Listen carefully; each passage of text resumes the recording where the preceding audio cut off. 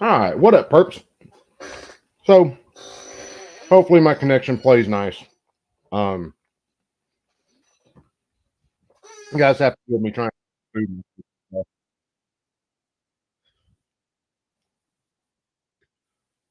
So, I wanted to go back and look at this hearing today. Of course, we all listened to it throughout the day, and there's more and more strange stuff that pops up. Even though we didn't get a whole lot of answers on Malinowski, um, and why they decided they had to pull a dynamic entry, all that, go into his house, cause a situation where there's there's a conflict there. He dies. We learned live life. What's up, brother? So, it's a couple of the things that we learned a little bit in this hearing. One, Dettelbach can't even be honest about the charges against Mr. Malinowski. Two, they really couldn't get an arrest warrant. That's why they got a search warrant. The search warrant was a standard search warrant. However, they treated it like it was a no-knock warrant.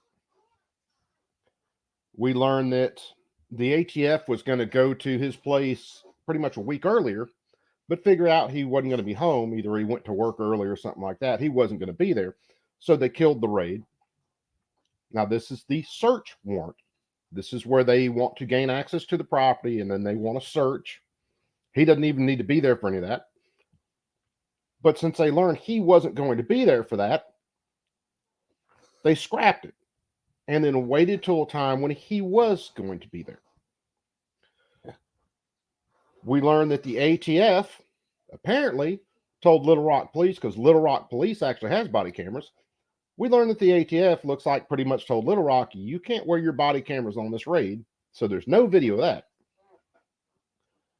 We saw them block the camera when they got to the door. And you're talking 10 car loads full of heavily armed officers, whoever, whatever you want to call them, assholes.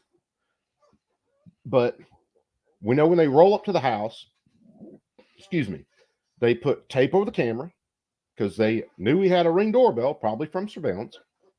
And then they actually cut power to the house. And it was roughly 50 something seconds from the time they hit his porch to the time they were in his door.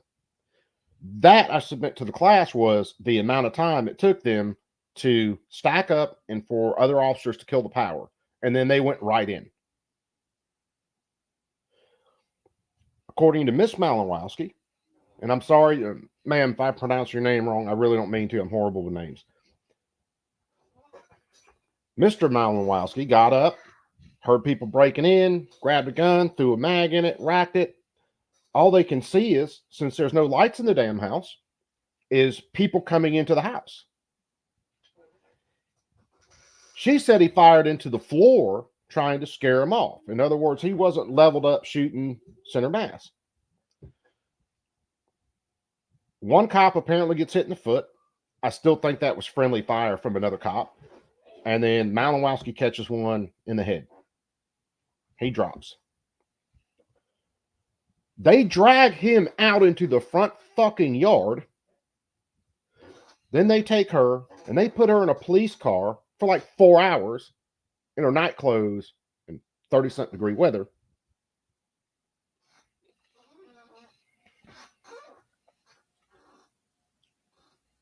I can't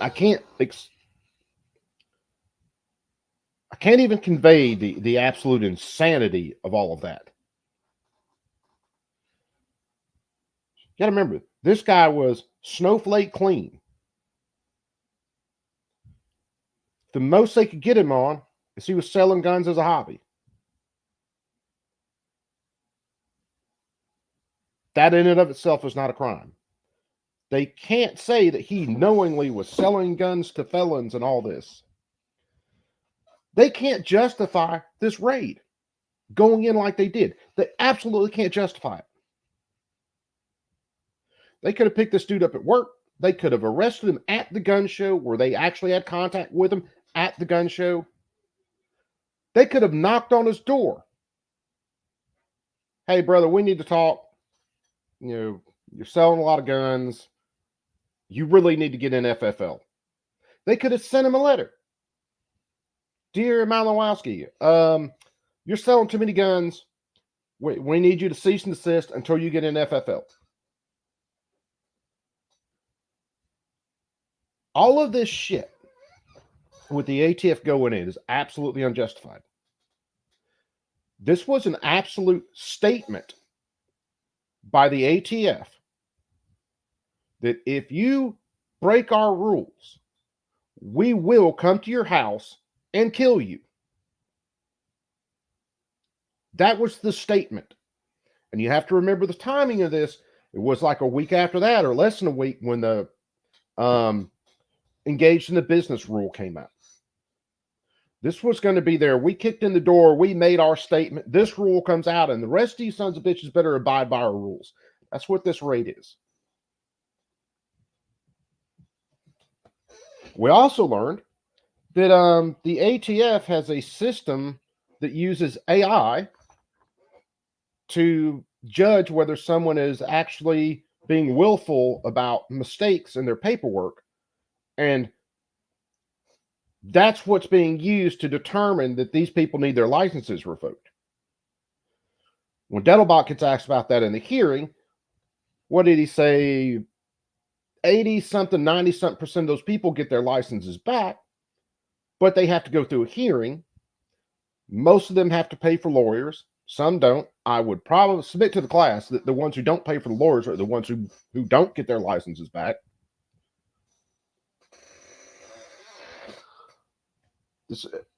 And of course, we all know about the registry. We all know about it.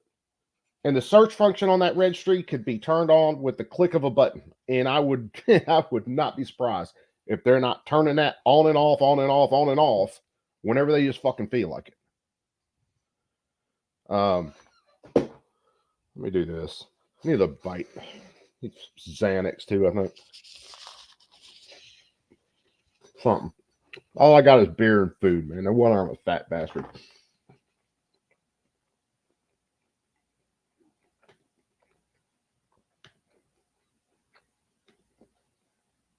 Let me kick this out and I'll pin it.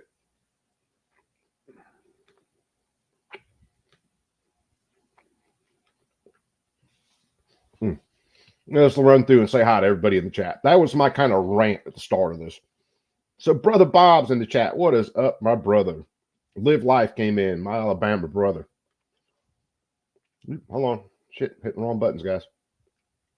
Mr. Colt came in. Colt, my brother, how's it going? Brother Joe Morris is checking in. Brother Jason's checking in. What is happening? Much love. Your Name's checking in. What's up, Your Name? What's happening, my brother?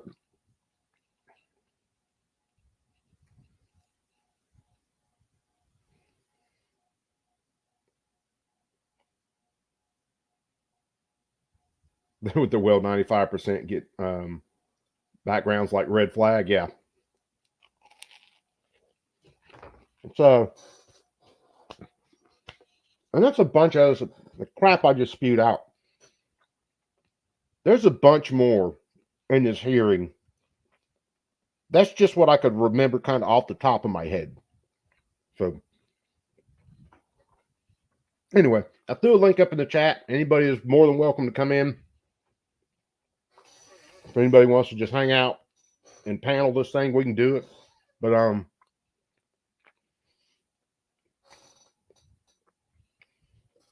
really wanted to go back and watch this. Of course, when I could comment on it, and at a time where someone wanted to come in, they can come in.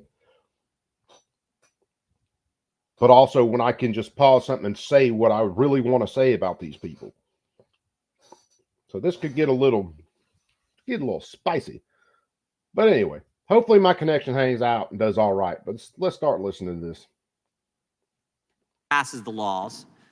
But when you bypass that format, which is exactly what the ATF has done, you get all kinds of bad things. First, it was the pistol brace rule.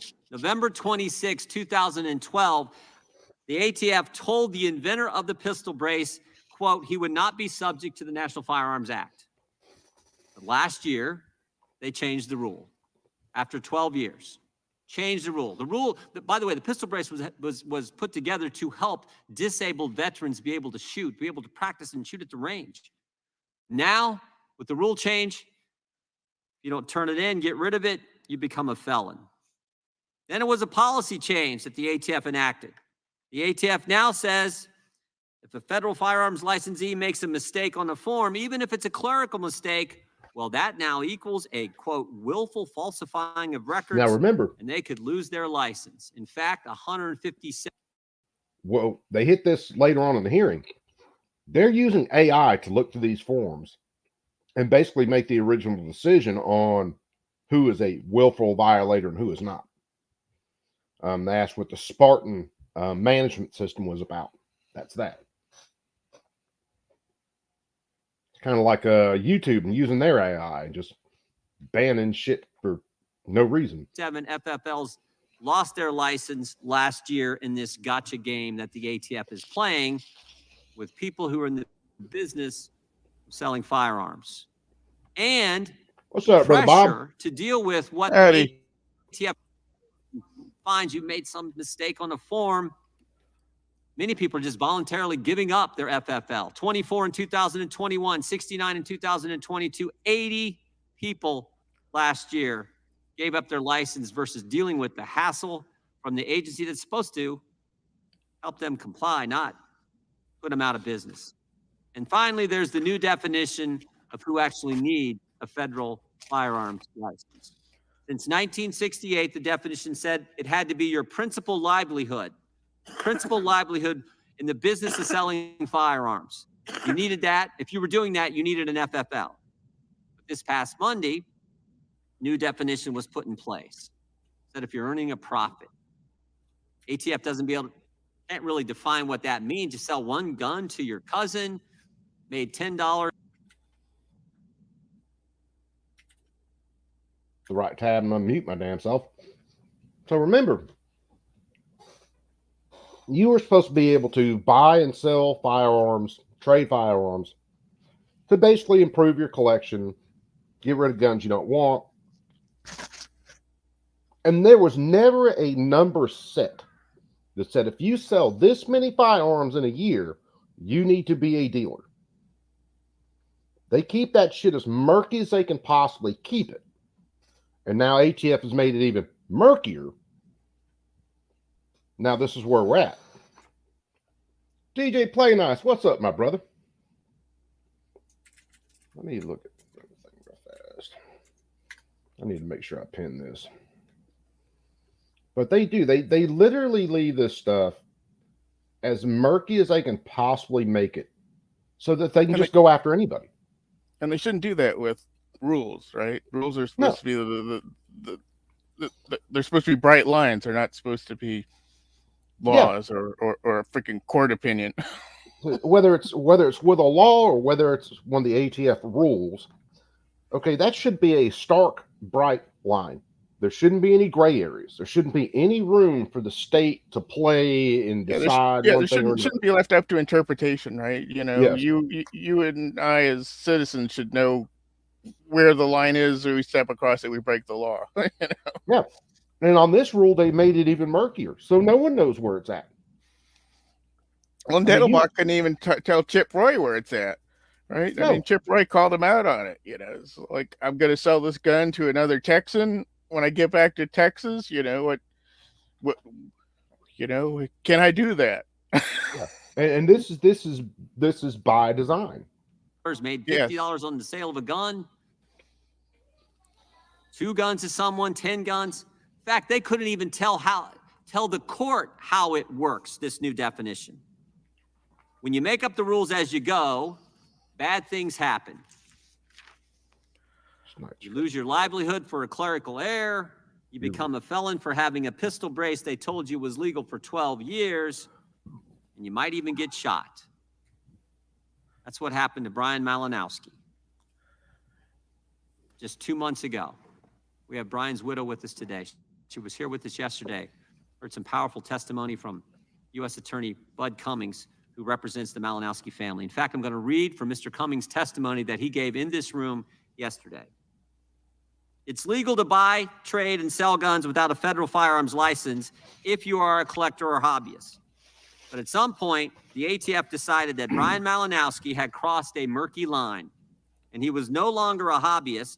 Because of that, ATF concluded he was required to purchase a $200 federal firearm. Well, a couple things there. One, you don't just purchase that license.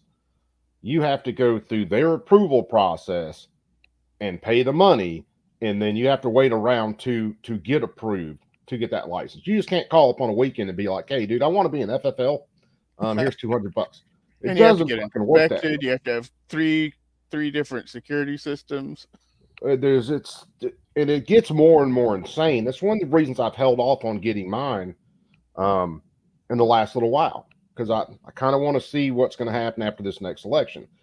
This next election stays or keeps things even worse than they are now. I'm still going to bite the bullet and do it.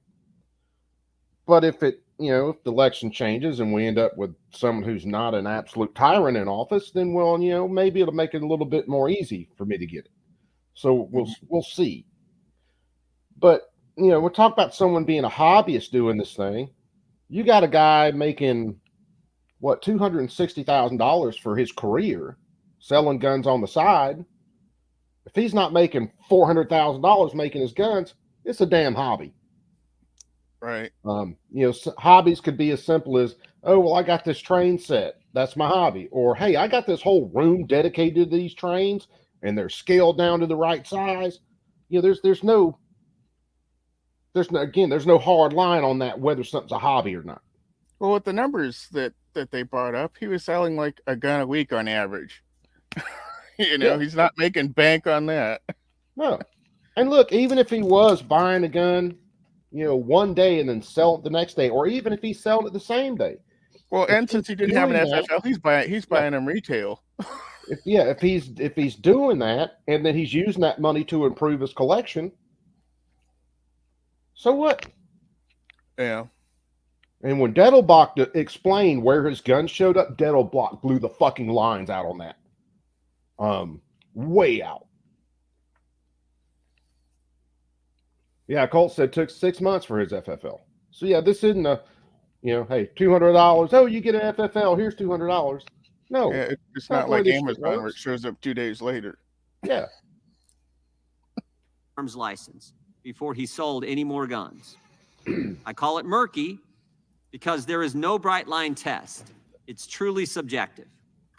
But one thing seems certain. Brian Malinowski received no warning.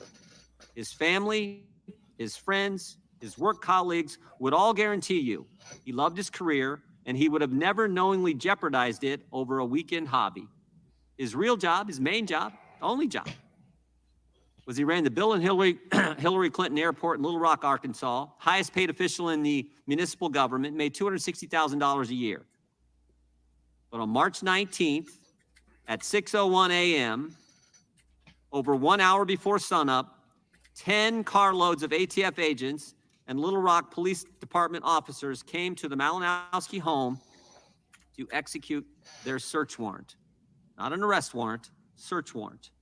At 6:02:46 a.m., ATF agents in full SWAT gear approached the front door. They had a piece of tape ready to cover the camera lens of the doorbell camera, which they did. Next, Mrs. Malinowski heard only a loud crash as her front door caved in. Her husband, Brian, woke up to the sound of the crash, found a pistol, loaded a magazine, and left the bedroom to investigate. Brian warned his wife to stay behind in the bedroom, but Mayor stubbornly followed him down the hallway. The ATF apparently killed electricity to the home.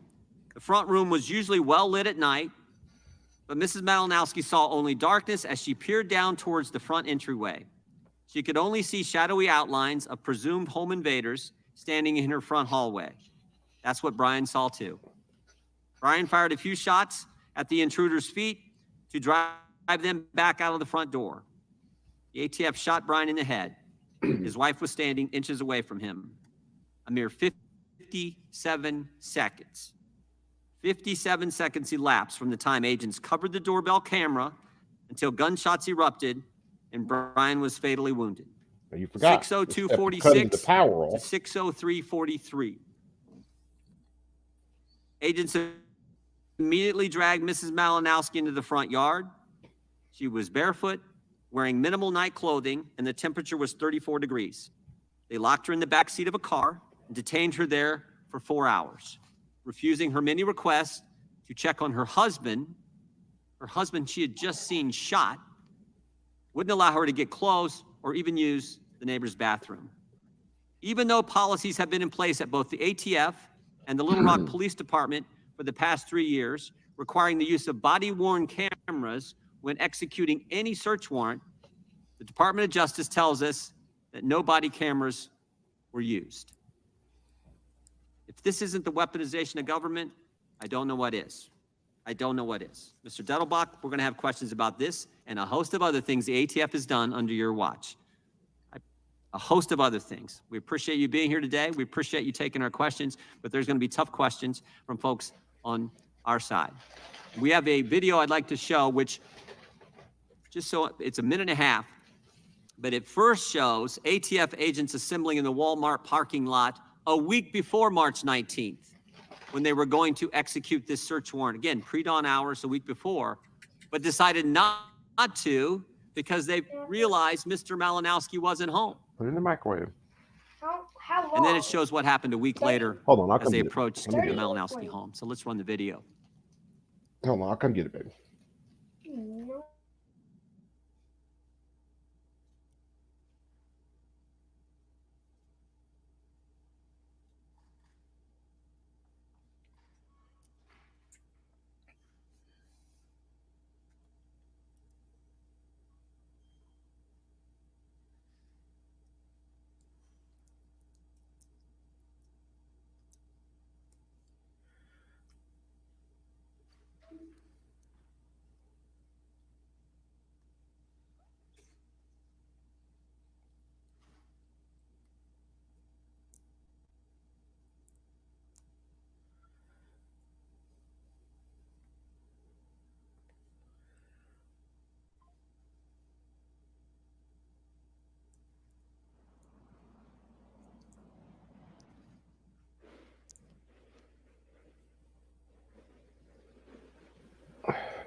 What's up, brother Clint? How's it going?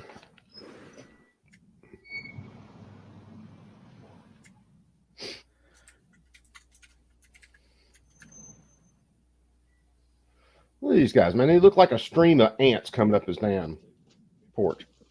Cover the camera. And I'll guarantee you when this dies is when they cut power right there. Chair now recognizes the ranking member for an opening statement.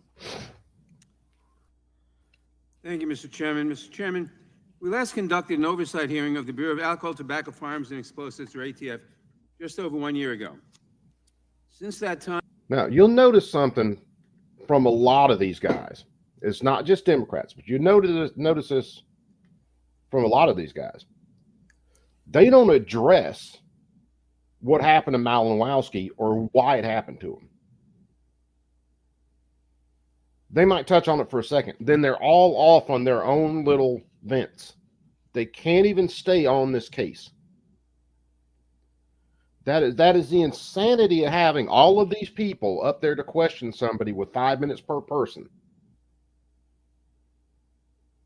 If they wanted to have an actual question and answer with him where they could probably get some answers, they need probably 2 people on each side that can run it and give them all the time.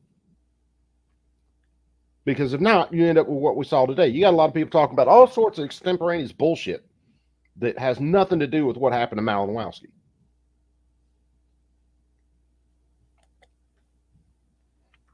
A few things have changed and a great many things have stayed the same. Let's begin with what has changed. Last month, the Attorney General signed an ATF final rule clarifying who is, quote, engaged in the business, unquote, of selling firearms, and who must therefore obtain a license to sell firearms and conduct the necessary background checks. This rule implements a change in this definition made by Congress when we passed the Bipartisan Safer Communities Act, the first significant piece of gun violence prevention legislation in nearly 30 years. Prior to the passage of the BSCA, a person was, quote, engaged in the business, unquote, of selling firearms if they did so, quote, with the principal objective of livelihood and profit, close quote. But under the new law, a person is engaged in the business of selling firearms if they do so, quote, to predominantly earn a profit, unquote. In finalizing this new rule, ATF has adhered to No its number on directive the from amount of Congress guns. and has ensured that ATF regulations Know who are you sell 'em consistent with to. the definitions we updated through this historic legislation that makes Americans safer. Hold on, you Importantly, fucking the little new definition fat Humpty Dumpty penguin motherfucker. If this was about keeping people safe, then you would exempt people if they sold to FFLs or if they sold through FFLs and did background checks. But as this one reads, it doesn't matter whether I go to an FFL, I sell it to the FFL, or I go to the FFL and I do a background check through them to the other person, still doesn't matter. I'm still getting my dog shot and I'm still getting shot in the face. Apparently Malinowski's dogs didn't make it downstairs fast enough or wherever, because apparently they lived, from what I understand. Tactical Fud, what's happening, my brother? AR Guns, good to see you again, brother. And hey, like I said, everybody, man, links up the top. If anybody wants to jump in, you're more than welcome. and the new rule ensure that more gun sales, including those at gun shows or through the internet, include a background check, a life-saving tool that keeps guns out of dangerous hands.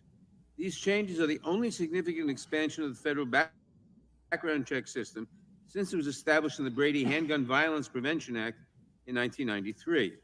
The Department of Justice estimates that there are over 20,000 unlicensed sellers who are taking advantage of ambiguity in the law and who will now have to obtain a license and conduct background checks. Yeah, like that dealer on the Yesterday, street in a related flinging him out of hearing, the trunk of his car. Republicans He's going to argued get that a this new rule is FFL, being used to right? target individuals who are merely selling a gun from their personal collection or who occasionally buy and sell guns as part of a hobby.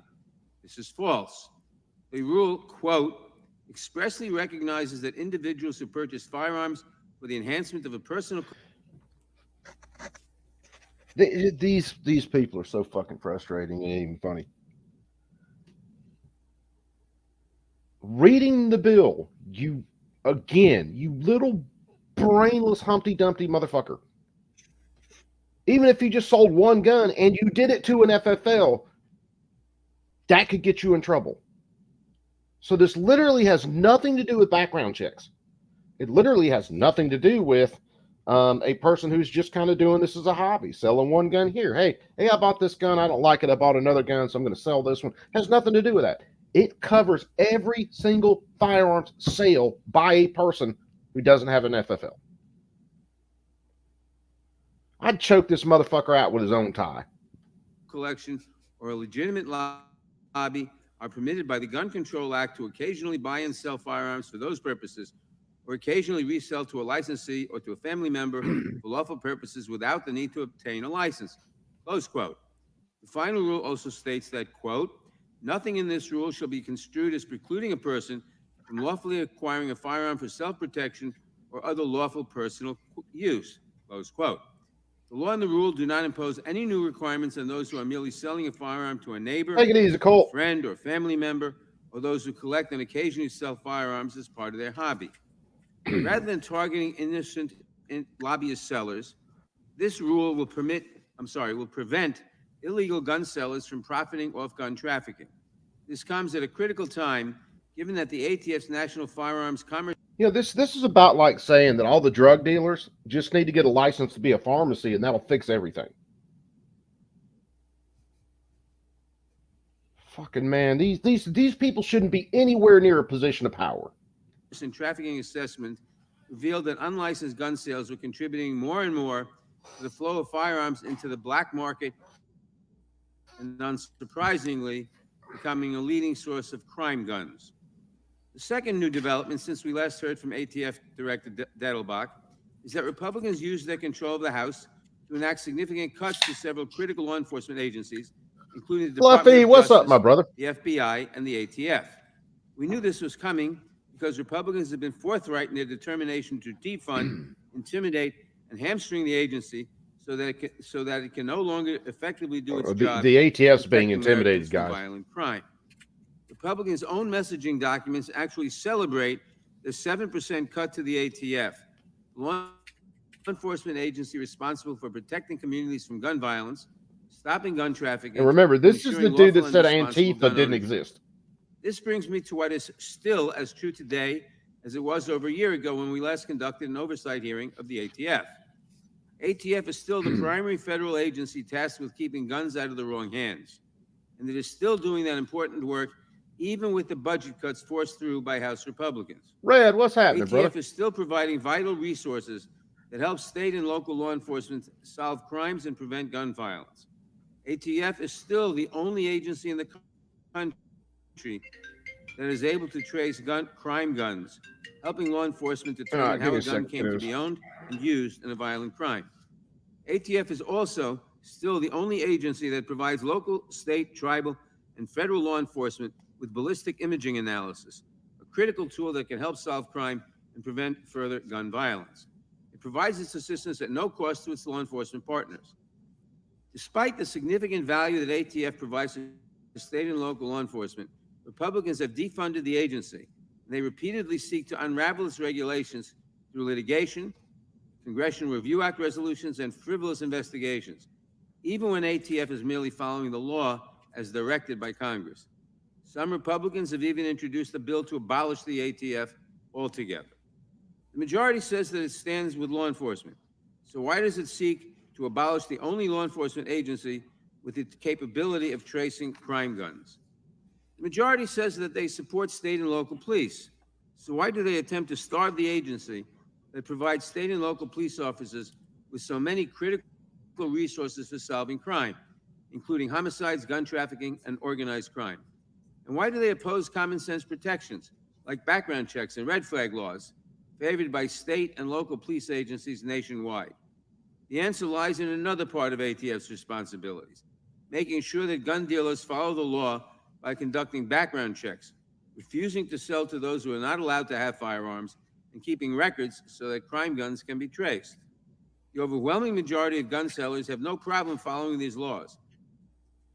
But when gun dealers willfully refuse to follow them, it is ATF's responsibility to revoke their license to sell. Republicans' priorities are clear. They would prefer to keep every gun store in the country open, even those that willfully violate the law, rather than to let ATF save lives simply by enforcing the law. And this brings me to the final thing that is still the same since our last oversight hearing. It is still the case that we're losing more than 100 Americans to gun violence every single day. Even without counting suicides, we have already lost more than 6,000 Americans to shootings so far this year. That includes 88 young children, 454 teens, and 30 law enforcement officers who were killed by gunfire just this year. Democrats have put forth a range of solutions to prevent gun violence, to support law enforcement, and to solve crimes. But since they took control of the House, our Republican colleagues have not advanced a single bill that would make Americans safer from gun violence. Instead, they have continued to push for unfettered access to assault weapons, concealable rifles, and ghost guns, and to abolish the very agency tasked with preventing gun crimes. As Republicans continue to seek freedom from gun regulations, we will continue to see communities free from gun violence. Director Dettelbach, thank you for appearing here today to talk about the important work that the ATF does to keep Americans safe. I look forward to your testimony, and I yield back the balance of my time. Gentleman yields back $1.4 billion in 2022, $1.6 billion in 2023, $1.75 billion in 2024. Hardly a cut to their budget. Without objections, all other opening statements will be included in the record. We will now introduce today's witness. Mr. Dettelbach is the director of the Bureau of Alcohol, Tobacco, and Firearms and Explosives. He was sworn in on July 13th, 2022. We welcome our witness and thank him for appearing today. We'll begin by swearing you in. Would you please rise and raise your right hand? Do you swear or affirm under penalty of perjury that the testimony you're about to give is true, correct, to the best of your knowledge, information, and belief, so help you God? Let the record reflect that the witness has answered in the affirmative. Thank you. You can be seated. Please know your written testimony will be entered into the record in its entirety. Accordingly, we ask that you summarize your testimony. Director Dettelbach, you may begin. Chairman Jordan, Ranking Member Nadler, members of the committee. When I testified last year, I said it was my great honor to lead the dedicated employees of ATF. This year, I'll repeat that statement and add that Agent run toward gunfire to protect strangers, and our staff works day and night to support our mission. Their work in the last year has been nothing short of spectacular. As I stated last year, the level of violent crime in America is unacceptable. However, due to the hard work of these heroes and our partners, we have made significant progress in making communities safer. Last year, our nation saw one of the steepest single-year declines in violent crime in its history. Murders down nearly 13% across 175 cities. This doesn't happen by accident. It is a result of hard and very dangerous work. In 2022, federal weapons convictions hit a record high, according to recent reporting. In 2023, ATF's criminal enforcement efforts were up again. We indicted even more cases and increased convictions by 8.5%. And the cases that we do make an impact because we focus on removing the most violent offenders from our streets. This progress tells us the strategies are working. It is not the time to let up now. ATF's data-driven support helps law enforcement lock up the trigger pullers and stop the flow of illegal guns to them from trafficking. Ellie, I hope you brought We your must hip go movers after with you. both the shooters and the criminal traffickers, both. That is the only way we will continue to drive down About firearms ground crime. and bullshit. Firearms trafficking is not a victimless crime. Those who illegally arm violent people, gang members, drug dealers, they are responsible for the violence. You know what this that follows. reminds me of? A recent ATF report shows What's that? that 60 All the stories we used to hear about communist China and communist nations keeping databases and controlling your life, and all of a sudden wake up, here we are in America doing the same thing in the age of computers. Yes. And nobody talks about it as much as we should. Nobody wants to look at it. They go around there and they just act like it's just totally normal, you know, to have a database to make sure everybody buys a gun, that they know it. The government, well, that's socialist crap. Yeah, nobody wants to look at it. And the only so-called violent criminal that he can point to that supposedly had a gun that Malinowski purchased, that gun was reported stolen and ended up in California with a gang member. Go figure. So Malinowski sold it to somebody. It's in the affidavit, how we read through it. He sold it to a guy. The guy reported the gun stolen. Then it shows up in California. The other ones, he called one dude a robber. I don't think he got convicted of robbery, but Malinowski sold it. Dude ended up being a felon. So what? Can you prove that Malinowski knew he sold to a felon intentionally? Because if you can't prove that, there's no crime. Yeah. You know, and another dude, he didn't have a criminal background, but he had weed on him and got caught. Had a gun on him. Again, that's not a Malinowski issue. He got kind of pinned down on later in the hearing. They were trying to get to, you know, why it was needed to kick his door in and do the raid like they did. He can't even answer that because he damn sure can't say that this guy was violent. He had this criminal history, and you know, we had to make sure that we tried to get him before he could get to a gun. And it's not like drugs. They can't say, well, you know, we had to do this because, you know, he would have flushed the evidence down the toilet.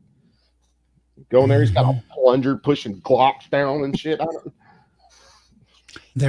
Our government is on the road soon to be to treat us citizens, law-abiding citizens, like a third world nation. They'll be knocking our doors down.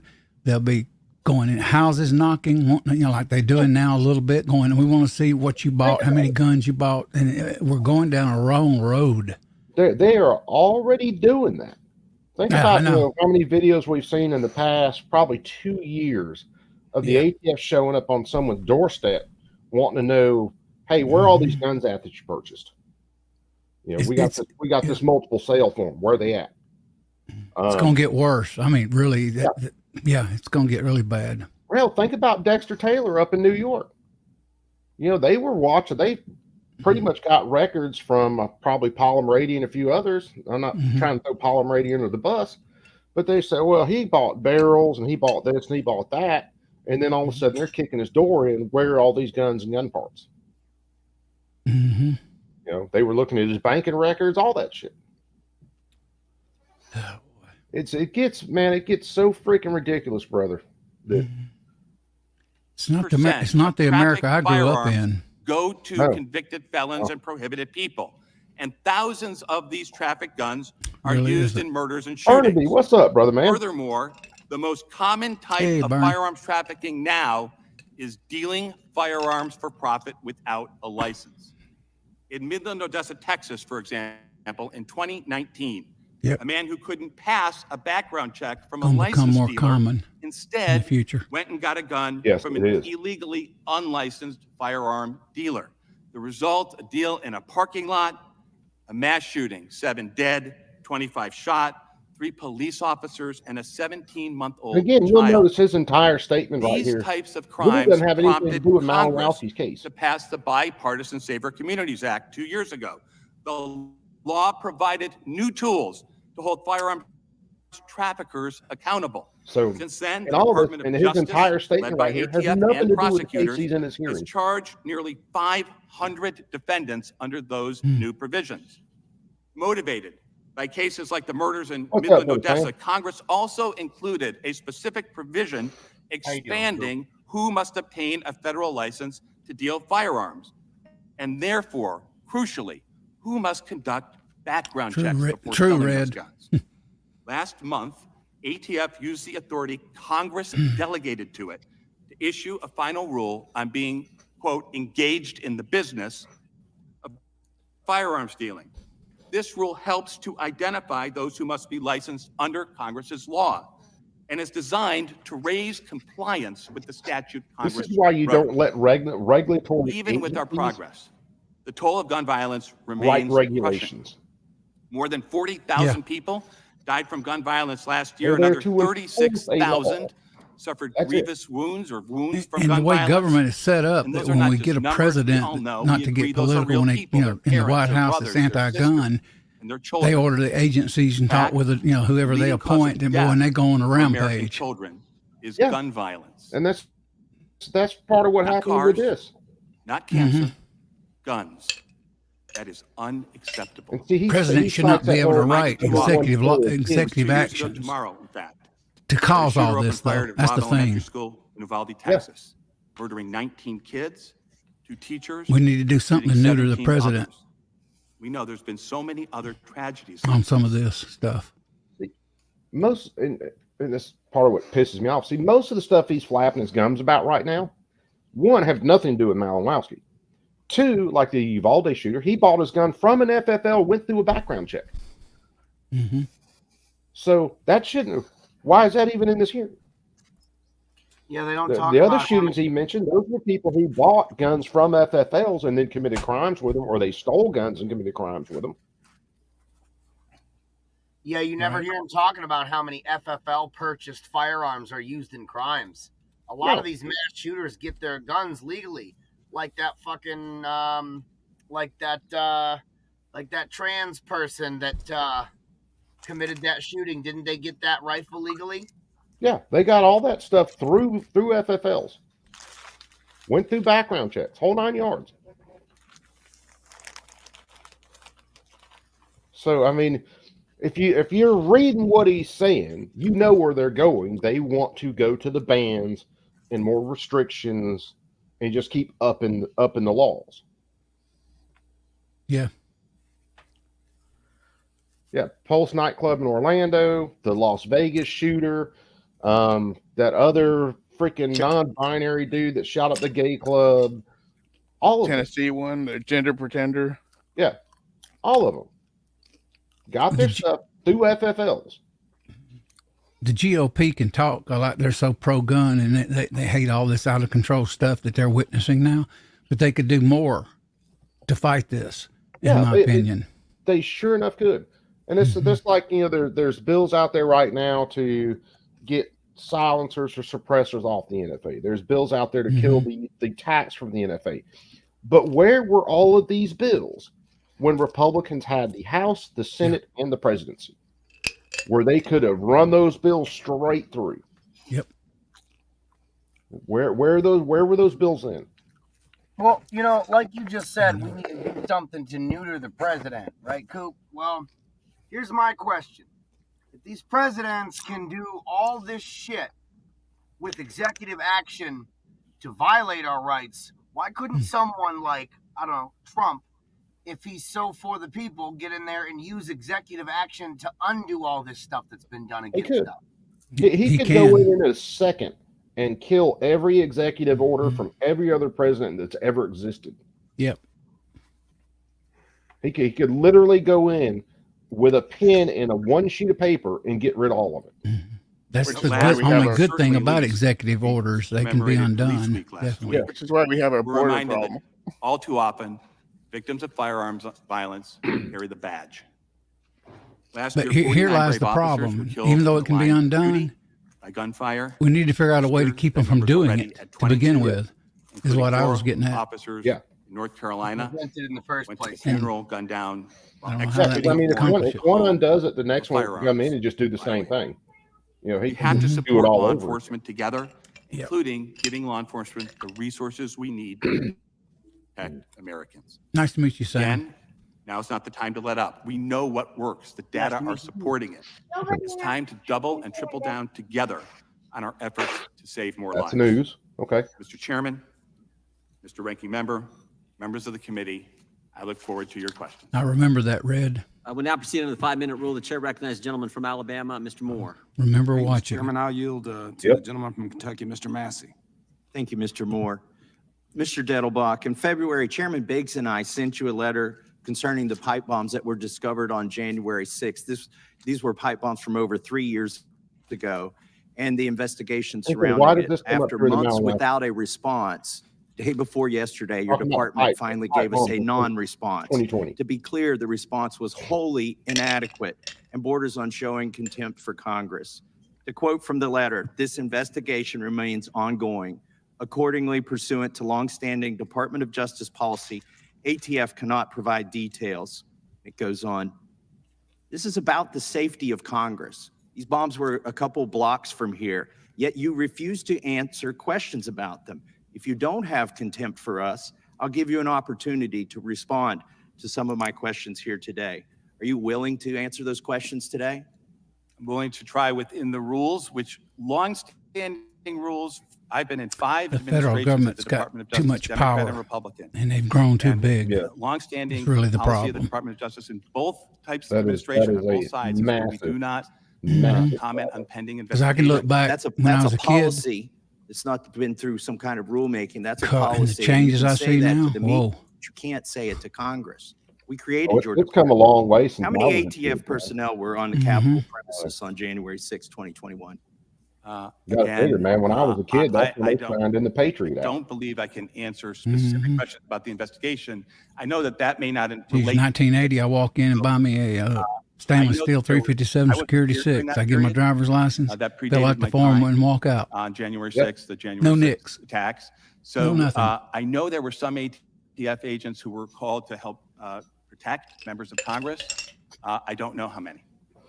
Well, that's not an acceptable answer. You can We've asked definitely see this how months incremental ago, and this you just stuff send gets, us a though. letter saying you Mhm. can't answer that. Yet, It's just according one to a step FOIA after the next report step after the next um, step after the next step. obtained by Judicial Watch, Yeah, there were inch by 19 inch. people here. So for you to say you don't know or you can't tell us is ludicrous. I mean, these are subject to FOIA reports. They're going to keep on. They're going to end up causing a Congress, freaking I'm civil happy, war in this I'm nation. happy to also get back Yeah. to you with the information. If I don't remember all the numbers at the tip of my fingers, I'm sorry about that. Are you willing to confirm that the pipe bombs planted at the Capitol Hill Club and the DNC on January 6th I couldn't have think our gone founding off fathers with the- talks with the about that 60-minute too. kitchen timer if I they were did believe placed they had a word the or day two to say before? about it. Mm-hmm.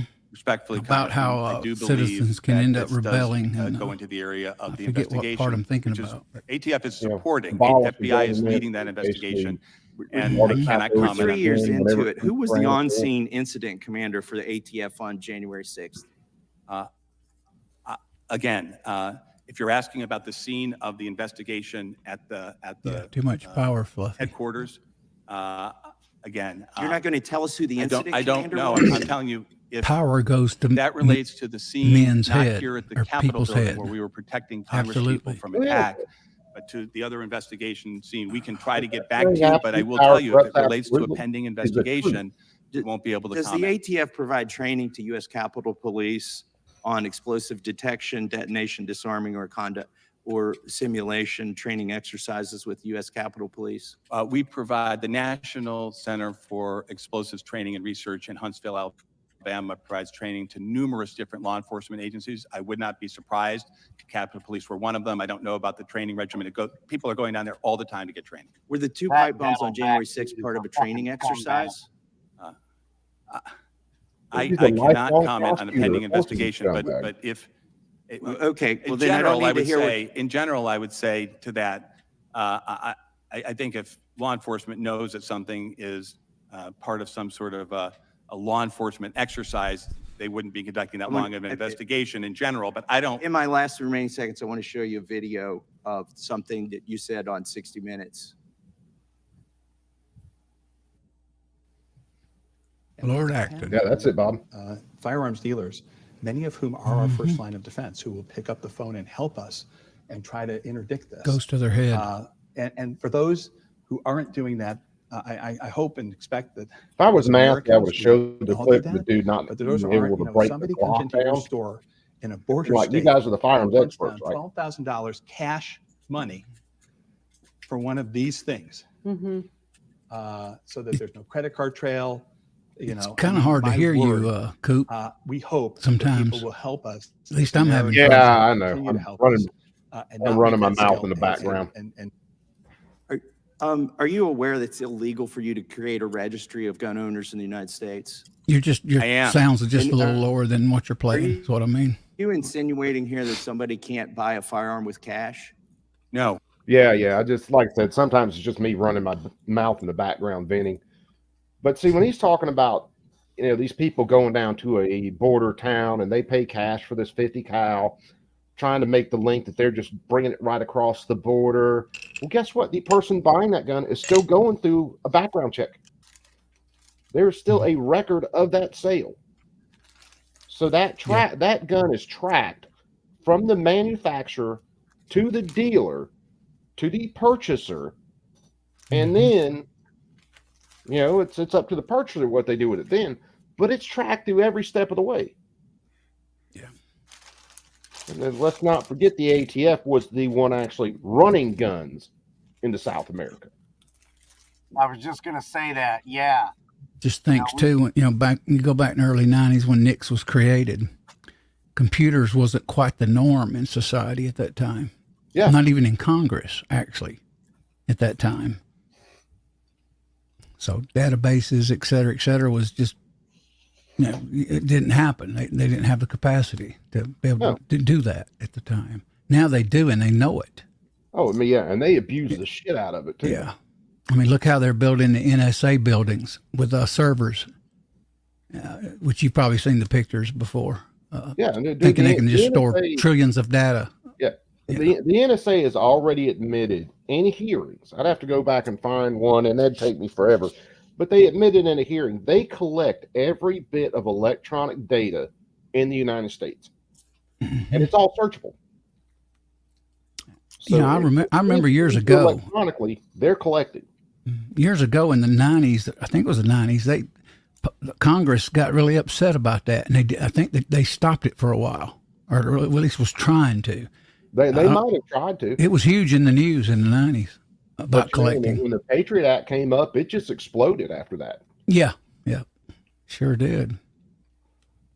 Where before that, boy, even the 90s, man, it was like, whoa, Congressman, no, we ain't doing that project or that thing to track, you know, and keep all that records on people. Now, I mean, now you get down to, like I said, every bit of your electronic data is collected. You can't ride through a city without having your license plate scanned, which is tracking everything you're doing. We can't go anywhere with this phone in our hand and not be tracked for everything that we're doing. Yeah. I hate that tag scanning thing too. Boy, I hate that. Oh, dude, I hate it with a fucking passion. No, I I feel like So why sometimes, and I would know a this dealer, is, why should a dealer call you? if we somebody's always say going this. I through feel like sometimes I'm living in Nazi Germany. Dude, it's we live in the most spied on society in this planet, on this planet, besides maybe China. Yeah.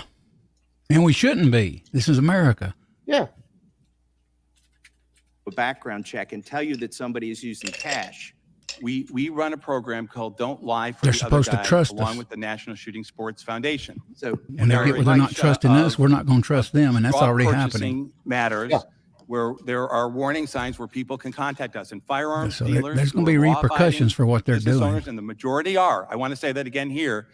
They frequently contact us, especially on the southwest border, because cartels are using straw purchases to arm themselves with the kind of weaponry that results in death and destruction and the danger to Americans and law enforcement. we're concerned because banks are keeping these records and giving them to the government without a legal process, and I yield back.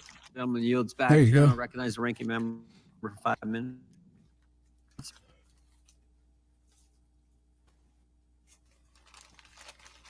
Thank you, Mr. Chairman. If Republicans were to succeed in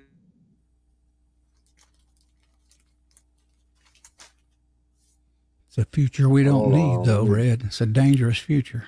Yeah. It really is. Let me see whether this will stabilize for a minute. I read it today in China. They're going to use AI to monitor their people. Yeah. Absolutely. That's why they've been putting up cameras so hard. There was I can't remember which city it was, but they were putting up more and more of these cameras. Facial recognition, all this stuff. They're tracking everything. You know, China's went to the social credit score. That's going to be here for too long. I mean, part of it's here already. Yeah, it may have been London, Bob. But yeah, I mean, you know, they already monitor social medias and stuff like that. We already know they do that. So there's typically, I won't try to say anything on here I wouldn't say to someone's face, but you know, it's all collected, it's all monitored.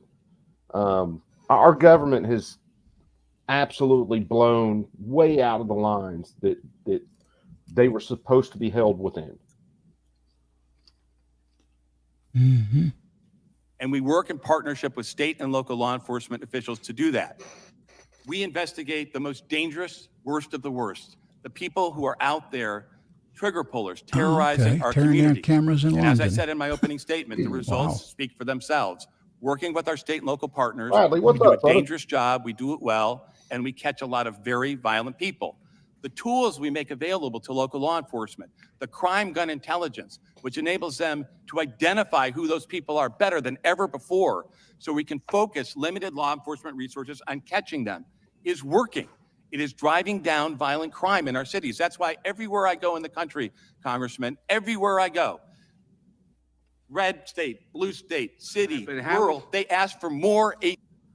All right, let's hit this real fast because it's provably true.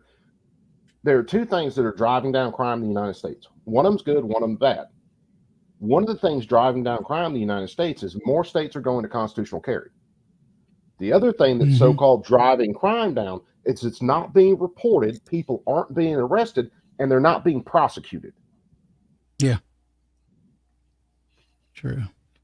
So what you see in areas out, especially outside of larger cities in states that have went to constitutional carry, you see a drop in crime because constitutional carry criminals, you know, if they know their supposed victim is going to have something on them, they don't want to mess with that. Yeah. But what you see in cities like Chicago and New York and Atlanta and some others, Atlanta's not quite as bad as others, but it's there, where you see people going and committing grand theft, beating people, assaulting people, and the stuff's not getting reported. It's not getting prosecuted. So it doesn't get counted in the crime statistics. True. Yeah. If you want to listen to a guy who actually breaks that down really well, John Lott Jr. If you don't follow John Lott, you need to follow him. He's a really good dude. He's been in this stuff for decades now. He's the one who wrote the book More Guns, Less Crime. And he's an economist. He breaks all these numbers down.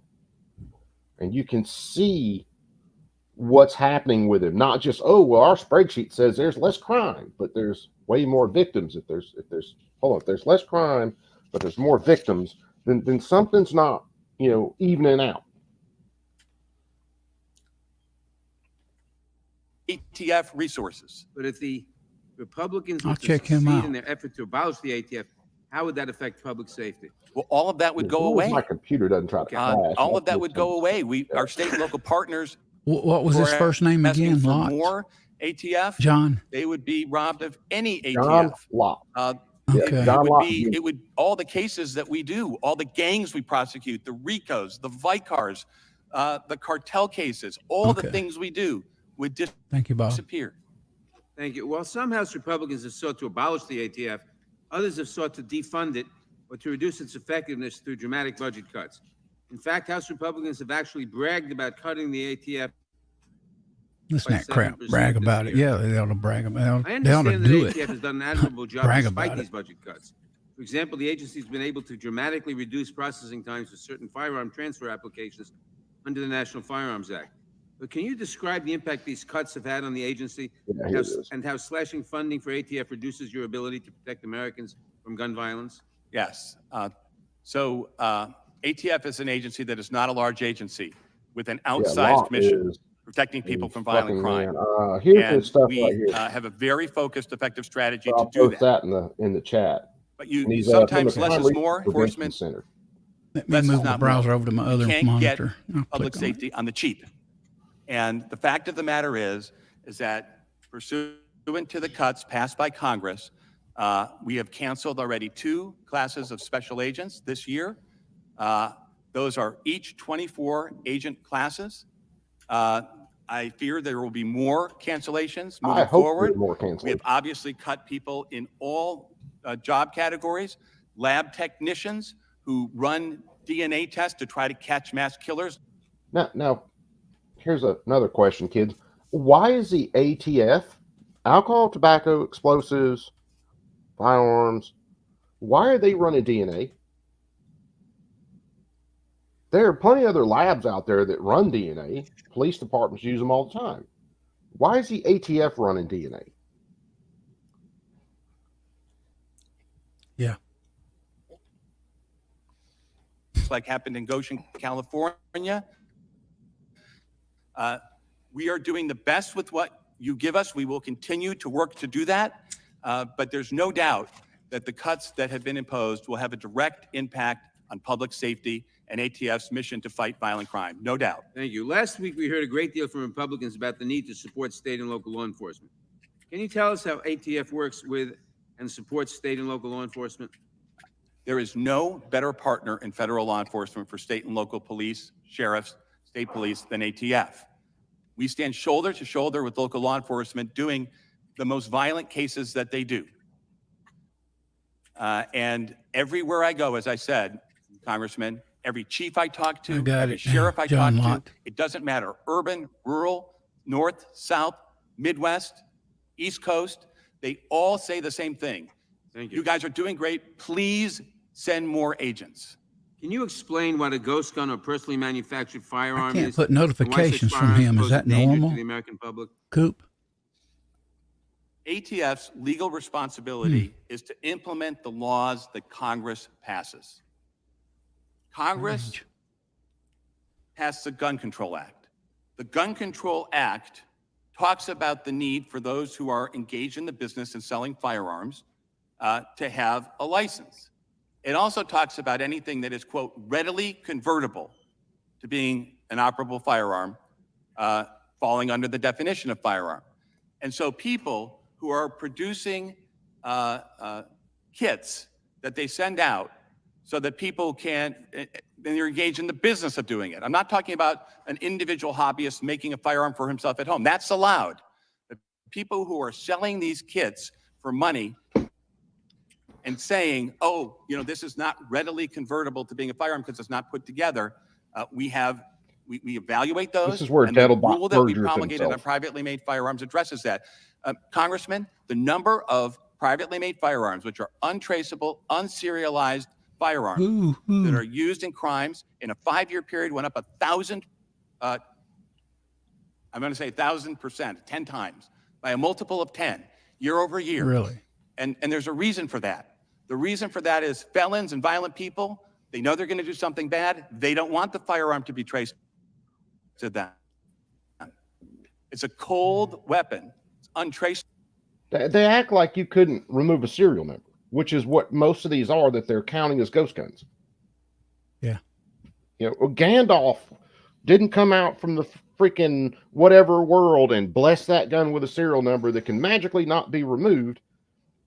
I could remove a serial number or damage it to the point where you can't track it with a rock. Mm-hmm. Much less a Dremel, grinder, you name it. Or even if it does have a serial number, the how serial many number crimes have been solved by, oh, here's the serial number, case closed.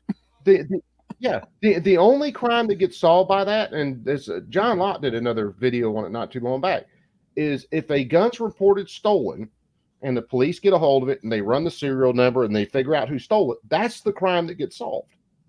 They don't find a gun at a crime scene, look at a serial number and be like, oh, well, that's that dude. That never happens.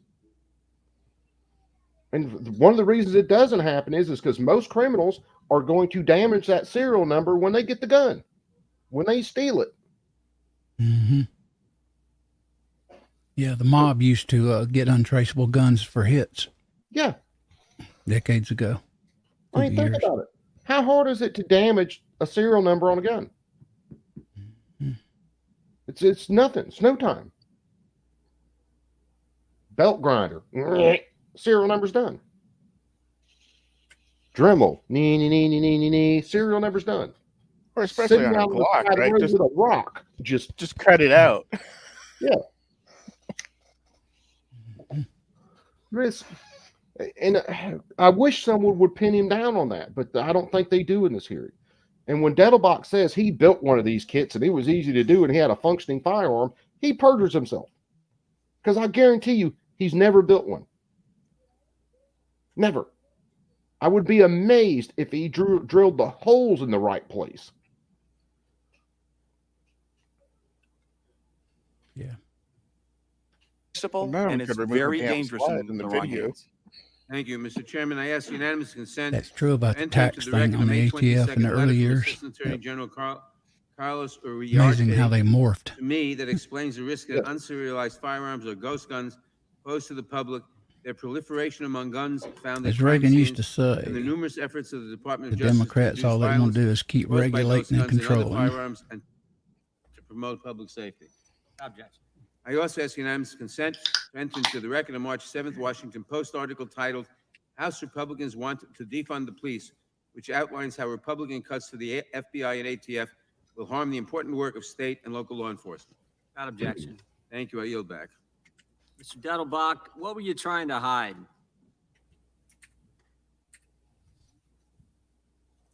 On the raid on March 19th at Mr. Malinowski's house, disabled the doorbell camera, cut electricity to the house, and you didn't wear body cameras. What were you guys trying to hide?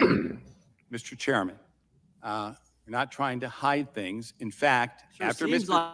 like it. Most of us are aware of the You guys cut Republicans. electricity to Some the of them house? pretend to be After the- conservative and that's a pro-gun. question. I'm trying to answer. Yeah. After the Still stab if you. There's no question. That's fine. Can't trust No, that them is a either. question. Did you?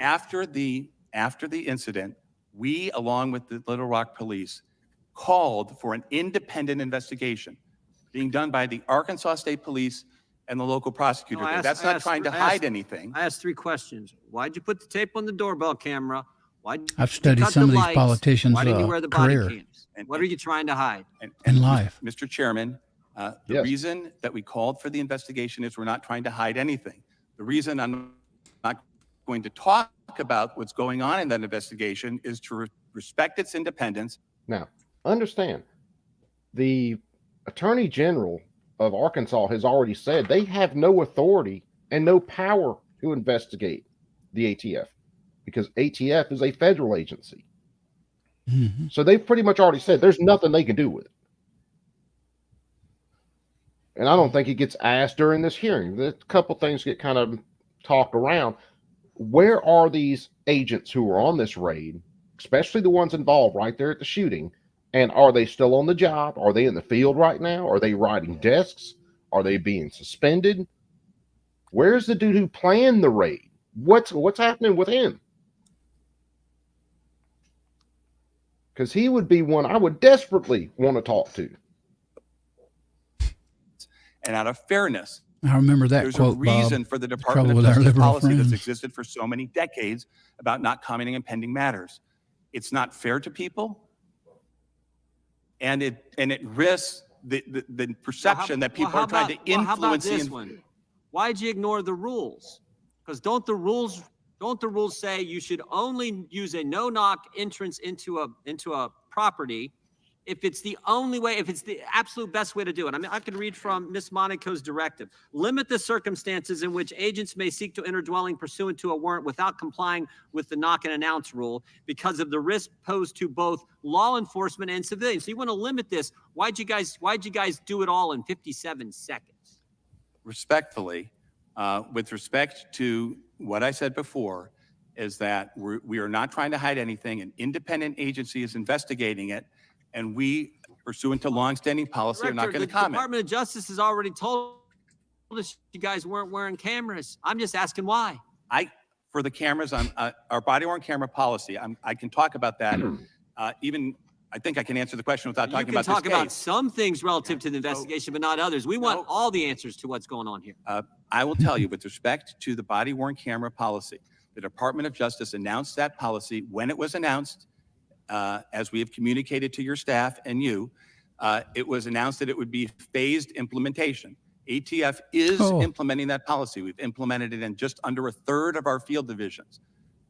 We have not received. Now, Ron Gunn, ChatGPT is so against the Second Amendment, it's not even funny. To do so, but we are still doing it. I watched a hearing a couple of weeks ago where your fellow chairman. Did the Little Rock police officers who accompanied you on this raid, did they wear body cams? Again, not commenting on this specific case, but in general, the Department of Justice written policy allows local law enforcement on these types of operation body-worn cameras.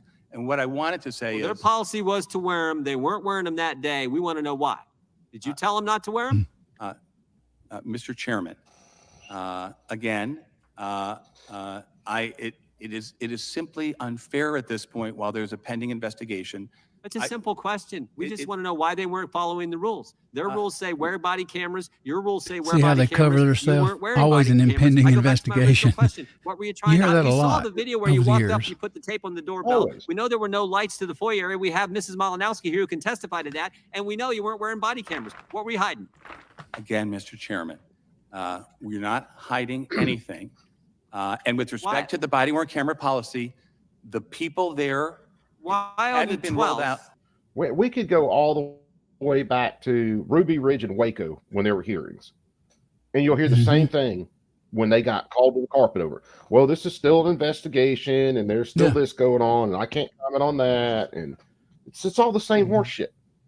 And hoping in time it'll just go away. Won't be asked again. Well, I mean, look at what happened after Ruby Ridge and look at what happened after Waco. Nothing happened. Nobody was fired. There were some guys that ended up transferring to different positions or something like that, but nobody was fired. Nobody was charged. No one went to jail. Nothing. That's the horrible part of it. They should have been fired. The only thing that happened after Ruby Ridge is in a court of law, they found out they found the dude not guilty, and then his family got a settlement. Yeah. But there wasn't an ATF officer that got punished. Nothing. Yeah, government don't want to hold themselves accountable. Oh, hell no. At all. That's why all of their rules have carve-outs for them. Why on the 12th did you not go and search the home? You were all circled up, ready to go, but a week before, on the 12th of March, you don't go. You go on the 19th. Why did you decide not to go on the 12th? Mr. Chairman, these operations, and by the way, we do about 11,000 operations each year.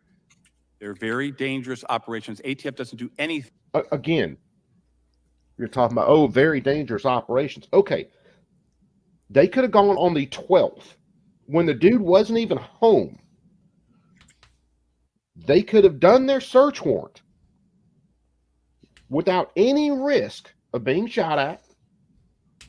They could have picked him up at work with no risk of him being armed. And then everything would have been, you know, hey, everything could have went to court. But no, you guys got to play the cool guy fast boy shit doing your dynamic entries. And I'm telling you, this was a statement before this rule came down. This was the statement. If you do this and we don't like it, we will come to your house, we will arrest you, we will murder you. It was a statement. Hmm. If you look back at Waco, they say a lot of the That is not agents that was out there well, it's were not doing quite true, but everything many from of them are mooning very, the very dangerous. people. And those operations are handled by people Carrying with on all decades of law kinds of enforcement nonsense. experience. They plan them, gotta they admit, look at things, and But you know, government officials shouldn't be acting like a bunch of idiots. You got a citizen, the highest paid official in the municipal government, Little Rock, Arkansas, making $260,000 a year, running the airport. No criminal background history, no, nothing, and he's dead at a pre-dawn raid when it sure looks like you could have served this search warrant when he wasn't there, but you decided not to. You decided to wait till he was home when you did it on March 19th, and as a result, Mr. Malinowski is no longer with us. Well, first of all, let me just say this, Mr. Chairman. Obviously, any time that there's a loss of life, that is a profound incident. And of course, on behalf of just myself, ATF, and all law enforcement, we are very sorry when those things happen. Also, an agent was shot that day, and I'm sure you are sorry that occurred also. Of course, all the more reason to follow the no-knock warrant, not to have no-knock warrant take place. Here's something, this may get me in a little deep. I don't care that the agent was shot. I don't either. When you are kicking in someone's door who is not a criminal, who's not a violent criminal, who has no violent criminal history, who doesn't present a threat to the public, even if Malinowski hit on one of his shots, like we talked about at the start of this, where his wife said he was shooting basically into the floor to try to scare somebody, even if an agent got hit by one of them shots, I don't care. They are not acting under the Constitution at that point. They are nothing more than a bunch of thugs breaking into a house. Yeah, I agree. And they try to use this equivalency with Breonna Taylor later on in this hearing. Well, it was proven Breonna Taylor was involved with a bunch of thugs and a bunch of guns. She got caught with a body in her trunk. Jeez. I mean, there's no equivalency in these cases. You know, besides the fact that both these warrants could have been executed in ways that didn't cause this. That's the only equivalency in between the two. Seems like they get off on some of this stuff sometimes. The government does these raids. Huge amounts of it. Follow the rules. Mr. Chairman, as somebody who has worked with law enforcement for decades, there's a great temptation when a horrible incident happens to prejudge. Sometimes people even try to use it to advance agendas. The cops who are in the field and the family I just want the answers. My time has expired. The chair now recognizes the gentleman from Georgia, Mr. Johnson. Thank you, Mr. Chairman. Mr. Dettelbach, thank you for your service. Be right back. Many of my colleagues and I have been strong proponents, supporters of the use of body cameras and funding for those cameras. And so in some ways, it's rather surprising to read that Chairman Jordan recently criticized you, he just did it today, about body cameras and what happened to them, why they were not being worn. But meanwhile, House Republican Appropriations Committee Chair Hal Rogers just last month criticized your budget request for its department-wide emphasis on equipping federal agents with body cameras. Is there anything in response that you would like to say to Chairman Jordan, who supports the use of body cameras, versus Chairman Rogers, who wants to defund the use of body cameras. Well, it's not my position to get in the middle of two chairs, but I will say this. Anybody, Chairman Jordan or anybody, we've been implementing this policy for several years. Anybody who wants to support it, I welcome to the effort. And we need to fund it. And let me just move on, because there's been allegations that this gentleman who the chairman just discussed, Mr. Malinowski, suggesting that he was just a hobbyist. You know, we call him an unlicensed gun dealer, but they say he was a hobbyist and a firearms enthusiast. In your opinion, is someone who buys and then almost immediately resells at least 150 firearms over a 3-year period a hobbyist or an unlicensed gun dealer? Are they a hobbyist or unlicensed gun dealer? My opinion and your opinion and others' opinions are not what counts. What counts is the federal judge's opinion, who reviewed the search warrant affidavit here and found probable cause that 2 separate federal laws had been violated relating to unlawful firearms acquisition and dealing. And in that affidavit, which is public, some of the things that are set forth are that Mr. Malinowski had not obtained a license, that he obtained about 150 firearms in the period prior to this incident, that he sold a good number of them, some 1 day after he had obtained them, that one of those firearms was found on the person of a 15-year-old Norteño gang member in California. Another was sold in the backseat of a car in Little Rock to a convicted robber. Others were found on a drug dealer in California, a kilo of marijuana, other drugs in the back, baggy scales, consistent with distribution. And so, respectfully, these are not victimless crimes, and it is up to Congress and the judge to make that determination. Those agents were present pursuant to the terms of a federally judicially approved warrant. The time they were there was approved. The day they were there was approved. Let me ask you this. Do you have any idea how many unlicensed gun dealers, just like Mr. Malinowski, are operating in this country, selling multiple tens of hundreds of firearms yearly? I don't. We can get back to you with we recently published a national firearms trafficking report that talked about the fact that the percentage of people who are trafficking in this manner has now grown to be the #1 way that people are unlawfully dealing firearms. So 40% of all our criminal trafficking cases deal with the notion of people engaged in the business of dealing without a license. That has grown over time. Okay, let me get this question in. You know, prior to your confirmation in 2022, there had been a 7-year lapse between confirmed ATF directors to the time when you were confirmed. And during that 7-year period, the crime rate and violent crime rate in the country went up and was going up. And then COVID hit, which caused it to recede for a second. And then you were appointed. It's not a mere coincidence, is it, that your appointment and confirmation has resulted in a decrease in crime, in violent crime?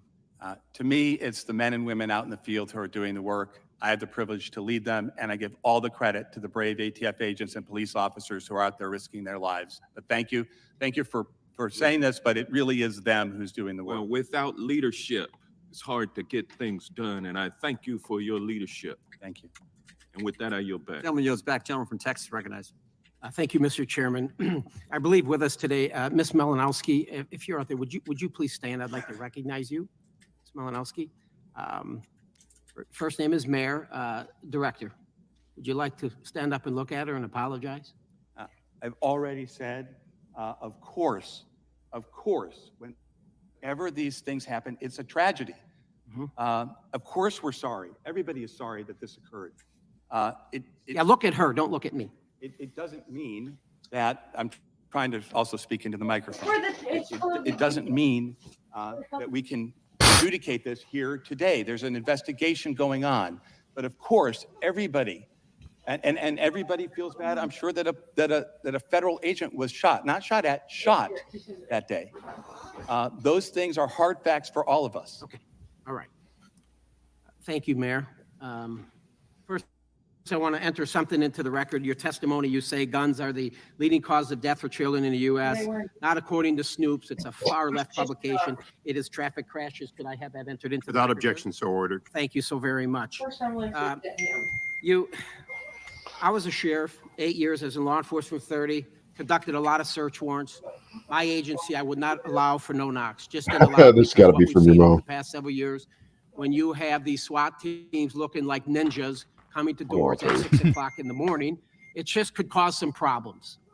You stated in your testimony just a few minutes ago, 11,000 of these a year. Very dangerous, done with very experienced agents, right? What policies do you have when you are going to execute search warrants, arrest warrants to mitigate risk? Yeah, so Congressman, first of all, we do a very, very thorough job of training, which is, of course, as you know, as a sheriff, very important. Second, we have operations planning. We have review of the operation. Executing a search warrant pre-dawn, early in the morning, knowing people are going to be in bed. How does that mitigate risk? Especially when you do it and it's a no-knock. So Congressman, as a former sworn sheriff, I assume you would agree with me that police are entitled to do. You over there reloading, Elliot? Oh, I'm just cleaning, lubing the ram. I'm gonna have to get with you. I got I finally got a couple sets of dies, and I've got a single stage Lee. Okay, I got 9mm dies and I got 223 dies. I might have to get with you to help me kind of set those up. Okay. Yeah. Process also. I tell you what it appears cast to turret me press back is what up to an I've seen eBay from the seller federal today. government, whether it's ATF or the FBI, doing search warrants or arrest warrants on J6ers, going in there with flashbangs, with the big Bearcats. I had a Bearcat. I know what it is. Get it. And having agents come out, No their Ninja Turtles for combat. I think not only are you scaring the hell out of the entire neighborhood, but when you kick down or break down a door and you don't even announce who you are, what do you think is going to happen? This was Mr. Malinowski there to try to protect his family. He didn't know. If you would have called him, sir, had a casual conversation, were you aware that he had no criminal history? Sheriff? I just want to ask a question. Are you aware, did you know the gentleman had no criminal history? No prior? Am I aware sitting here? Yes. Were you aware of it? In firearms trafficking cases, and people who are dealing without a license and buying I'm sure there are a lot of bad hombres out there. would not have a criminal. I'm trying to focus on Mr. Malinowski. Were you personally aware that he didn't have a criminal history? Again, I'm trying to answer your question directly. Obviously, it's quite clear you weren't. It's quite clear you weren't. And I want to talk about mitigating risk. But were your air agents? This entire raid had nothing to do with mitigating risk. It had nothing to try with trying to do this in a safe way. Again, this was a we're going to do this big boy ninja style dynamic raid. It shows you the ATF has never changed. It's the same thing they did during Waco. It's the same exact thing. They could have done that 100 other ways. They could have picked up Koresh when he was getting his morning coffee, because he went out and got coffee every morning. He jogged. They could have picked him up then. But no, they got to show that they're the big swinging dick. Yep. No, I'm not in the healthcare. I did work for a Class 2 medical device for 13 years, but no. Again, I've tried to say this. I'd like a chance to answer this. The entire field division that covers Arkansas had not yet been phased in. You have a budget. Try to convince the American people you don't have the do-re-mi to put body cameras on your agents that are conducting 11,000 warrants. These are dangerous. You've got 11,000 of them out there, and you had a budget last year of $1.672 billion with a B. And you're telling me, I'm sorry, folks, I can't provide this transparency to the American people. I can't because I don't have the budget to do so. The American people, there's a problem right now with law enforcement out there. And I have the picture and the image of every law enforcement officer that's been killed in the past 3.5 years. And there's way too many. There's way too many on my wall. We agree. And so we have body-worn cameras. And why do we do that? Because there is a lack of trust between the police and the communities they serve. So when you provide these cameras, there's no he said, she said. It's all on record. And you didn't have your body cameras on that day. I'm telling you, it stinks to high heaven. I highly recommend you cooperate with this committee and you try to explain other than this, I don't have the money to do so and I'm phasing it in. Buddy, you got to get your priorities, reshuffle your priorities and get your priorities in order. And I highly recommend you get body cameras on every one of those individuals that are searching these warrants because it seems like there's a cover up here. I yield back. Gentleman yields back. The gentleman from Oh California. yeah, the police have definitely Thank you, earned the Mr. hate. Chairman. The Thank ATF you has for holding definitely this earned it. most important hearing. Mr. Director Diddleback, thank you for being here today. Ms. Milanowski, I just want to say, And why these idiots are all over the map talking about everything that doesn't have anything to do with the Malinowski case. Why aren't they asking about CRS's case? Why aren't they asking about the Navy guy that was selling parts kits and they said was selling machine guns and took his demilled RPG and then took and put all their parts in it and made it function and then convicted him of having a destructive device? The ATF does this kind of stuff all the time. But part of it just shows you how ignorant our Congress people are and how disconnected they are from reality. Yep. I mean, if these idiots followed one gun channel, they'd know 100 times more than what they know. What? How? Who? I'm clips. Right here.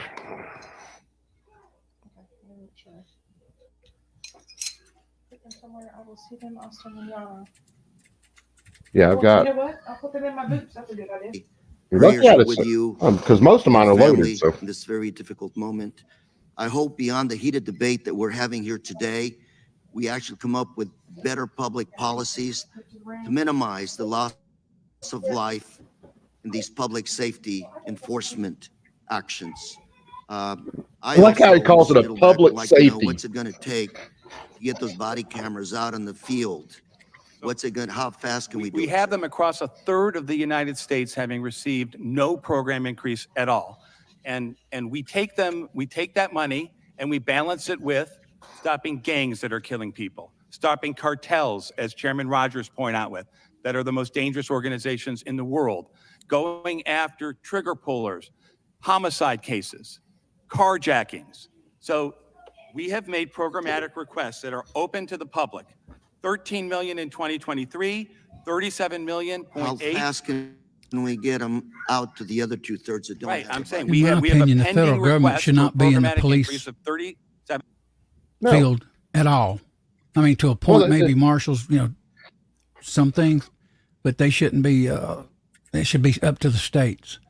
Yeah, well, the federal government themselves has no police power inside of the states.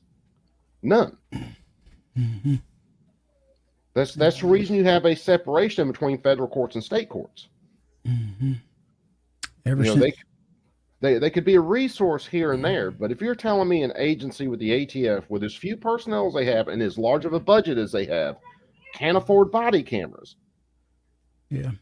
If that's what you're saying, you're a liar. See, also the federal government, when they're in law enforcement, they're not close to the communities that they raid. No. They have no relationships. They can give a crap about who they shoot to a point. You know what I mean? But that's the problem. They should not be in those. They should not have the authority. The federal government was never designed to have all this stuff. These agencies like they were never designed to have it. Wasn't ever meant to be. That's the ATF. They start out as basically a tax enforcement agency. Mm-hmm. Now they're moved over under the Department of Justice, and then now they get to make regulations that carry the force of law. Mm-hmm. When you talk about, it's just a regulation. Well, yeah, that regulation can put you in jail for 10 years or get you shot in the face. Mm-hmm. It was never designed to be this way. just what he just said about carjacking. What the hell they messing with carjackings for? Let the local police do that. The highway patrol, state police. Yeah. Now, if you can prove that you have this criminal organization that's working in this state, transporting to another state, something like that, then the federal government has a little bit of a leg to stand on. But when it comes to your average carjackings out there on the street, no, they have no police power to that. That is a state and local issue. It's got nothing to do with federal. Do you know that they're trying right now and been pushing it? They want to be able to, because they have more power. They want to be able to do away with electing sheriffs. They want to be able to appoint sheriffs in all the counties in the United States. The federal government wants that authority. I haven't heard that one yet. Yep. Look it up. That would be absolutely insane. That gives them more power. Yes. At that point, that gives them big power. Yeah. No elections. We appoint the sheriff. Our administration does.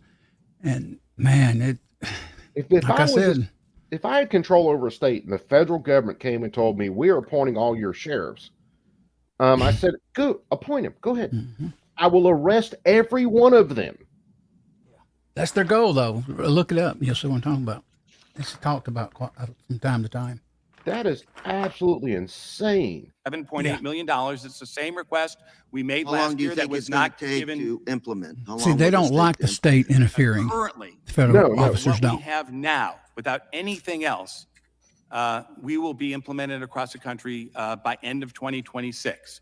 If there's more resources, we can try to speed that up. But it's I, not as a just member of Congress, hope I'm speaking for a few folks here, hope that we can, expedite body cams being.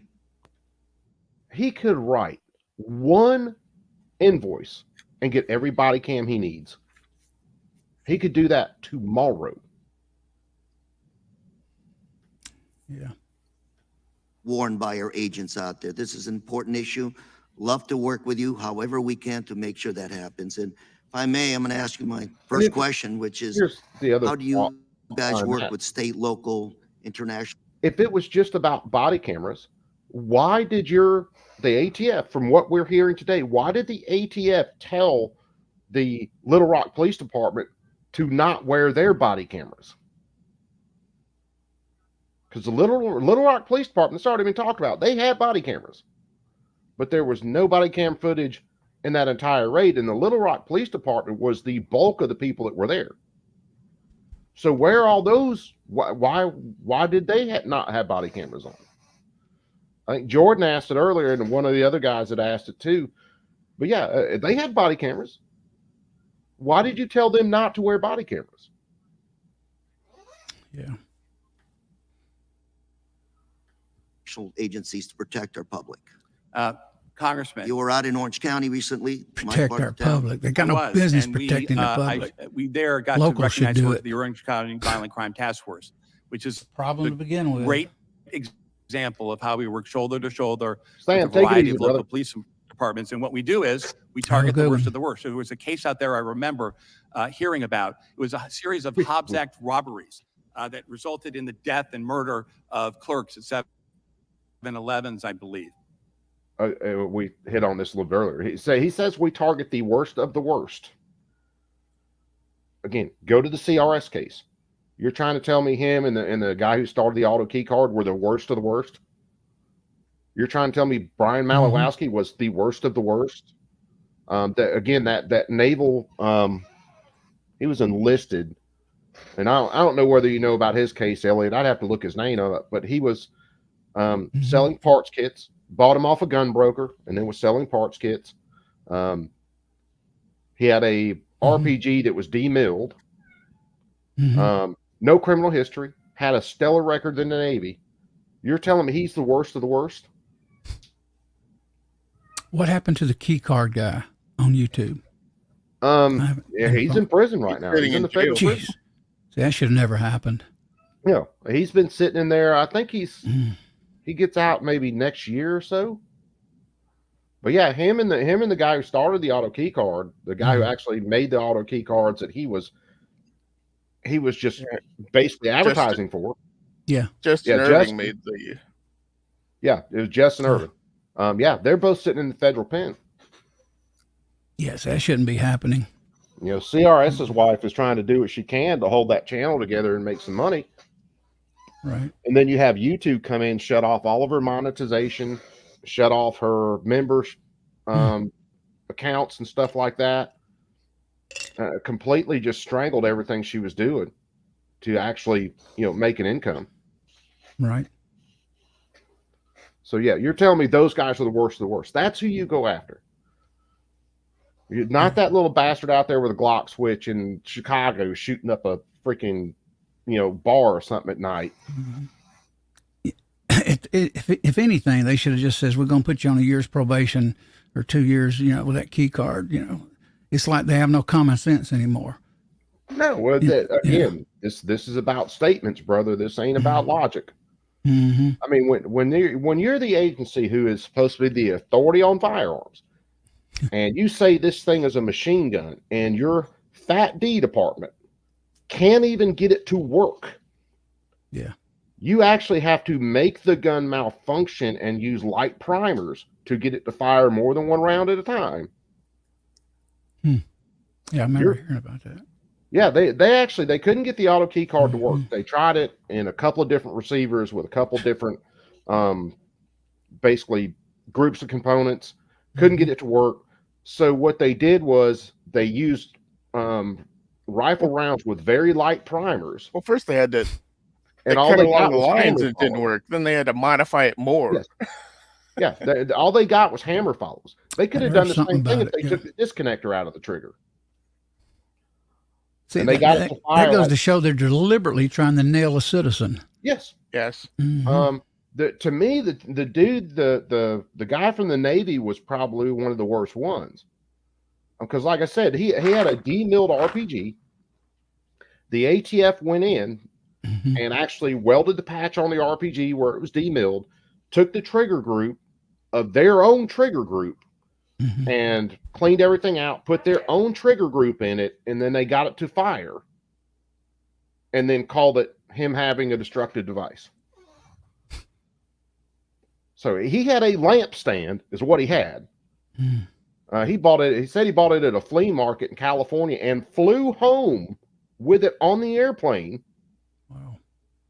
And now, I mean, all that's documented. It's just, they could have built their own fucking RPG from scratch at that point and been like, look, he had RPG. That's how they did that, dude. We took the tailpipe off his car. That's dirty. See, that's when the government's gone dirty against this nation, their own citizens.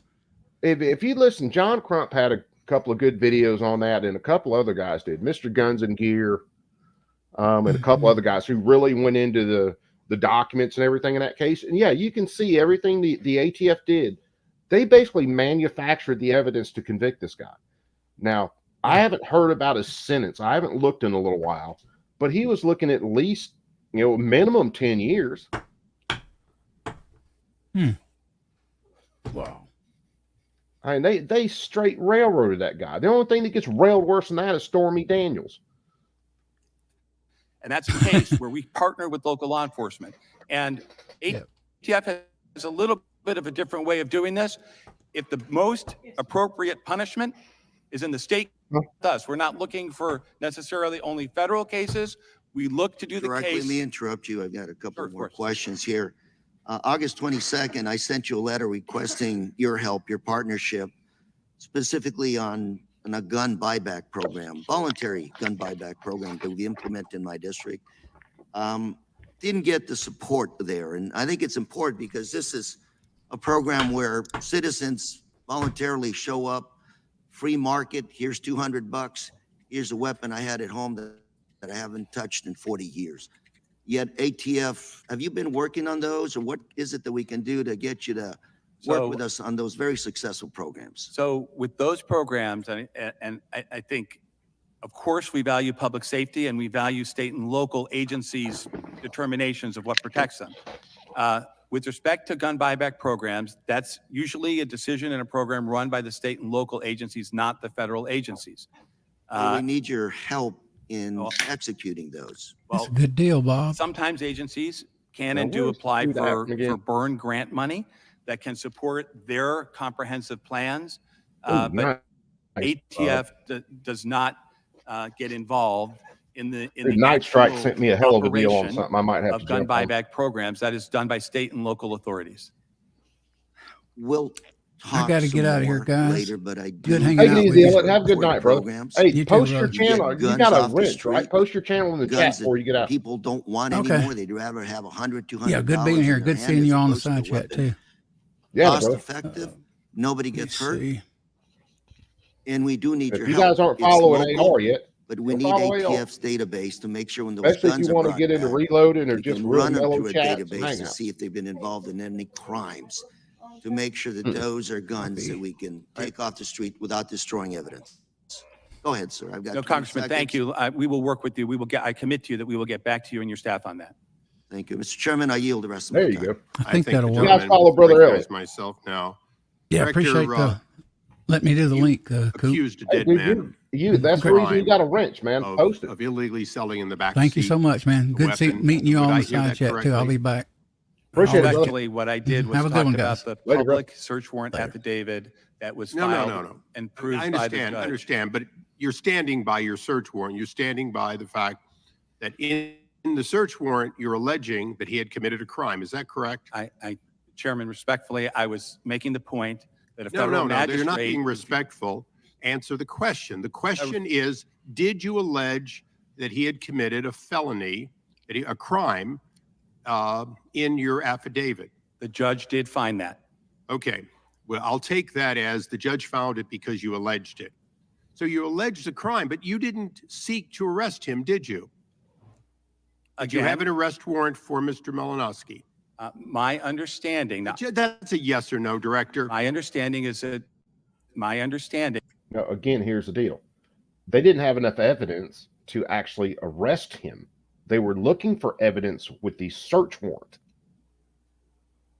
Another reason you don't roll in there with 10, 12, 14 heavily armed guys and kick some dude's door in at 6 o'clock in the morning.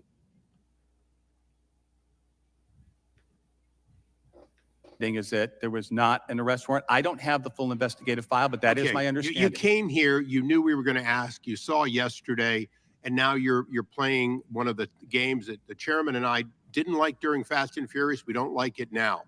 If you want to be back here again, because you can't seem to know what you should know, what Mrs. Malinowski deserves to know. If some group of 10 carloads of people showed up and kicked in a door in the dark of night, and somebody came and shot at them, we wouldn't be talking about somebody getting shot in the toe. We'd be talking exclusively about a planned murder of somebody who may or may not be armed, but who had every right to have weapons in their home, an expectation they had weapons in their home, an expectation that they might use it. All of that, you don't have to be ATF to know. So let's go back on track here again.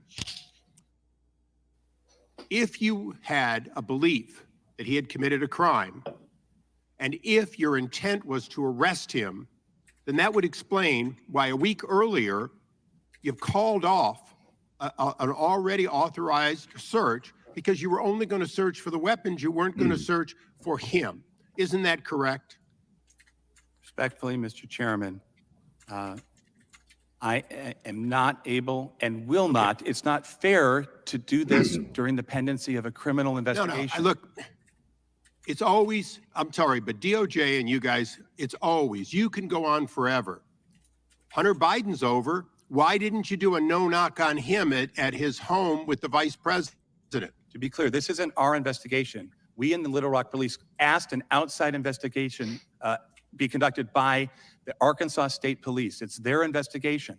The district attorney is going to review that. And I hope they appropriately find that in spite of qualified immunity, that you blew it badly enough that in fact criminal charges should be considered. I hope they just find whatever the truth is. What is the penalty for the crime alleged on the affidavit for selling a weapon not as a licensed dealer? What's the penalty? Oh, my Lord. Mr. Chairman, I believe it's a 10-year felony, and there are two different crimes. This might be a 5-year and a 10-year felony. Okay. I want to get back to you to make sure that there's a series of statutes that run all in a row there. I want to make sure I'm not mixing up the statute. 5 years or it's 10 years. It's not a death penalty. Is that correct? There is not a death penalty for that statute, no. Okay. So Mr. Malinowski was not in any danger of being executed for what he is alleged to have done and no longer can defend himself because he's dead. But he was killed doing what any normal citizen does when people enter their home in the dark of night and they don't know who they are. If you had body cameras, maybe Mrs. Malinowski didn't hear right. Maybe you said police and identified yourself. Maybe he said, I don't care, and maybe he fired the shots. I don't believe that, and I don't think you do either. I believe he had every real belief that he was defending his wife and family. Mike, he fired warning shots, a ricochet hit a police officer or an ATF agent, and you killed him. But yeah, you're right, Mike. And we knew this is what it was going to be. It was going to be a complete fucking clown show. And we knew nothing's going to happen to the ATF for this. If they can burn up 120 something men, women, and children in Waco, they don't give a shit about one dude in Arkansas. If they can shoot a woman while she's holding a child in Ruby Ridge and nothing happens, they don't give a shit about this dude in Arkansas. They are trying to make a statement that they have the power, they are the biggest dick, swinging in the room, and that they do not mind putting you down. And nothing will happen to them. Notice that I don't think anyone asked during this entire hearing, what are these ATF agents doing right now? Are they back in the field? Are they suspended? You say they're under investigation, but they're under investigation by a state agency that has no power and authority to investigate a federal agency. And the Attorney General from Arkansas already said, we don't have any power to investigate this. The most they can do is ask some questions and write a report. And that's the most the state of Arkansas can do. Those are the facts. I have been investigating ATF for many years, and ATF agents have rightfully so, and with Bob, that'd be the next trepidation, I'm sure, come forth and been our whistleblowers, and we've consistently seen that should have been probably one of the next questions. And Bob says it down there. Okay, so you say they're under this is a criminal investigation. One, who's getting investigated for the crime? Is it the ATF? And if the ATF is getting investigated for the crime, is it murder?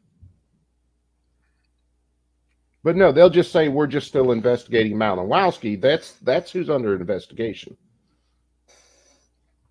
These people are so fucking dirty, man. And I don't get why more people don't see this. There are two ATFs, the one we need and want and deserve, and the one that plays fast and loose, like 10 cars going in deliberately with a warrant that did not entitle an arrest, when in fact, if you wanted to arrest him, it would have been reasonable to arrest him at work and simultaneously go into his home. If you had done that, he'd be alive today, and we'd be talking about other things, including whether you acted legally. With that, I yield back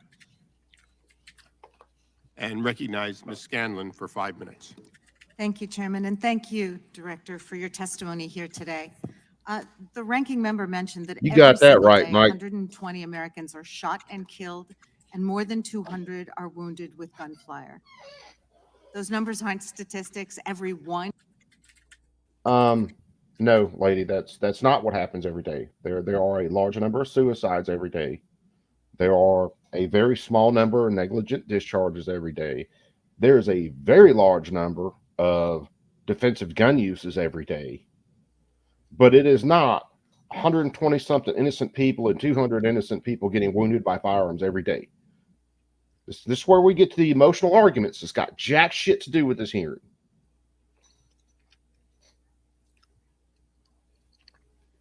Is an American with a family and neighbors and friends. Yesterday morning at 8:30 a.m., a gunman killed 2 people and injured 3 others at a small family-owned business in Chester, Pennsylvania, right down the street from my office. Yeah, that's 5 a big people part were of it, Bob. shot. Their coworkers and community were traumatized just for showing up at work in the morning. This unrelenting, unnecessary daily toll of gun violence is hitting families in every corner of every community across our country. Yesterday, it happened in Chester, a post-industrial city that straddles Interstate 95, which is known in law enforcement as the Iron Pipeline, because it's the route that gun traffickers regularly use to smuggle weapons from states with weak gun laws to states with stricter You know ones. what else they smuggle? The Drugs, senseless people, violence is stolen property. outrageous, but it's not inevitable. There are things we can do. This violence is enabled by lawmakers who choose to do nothing, who block legislation in the wake of tragedy after tragedy, while the American people are crying out for real action. Whenever Democrats try to explore how Congress can act to stem this uniquely American carnage, our Republican colleagues say the solution is to enforce the laws that are already on the books. But here we are once again in a hearing. This isn't uniquely American at all. And when you look at violent crime rates, if you try to compare apples and apples in between America and other countries have a lot more violent crime than we do. We, however, have a hell of a lot more defensive gun uses than any other country. If you boil everything down to its components, we're looking at roughly 7,000 to, I'll give it the highest number, 7,000 to 8,000 actual murders with firearms every year. In a country, by the time you get to illegals and all this other shit, over 360 million people. It is statistically anomalous. That's probably not the best way to put it, but the statistics on that are so small, it's insane. However, for defensive gun uses, the lowest number I can find for defensive gun uses in a year was from, was it Vox? It may have been Vox, and we all know they're leftists as a motherfucker. But the lowest number I could come up with from them for defensive gun uses, and what they're counting is incidents where the gun was actually pulled and fired, was 40,000 a year. That's 40,000 incidents where someone pulled the trigger on a gun to defend themselves against a violent crime. When you add in when the gun was pulled, when the gun was talked about, when the gun was brandished, you're looking at over 1 million to 2 million instances a year of someone using a firearm to defend themselves. I wish we reported, I wish to God, because most of these defensive gun uses don't get reported. I wish we reported on the defensive gun uses like we did the mass murderers.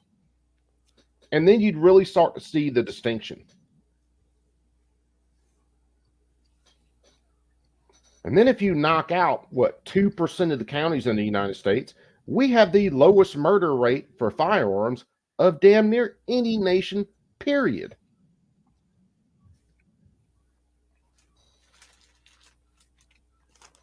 Hearing in which Republicans are attacking ATF, the law enforcement agency charged with primary responsibility for enforcing gun safety laws across our country.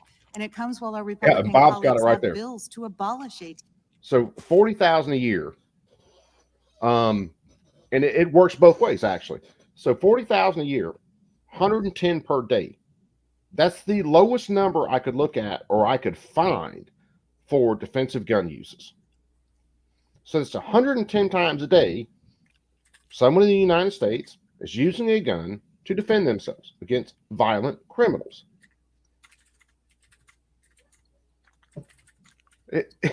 It's, I mean, okay, so we knock out every gun in the United States. No one can buy guns. Guess what's going to happen? the murder rate is going to skyrocket. And if you follow John Locke, you'll see every country that has banned guns did not drop their violent crime rate. Their violent crime rate went through the roof. Wonder why? Because criminals know they ain't going to get shot.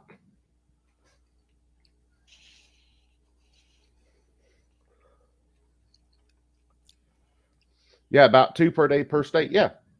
Yeah, and And John Locke talks about Canada versus the United States. Yeah. What is it? 80% of home robberies occur during the day in the United States because they know people aren't going to be home. Yeah. But they don't want to confront somebody with a gun. And in Canada, it's like 50-50, day and night. They don't care. Yeah.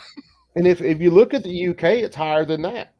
Because why? It's easier if you break into a home to take control of the homeowner and then have them tell you where everything's at, tell you the combination to the safe, and get all the stuff out of the home. It's easier to do that when the homeowner's home and unarmed.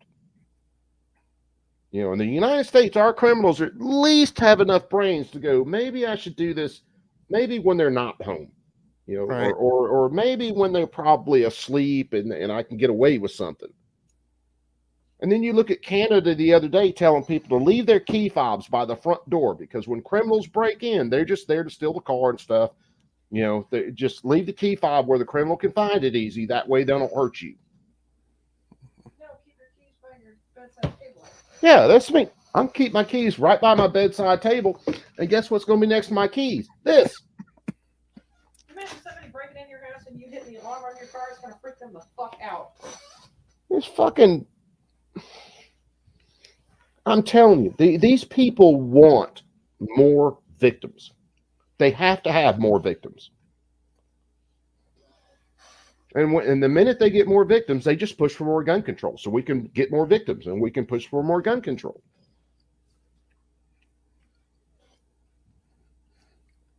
It's insane if you actually track the logic. ATF and have succeeded in getting cuts to its budget.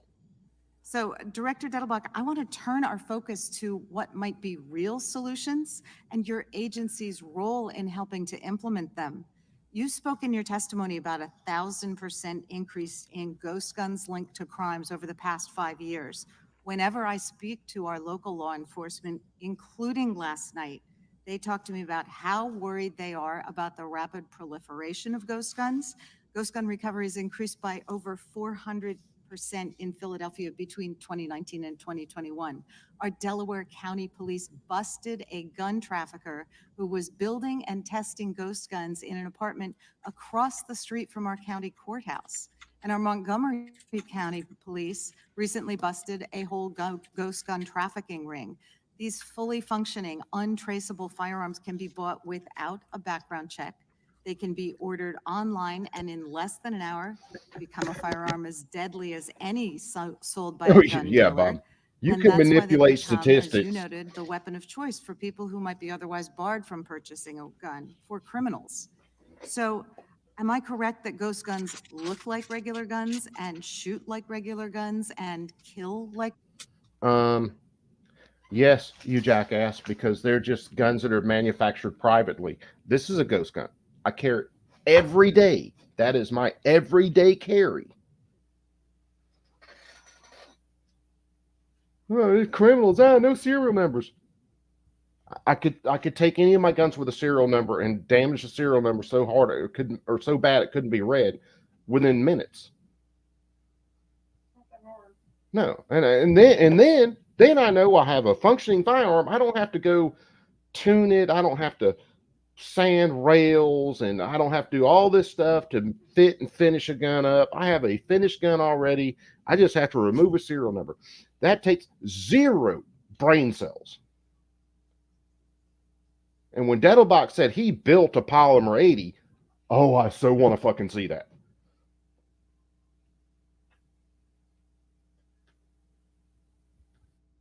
Regular guns? You are. Okay. Now, can you explain why they're posing such a danger to the American public and why ATF determined it was necessary to issue a rule amending the definition of frame or receiver to ensure that ghost guns are treated like other equally lethal firearms under our laws? Congresswoman, the reason is, as you said, under our laws. Under the Gun Control Act, Congress specifically provided that items that were readily convertible to being operable firearms should be treated as firearms. The market was out there producing items that were readily convertible, and they were being sold without background checks. I did myself. I took one of these kits and put the gun together. My spouse will tell you not that handy around the house, but it was very easy for me to make a firearm. I will guarantee you this, and I thought it was earlier, but I will guarantee you this is the point where this dumbass just perjured himself. I want to see the gun. I want to see him shooting the gun. Matter of fact, I want to put a kit down in front of this dude with the drill, whatever else that you would normally use to build one, and tell him, hey, I'll be back in 20 minutes. I want a functioning firearm. Damn, you choking to death over there, Bob? Yeah, pretty much. Had a gummy bear try to take the wrong way down the bifurcation. Yeah, man, you're supposed to swallow those, not breathe them. Yeah. Take it to the range and fire it. Gotta watch some gummy bears, man. They're as dangerous as ATF agents. Firearms that are sold in the tradition. Congress anticipated that problem. The market changed, and we issued a rule to make sure that Congress's statute was appropriately enforced. And we appreciate that, given the constant innovation that we see from gun manufacturers and those who seek to evade the existing laws. If we were to wait for Congress to catch up all the time, we'd be in a lot of trouble. Chairman, I would ask unanimous consent to enter into the record a letter from ATF's Acting Deputy Assistant Director for Public and Governmental Affairs, in which he responded to your letter regarding the execution of the search warrant on Mr. Malinowski's residence and about ATF's compliance with DOJ's body-worn camera policy.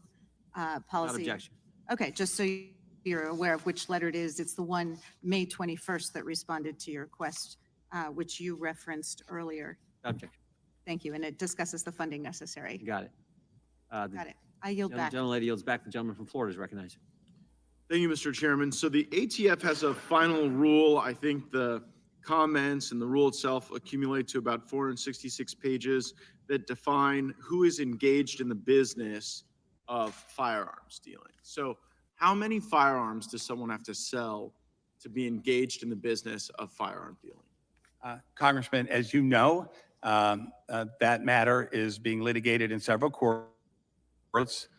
So sticking to what's already in the public record, the rule itself is 16 pages, skipping lines. And there's about, as you say, over 400 pages of explanation. Yeah. And so there are factors that are conduct-based, not numerical-based, but conduct-based. There's a... Because I don't need to keep them. If you write a clear rule, you don't need 400 pages to back up a clear rule.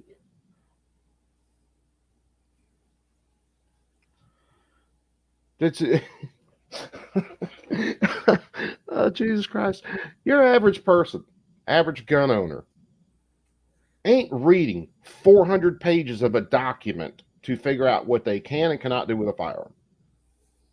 The vast majority of us do understand I can't use that firearm to rob somebody. I can't use that firearm to rape somebody. I can't use that a firearm to kill someone who's not a threat to me.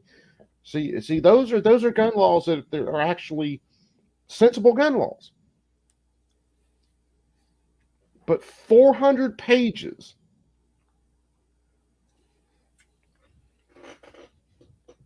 Any judge who looks at this should just burn that entire case down, throw holy water on it, burn it again, and laugh the ATF out of court.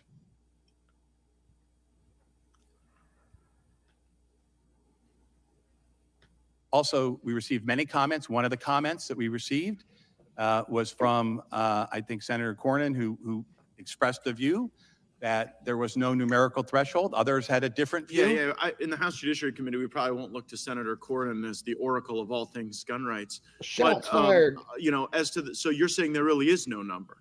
I'm saying that Congress, our job is to implement the statute that Congress writes. Yeah, no, but Congress just like for a didn't regular person that one form or another acquires guns, and they're trying to figure out how many of these guns do I sell before I have to register as a dealer.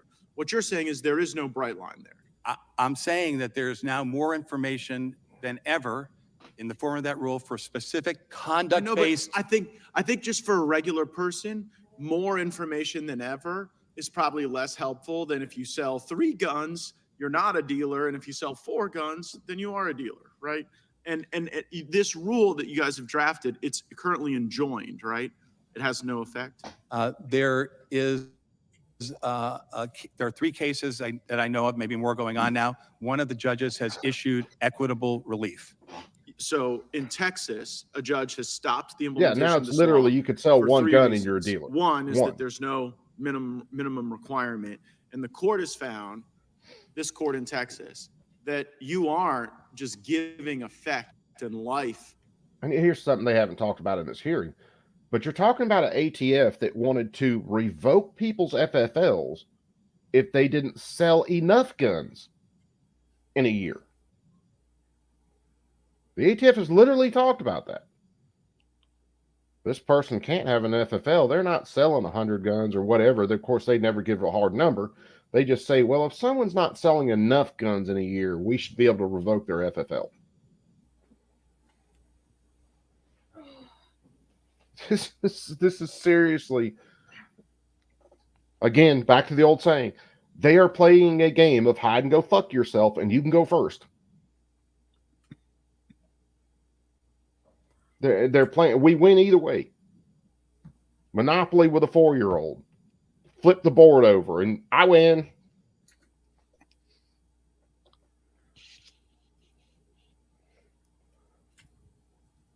Yeah, but Red, that's one of the reasons. Yeah, they want to limit people who have spent the money to get SOTs so that they could own machine guns. They definitely want to do away with that.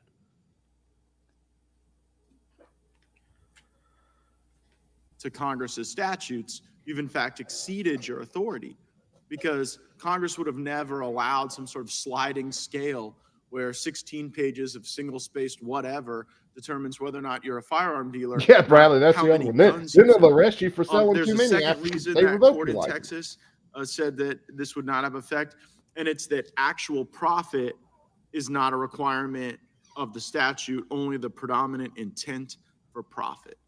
How do you understand that ruling? Again, that's in litigation.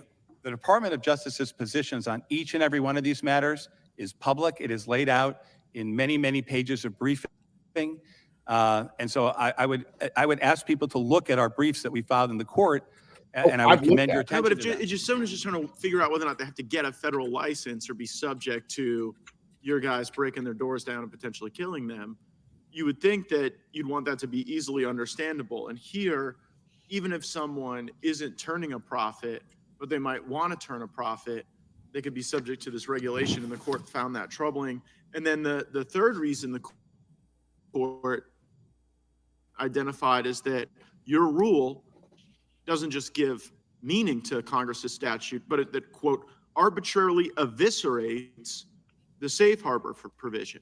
So there's a safe harbor provision of this law that says if you're just engaged in the occasional sale or exchange or purchase of a firearm for a personal collection or a hobby, that this wouldn't, this regulatory structure wouldn't affect you. But what the court is saying here in blocking your rule is that you have eviscerated the safe harbor that exists for the hobbyist.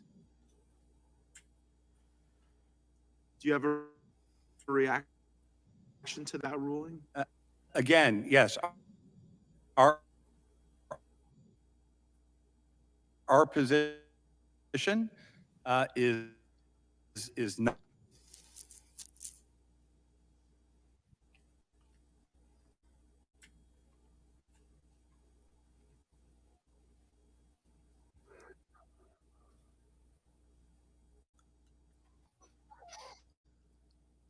people understand this.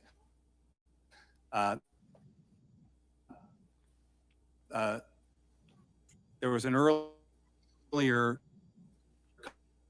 comment about the word livelihood. That's not in the law anymore that Congress wrote. Congress took that out of the law. It doesn't. But what this court is saying is that you have exceeded the statute. You've done it in a way that eviscerates the safe harbor, that blurs the lines, and that creates no discernible way for people to comply with the law. And the reason I think you guys are doing that Sorry, is you want guys, to make my it more connection's going difficult nuts for again people to for engage no in the reason. legal, lawful, and constitutionally contemplated manner to transfer firearms. Hold on, let me do this. Let me pause that for a sec. And maybe my connection will unscrew itself, and then we can get back to actually watching something. All right, looks like everything's trying to stabilize, and I'll start playing it again. But I'm sorry, guys. I don't know why. Blame it on my country-ass internet. Need to call the freaking cable company and cuss them out again. Curtail some of your funding and your authority. I see my time's expired, Mr. Chairman. I yield back. Gentleman yields back. The gentlelady from Georgia is recognized. Thank you, Chairman. Thank you, Director Dettelbach. Thank you for coming before the Judiciary. Here's Lucy Committee McBath again. with a bunch more just I really emotional appreciate it. I know arguments. that the work that you do really saves lives. I know that, and it protects our communities and helps many of us sleep a little bit better at night, and me in particular. I, for one, as well as many of my colleagues here, we do truly understand that the ATF plays a pivotal role in preventing gun violence by removing gun. I know most of you guys out there in the chat are my age or older. How many of you remember watching that movie, The Dark Crystal, when you were a kid? Please tell me someone remembers that. Because this lady looks like she should have been one of the creatures on The Dark Crystal.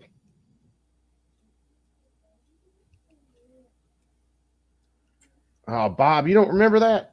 Ah, man, come on. That was back in the day. I'll look it up. I don't think I ever watched it. Oh, man. It was basically, I think it was really before, like, or Jim Henson may kind of been involved in it, but it was all done with puppets and stuff like that. Is that David Bowie? Was David Bowie in that one, or was that Legend? No, David Bowie might have been in The Dark Crystal. I can't remember whether he was in there or not. Okay, yeah, I think my sister watched it. I don't go much for fantasy.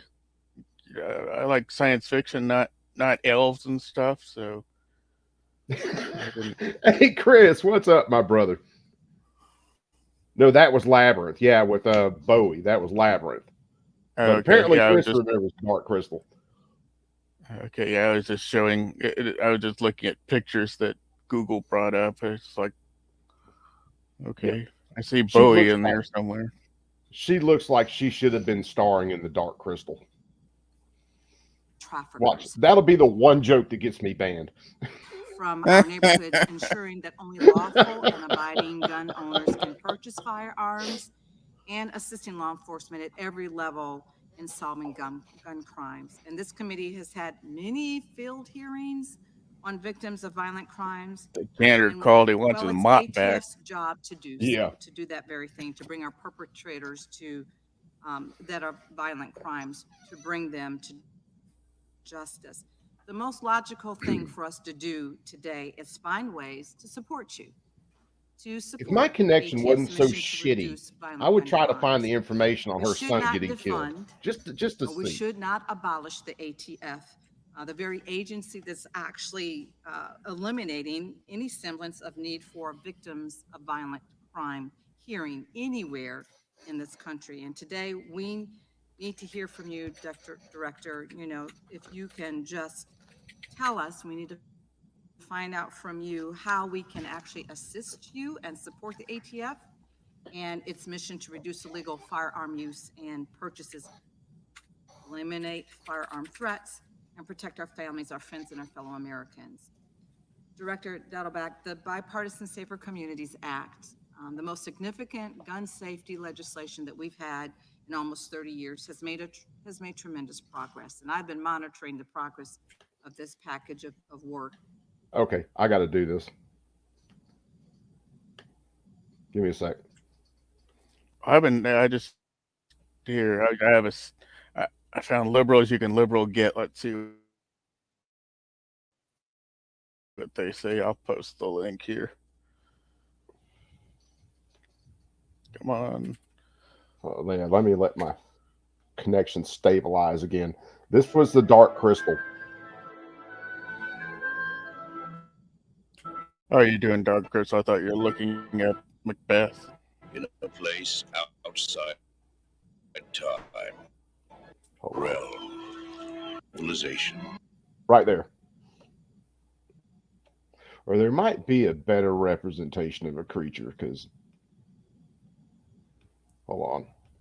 I know, guys, sidetrack. It's not the exact one I was looking for. I think we'll see him here in a second. These dudes standing out here in the middle around the Dark Crystal. I think this was done by the same people that did Fraggle, believe it or not. Yeah. Good. Lucy McBath, the creature from there. Well, that's even a better one there. Yeah, Lucy McBath, the creature from the Dark Crystal. And what? Someone will see this later and be like, he said something racist. In eliminating gun violence.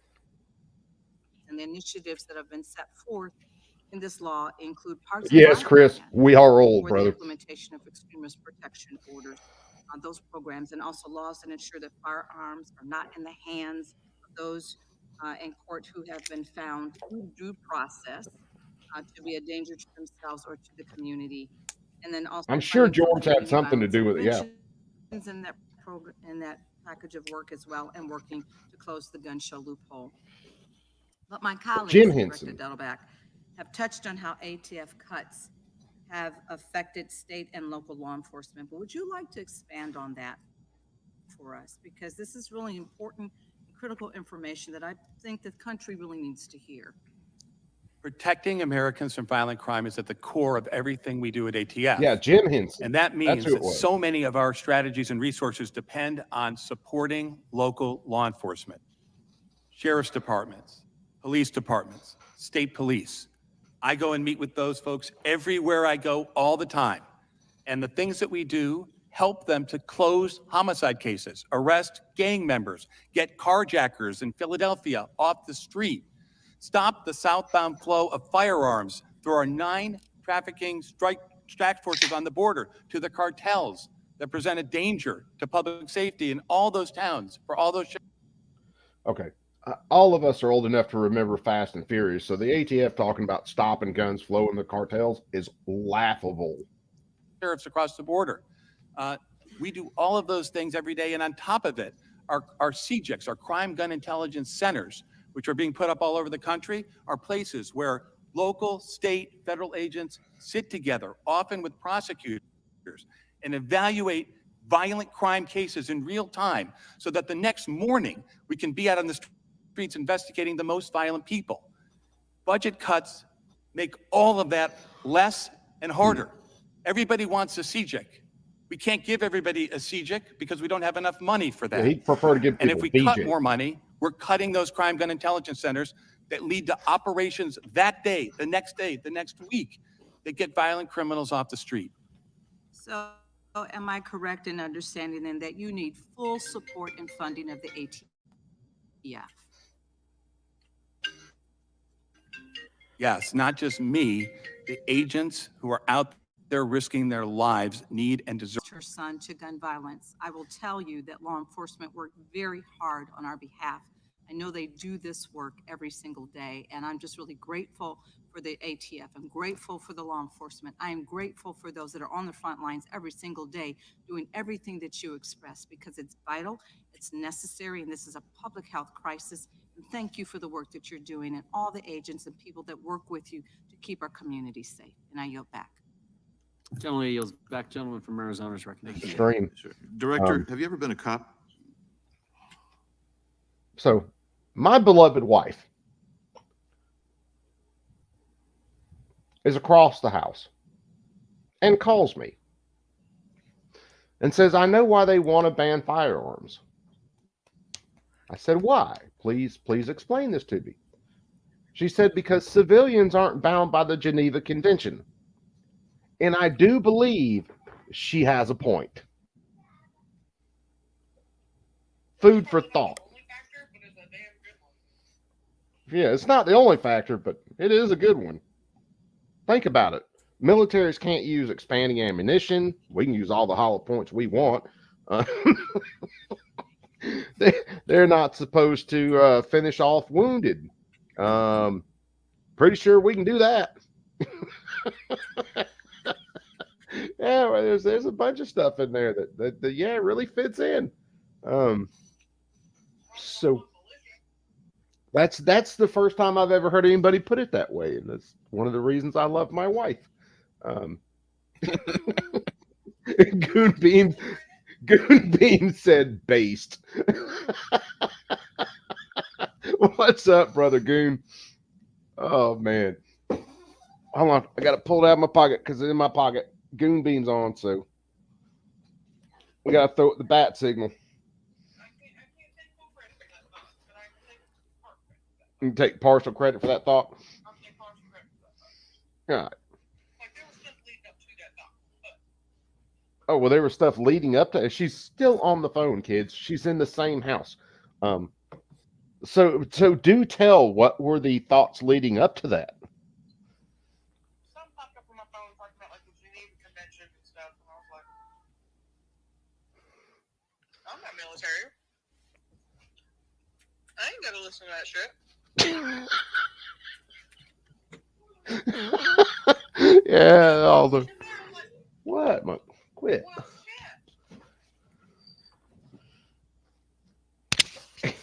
Quit.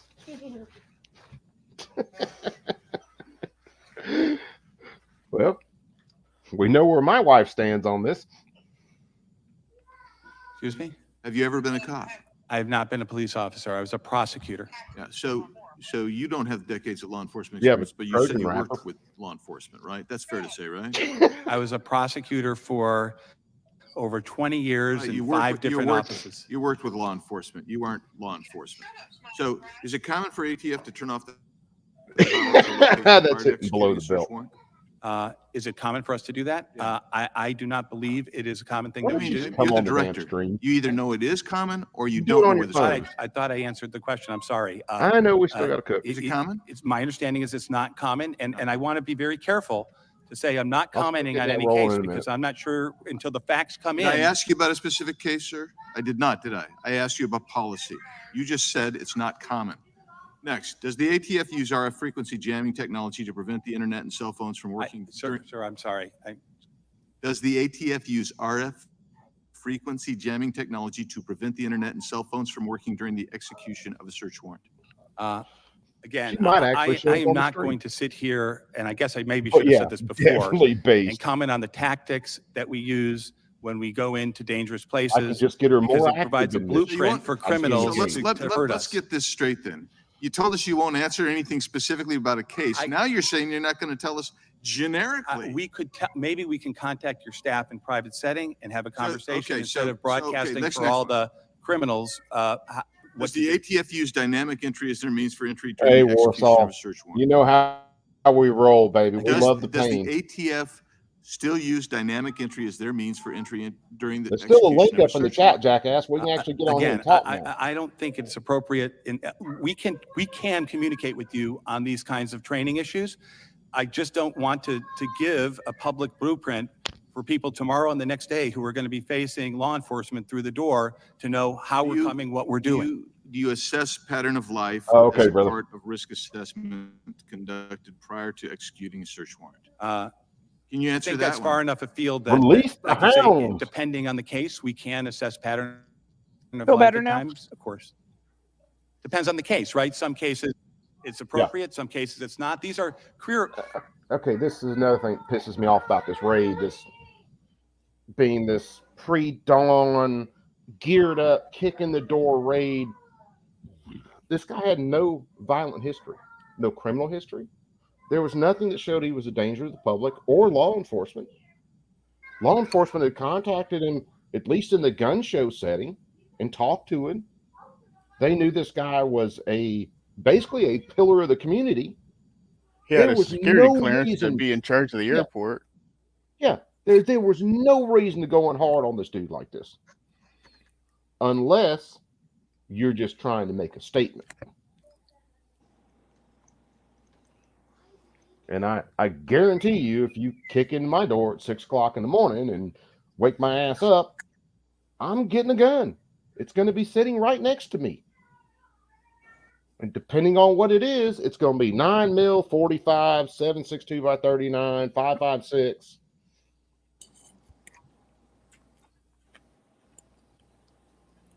And God knows, don't wake my wife up. Hell, I don't even mess with my wife in the morning. I'll poke her with a stick before I say anything to her.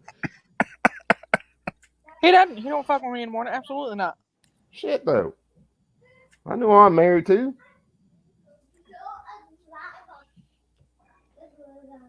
Shit, they kick in the door and wake her ass up in the right mood. She's going to slaughter all them sons of bitches. It's going to look like Jonestown in the front yard.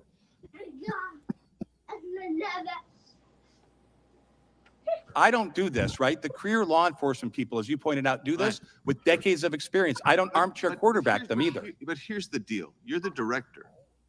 And I would expect that you would know what the policy is. And it looks to me, you've convinced me that maybe Mr. Nels was right. I'm not sure that I thought he was right. But you didn't want to tell us specifically about the Malinowski case. I got that. I think it's wrong. I think it's a false narrative. But then when I start asking you about policies, generic policies. Now all of a sudden you don't want to answer those. So when you coordinate with local law enforcement, you do coordinate with local law enforcement prior to the execution of a search warrant. In most cases, yes. Certainly, most of our cases we're doing shoulder to shoulder with law enforcement. So these are yes or no questions. Thank you for answering yes. Is it the ATF's practice to instruct law enforcement partners to turn off their body cameras when participating in search warrants with ATF? ATF's written policies that are in our MOUs is that if a local law enforcement agency has a body-worn camera policy and we're going on one of these short-term operations, they are entitled to follow their own policy if they wish. That is in black and white. Can you tell us the difference on how the ATF would handle a search warrant on a violent felon versus an individual who allegedly sold a few firearms without a license? Is there a distinction in your mind? Is that in every case we do risk assessment, and it's dependent upon all the facts and circumstances of any particular matter. So in every case we do it, but you can't boil it down to one or two things. It's a risk assessment that experts who are risking their lives conduct. How does the ATF balance the need for operational security? How much? I don't want to screw with it too much right now because my network's being stupid. But if you've seen pictures of Brian Malinowski, he is the most milquetoast white boy you have ever seen in your life. How could he even pose as a risk besides maybe his driving?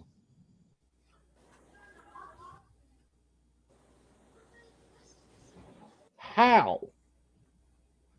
Thinking. So through this, what I want to see is I want to see the person who planned this raid, who okayed this raid, who signed off on this raid. Where's that son of a bitch at? Why is he not in this hearing?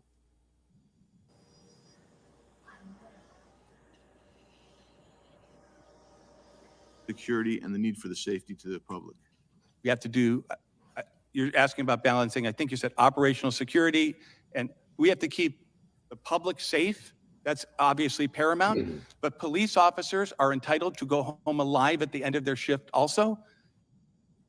And we also have to make sure that we're doing that as well. You have to do both. So you didn't answer the question. The question presupposed exactly what you just said. We know that you have to balance them. How do you balance it? That's the question. How do you balance it? the answer is both are paramount, and we have to do both in each operation. But I will tell you this, there's no such thing for a police officer as no risk. They sign up, we sign up, the agents sign up to risk their lives. And they often go into very dangerous situations in order to do that. So there's no way to mitigate all of their risks, sometimes very dangerous risk from any operation. And we understand that. We appreciate that. Now, I have to say that you didn't answer Mr. Massey's, our letters to you. I'm hoping that you said you're going to give us additional responses to the questions I've asked you today. I would anticipate that you'd give more fulsome answers than you gave us regarding the pipe bombing issue. Gentleman yields back. The gentlelady from Washington is recognized. Thank you, Mr. Chairman. Director Dettelbach, thank you for being here. One major cause. Let me pause this and let me share this tab. Does this dude look like the uber violent criminal? Is that your credit card? No, baby, it's just a little card from something. The uber violent criminal that deserves to get his door kicked in at 6 o'clock in the morning with a ton of armed guys with vests and M4s and all this shit. I mean, I realize there are some serial killers that don't look like serial killers, but with no criminal history, holding a steady job, head of an airport, by all intents and purposes, a law-abiding citizen. I found that on the ground. His entire life. I think that's my old driver's license. Does he look like the dude you need to kick a door in and shoot in the face? Yes. I have no idea what you're talking about. Nope.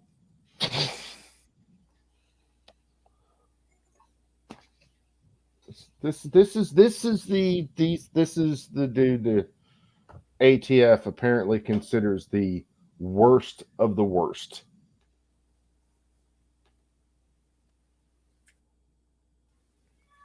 Yeah, he's out there enabling Migration reporters. into instability and violence in parts of Central America, which is partly fueled by the flow of firearms from the United States into Mexico, Central America, and the Caribbean. ATF reported that more than half of crime guns recovered in Central America, 70% of crime guns in Mexico, and 80% of crime guns in Caribbean countries are sourced from the United States, fueling instability and migration.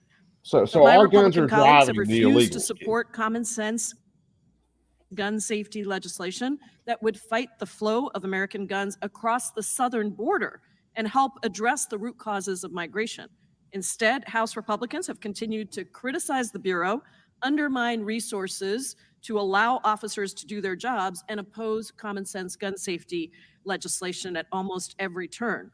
Could you describe any recent or current trends? Bob, what do you think of when you hear common sense gun safety? Dumbasses. Yeah, pretty much. Her? Yeah. No, that's Pamela Jayapal. She's an absolute fucking leftist idiot. She looks like one of the Oompa Loompas from the new Charlie and the Chocolate Factory. That As fits. far as common sense gun safety, it's like, keep your gun locked if there are children around. Other than that, Common sense gun safety. We go over it all the time. Treat every gun like it's loaded. Don't point at anything you don't want to destroy. Finger off the trigger till you're ready to shoot. Beware your target and what its background. That's for common sense gun safety right there. Yep.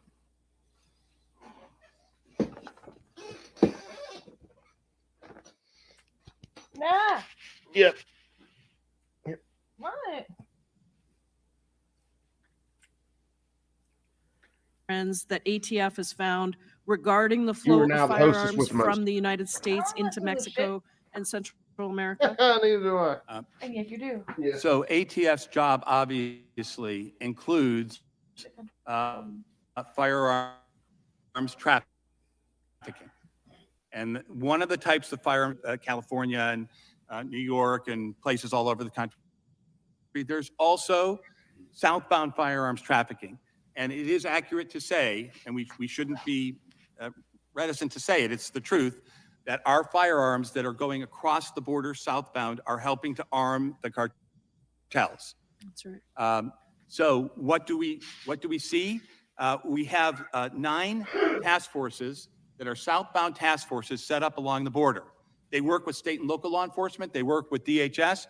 And we have the opposite problem, right? Other people are trying to stop things from coming north. We're focused on stopping firearms trafficking going south. They're related sometimes. But Congresswoman, what we see is that criminal organizations, including the cartels, are using our freedoms against us. So they're developing straw purchasing networks, for instance, where they're going into firearms stores and sending somebody in there without a record, paying them a small amount of money, and getting them to buy large military-grade weapons, 50s, that can be easily converted to machine guns down south, paying in cash and doing it over and over and over again. So what are we doing? We're working with firearms licensees across the southwest border and now increasingly elsewhere because the cartels adapt, right? One of the things you asked about trends, they're going elsewhere now, not just on the southwest border. They're going to other states to try to arm themselves. So these are disturbing trends. These are very sophisticated, vicious organizations, and the ATF and our partners are doing everything we can. Interdictions, southbound interdictions are up in double digits year over year. We're very proud of that.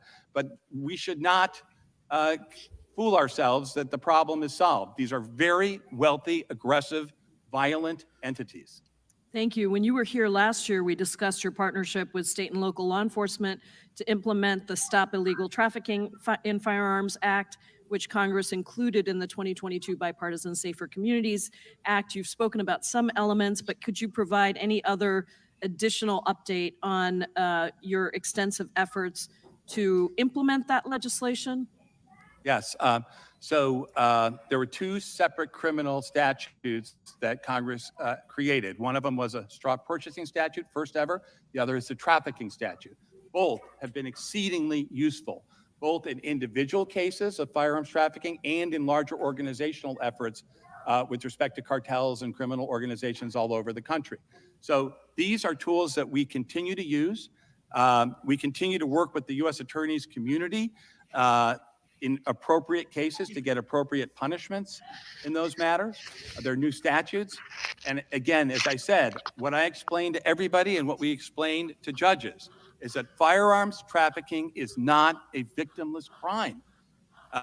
We don't see the victim in front of us, but so often the firearms, 60% of those trafficked firearms are going to felons and prohibited people, and they're using to hurt innocent law-abiding Americans.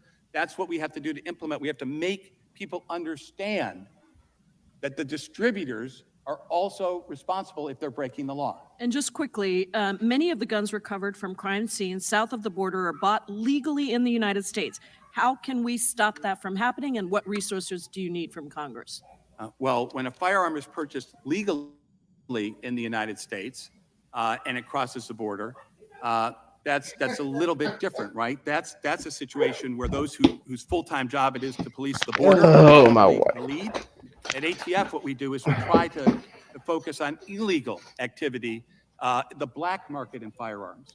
Now, it's a little bit ambiguous, Congresswoman, because of course something can look like a legal sale, but it's really a straw purchaser. Right. And that's why when somebody walks into a store who doesn't even know really what to ask for, plunks down $12,552 in cash, and they're 20 miles from the border, and there's somebody waiting outside in the parking lot for them that dropped them off, that we depend on so many firearms dealers to figure out a way to pick up the phone and help us, and they do.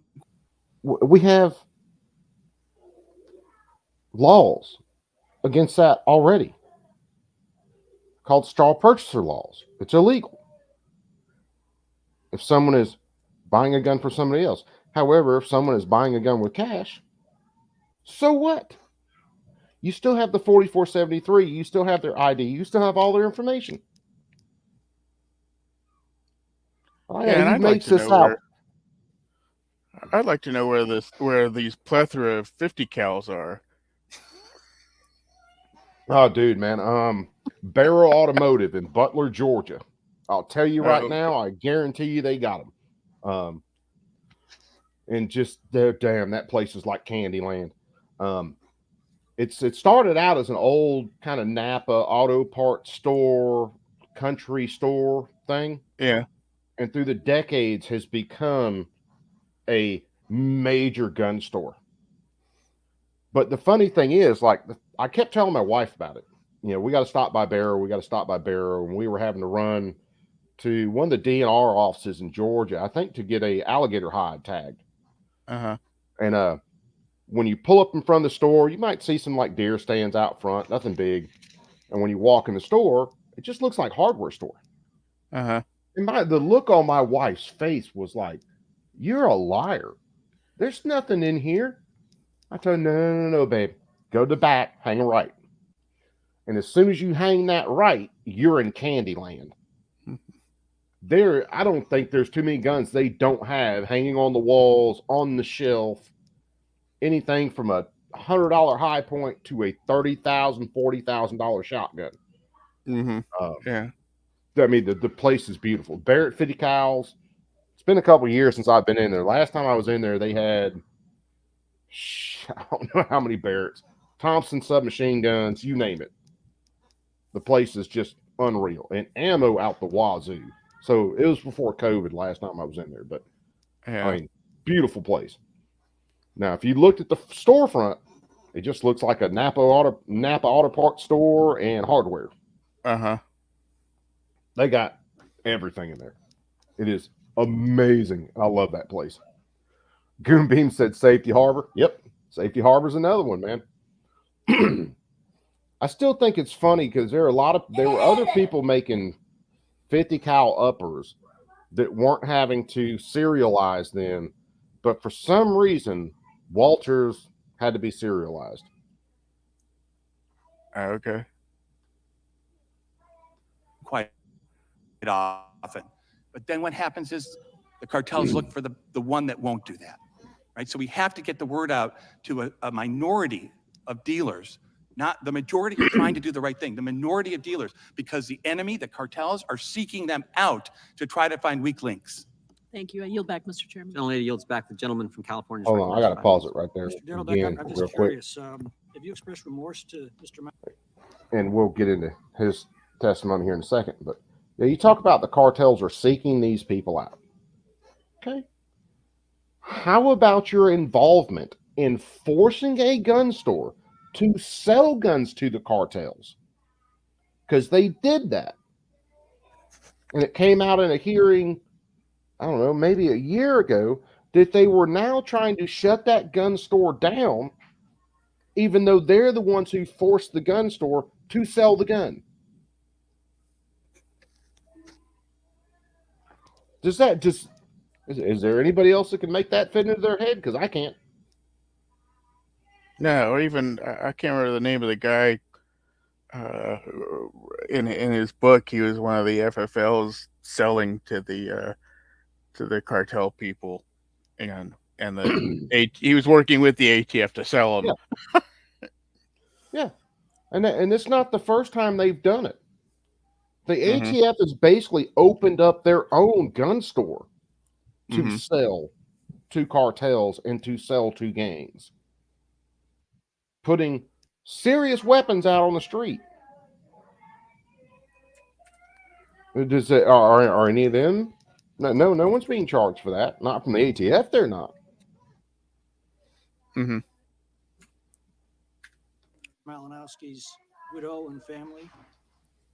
I'm sorry. Have you expressed remorse to Mr. Malinowski's widow? I will now, and I have before this morning, yes. What have you said to them? Well, I said it here in open forum, but What what have I you said said to was, them of course. personally? Have you when- talked of to them cour- personally? I'm sorry. Oh, they absolutely. It's worse than entrapment what they To do. them personally? I Or you the just make gentleman public yield? statements and issue press releases? Would the gentleman yield? No. Answer the question, please. Yes. He just did it. All right, thank you. Did you know about this raid in advance? We do 11,000 operations a year, and did you know I about believe that, and it would Did be. you know about this one, Mr. Dettelbach? Yes or no? And I believe the first I heard Absolutely about this tries matter to was filibuster after the this shit fact. every What- time. And who have you disciplined? What have you done? Sorry, What what have have you you done done in is response to what we went together with the Little Rock police, who were also present. Here, let's ask Bob a question. So, Bob, if you're on the hot seat, however, you know the person asking you the question only has 5 minutes to ask it, and you obviously don't want to answer their exact questions. So, what do? Talk about the weather. Yeah, talk about anything but the question you're being asked. Anything. Yep. That's why. Did you know about this raid? Well, we do 11,000 raids. I don't give a shit about it. Did you know about this one? That should be a simple yes or no question. Nope, I didn't find about this till later. That would be the answer from an honest person. Yeah, and that's all Dettelbach's been doing. But also on the other side, you have Democrats and Republicans shining their asses.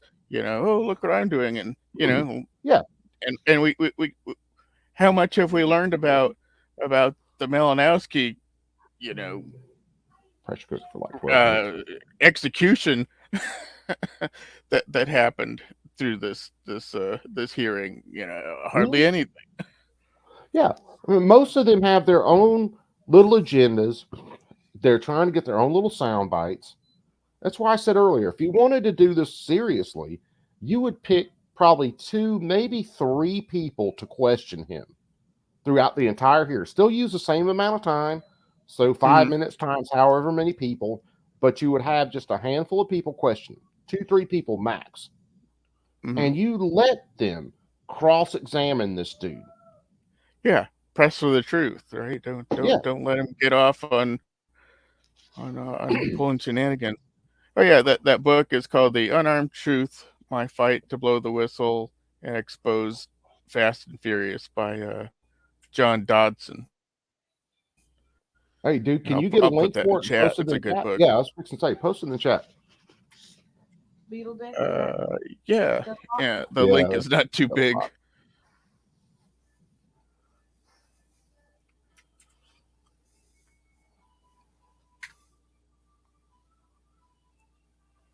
Oh man, you can tell this dude has been a lawyer his entire career because he twists the truth. He flat out lies about it and then covers it up with a bunch of just absolute BS that has nothing to do with what he's getting asked. So his whole job, say when a Republican comes up and he gets pressured on a question, it's just to sit there and waste time. I gotta get through this. It's like 5-minute rounds. Okay, I gotta get through this 5-minute round. And then poof, I'll get a Democrat, and the Democrat's gonna blow me the whole time. And I'll get a little bit of a breather, and then I'll move right back to the having to just get in the corner and cover up like a turtle. We went and we requested an outside agency to do an independent investigation. We fully cooperated with that investigation. That investigation, my understanding is the file has now been turned over. I think this committee is going to want to look into this matter in much greater detail. I need to press on. Let me just ask you a general question. What do you think is the purpose of the Second Amendment? Like all the amendments, the purpose of the Second Amendment is to protect fundamental rights of Americans. And you believe that a fundamental right of America includes the right to bear arms? I believe that all the rights in the Bill of Rights are important and fundamental rights, including the Second Amendment. Right. In the second half of 2021, only 34 inspections led to a firearms dealer having their license revoked. The number of qualifying violations dramatically increased to 252 in 2022 and jumped again to 407 in 2023. Now, either there's been an exponential increase in crooked firearms dealers since Biden took over, or there's been an exponential increase in zealotry by your agency. I assume you would say it's the latter. The laws that Congress has passed and have been in effect say that willful violators of the Gun Control Act are subject to, they may have their licenses We've revoked. seen an exponential increase. I mean, just off the charts since you took office. And that seems to coincide with a dramatic reduction in people willing to legally expose themselves to pre-dawn raids on their homes. The number of voluntary business closures post-inspection has risen sharply from 24 in 2021 to 69 in 2022 to 80 in 2023. Now, this tells me that this is a deliberate policy to drive firearms dealers out of the business, not only with the reign of legal terror, but in the case of Mr. Malinowski, the actual reign of physical terror as well. Now, I know you're not going to agree with that, but can you at least see how that appears to others? Respectfully, I disagree. The enhanced enforcement policy, which is publicly available, the terms of it state very clearly that we're not talking about paperwork violations. We're talking about willful violations that impact on public safety, like refusing to run a background check, selling to a felon, not respond. What we're seeing is No, that's not what we're seeing with FFL revocations. We're seeing someone who maybe was new to filling out a form, and when they saw county, they saw country and wrote in USA, or they dared to abbreviate a state, or they dared to abbreviate a street. That's what you're seeing on those revocations right now. They transpose a serial number, or a number and a serial number. Stuff like that. Did you find that one funny? Yeah. And what did that mean? Well, I know how to make that all better. You already know. an exponential increase in actions against dealers, followed by an exponential increase in dealers just saying, this isn't worth the legal exposure. I'm out of here. What's involved in getting a federal firearms license? There is a process to get a license, right? You fill out an application, you pay a $200 fee, and there's a compliance inspection, or not a compliance inspection, an application inspection that goes on. But just like the inspections and the process, for a revocation, for a compliance matter, there is ample due process. There are hearings that go on, and in our own hearings. It's a fairly lengthy process. Now, your agency's rule says, quote, that even a single transaction or offer to engage in a transaction when combined with other evidence may be sufficient to require a license as an FFL. What does that mean? That is one sentence out of a 16-page rule. What does that The say? rule says this is a matter before the courts. Our positions on all of these things are in pages and pages of briefs that Talking have about been Levi, and I far was too long, busy and doing I other know you have stuff. time limits, but I refer you to those briefs. It's not a secret, but what I would say to you is, it says in black and white, things that might lead to a determination under the totality of circumstances that somebody is engaged in the business, and things that don't. So if somebody admires my gun collection and I say, you want to buy it, would that require an FFL? There is a specific provision that Congress has passed that says that people who are bona fide collectors can liquidate their collections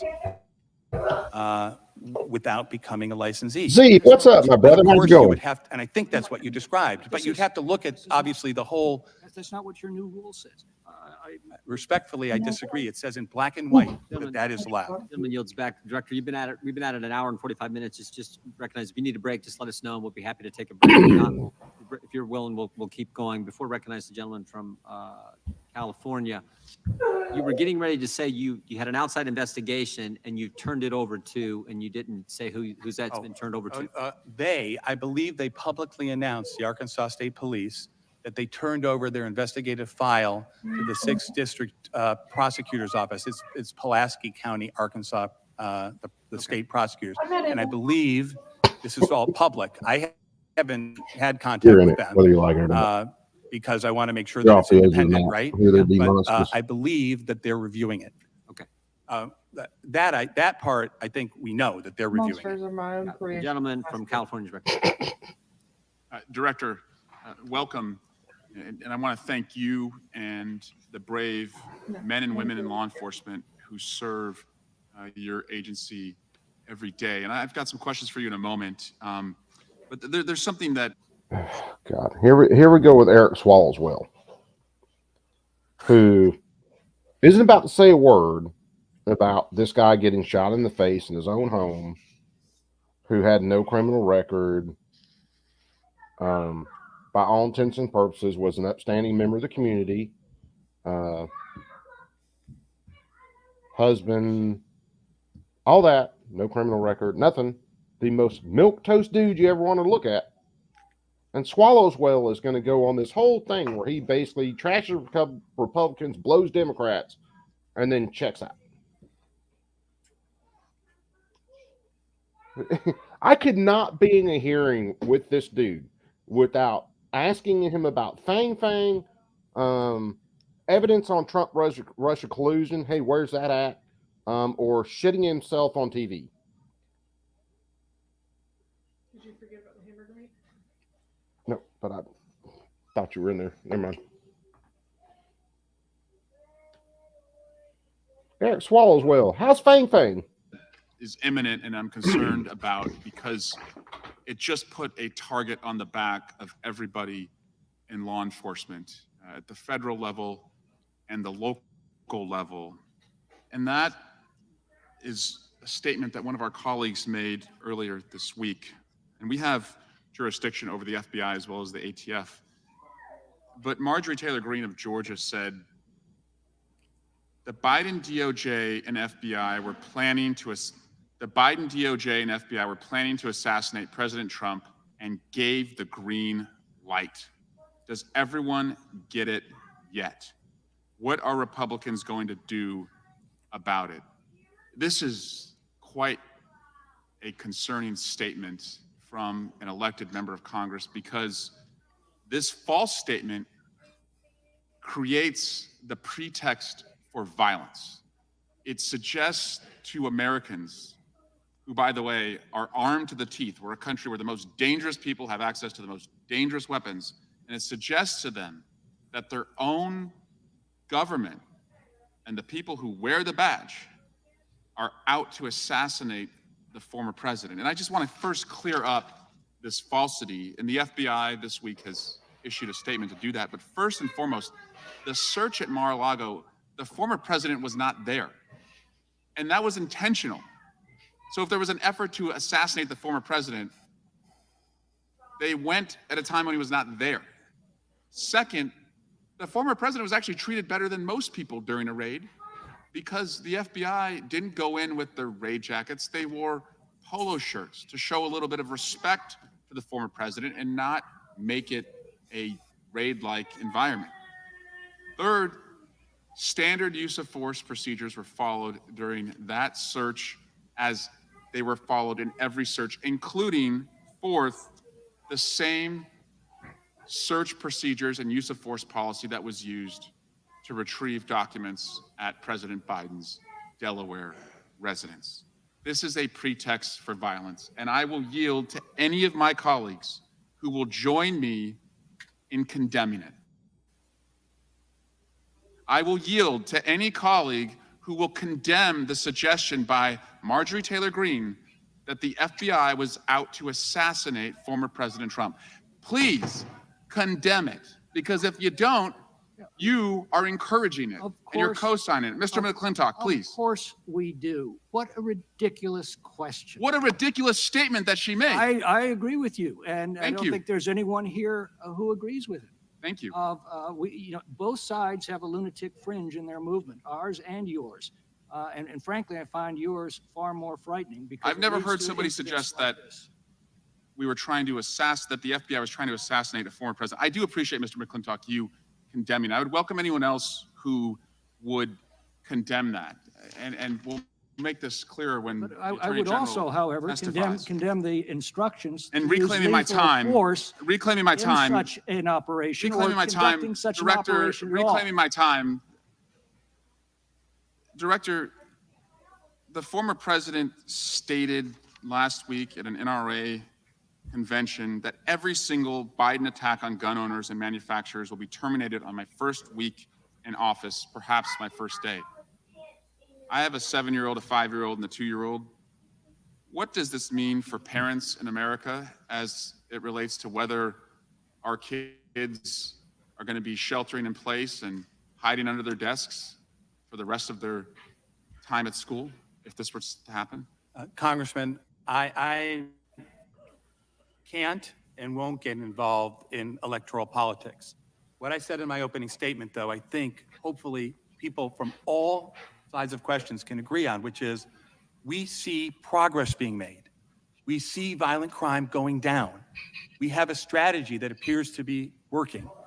My hope is that we can all come together, and maybe there's policy disagreements on different things. We can all come together, though, on the fact that we are driving down violent crime all over this country and double down on the strategies that are working. That's my hope. The things that are working, let's stick with, because the numbers show that real lives are being saved. Thank you, and yield back. Gentleman yields back. The gentleman from Wisconsin is recognized. Thank you, Mr. Chairman. Is violent crime going down? Excuse me? Is violent crime going down? According to the data I've seen, violent crime is going down, yes. That's not what Director Ray told us a number of months ago when he was here before us. What I've seen in recent numbers, violent crime is going down. There's a, in the 175 cities covered by the major city chiefs, there is double-digit reductions in violent crime. I was in Baltimore. Shit. 19% I'll be right back again. LA down 13%. So when we had a hearing up in New York City just what was that, about a year ago, we heard from city councilors and others that they said that the police are not charging crime now because a district attorney would not prosecute that crime. Here, let me give you an example from a city in our state. Here was a statement from the district attorney in Milwaukee County. This is a number of years ago, but he still continues to be the district attorney. Is there going to be an individual I divert or I put into a treatment program who's going to go out and kill somebody? You bet. This is the same guy that led off the Waukesha Christmas killer who drove a vehicle through, killing 6 people just a couple years ago in a Christmas parade up in Wisconsin. Are you sure violent crime's going down? Now I'm actually back. I believe the numbers bear out that violent crime is going down. I think last year saw the most precipitous drop in violent crime. You cited Minneapolis here in your testimony, whether it's indicting 45 Minneapolis gang members involved in murder and drug trafficking. We just had they have a district attorney in Minneapolis also that does not prosecute crime. She'll go after cops, as she's doing right now with a cop who was doing his job, and she's going after him now. Are you sure those indicted 45 Minneapolis gang members are actually going to be charged with a crime? I was there to announce the indictment myself, along with the U.S. Attorney, along with the Chief of Police, along with the Sheriff. They're already indicted, and I hope they go to jail for a long time. And I think you said that there's more activity with the cartels. You commented about this Sinaloa cartel. Is there more activity going on down by the southern border? What we see is the flow of firearms. Our job is to stop firearms trafficking from the United States to Mexico. And then we're going to come over here. I can't remember. This is the one I've seen before. This is a short. We're going to watch this one real fast. And this is John Lott. I think it's going to be a big issue for many reasons. I mean, one, the Biden administration's put literally thousands of gun dealers out of business. The zero tolerance policy that you mentioned in your setup there. Basically, if somebody makes a paperwork mistake, a trivial one that's inconsequential, they'll take away their license. There was a case in Texas recently where a man 17 and 18 years ago had transposed 2 letters in one word each in each of the forms. The Obama administration had looked at it and said this is inconsequential, gave them a minor fine. They'd made no other typos in any form in the remaining 17 years. The Biden administration looked through the 17 years, couldn't find anything, reopened those 2 cases in order to take away the person's license to be able to sell guns. Those are the types of people that they're putting out of business. All right, so that one. And let me see. There's another one. It's from that same interview. All right, here's another one.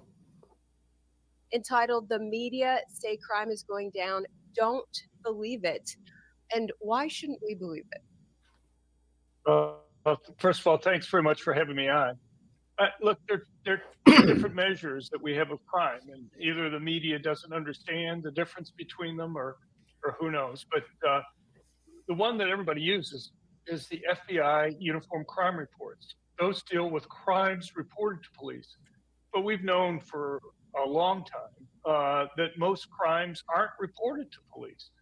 And since 2020, there's this other measure that we have. this Welcome National back, Red. Crime Victimization Survey, which surveys about 240,000 people each year to try to get a handle on total crime, not just those that are reported to police.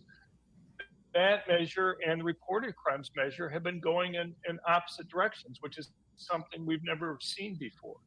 Entitled "The Media Say Crime is Going Down, Don't Believe It." And So again, what he's saying right there is crime rates are actually going up. And he gets further into it later on.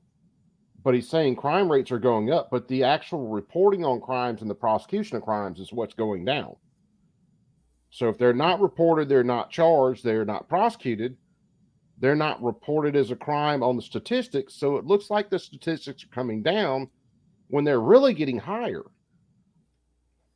And we have seen an increase in our number of seizures. Now, that increase could be due to the fact that we're spending a lot of time and resources trying to stop that. But yes, we see a continuing problem. Yeah, Director Ray would echo that a number of months ago, or I should say you're echoing what he said. He said, we are seeing a significant increase going on related to the southern border. So you would basically agree with his comment, his general comment in regards to that? Yeah, with southbound traffic, it is a continuing threat.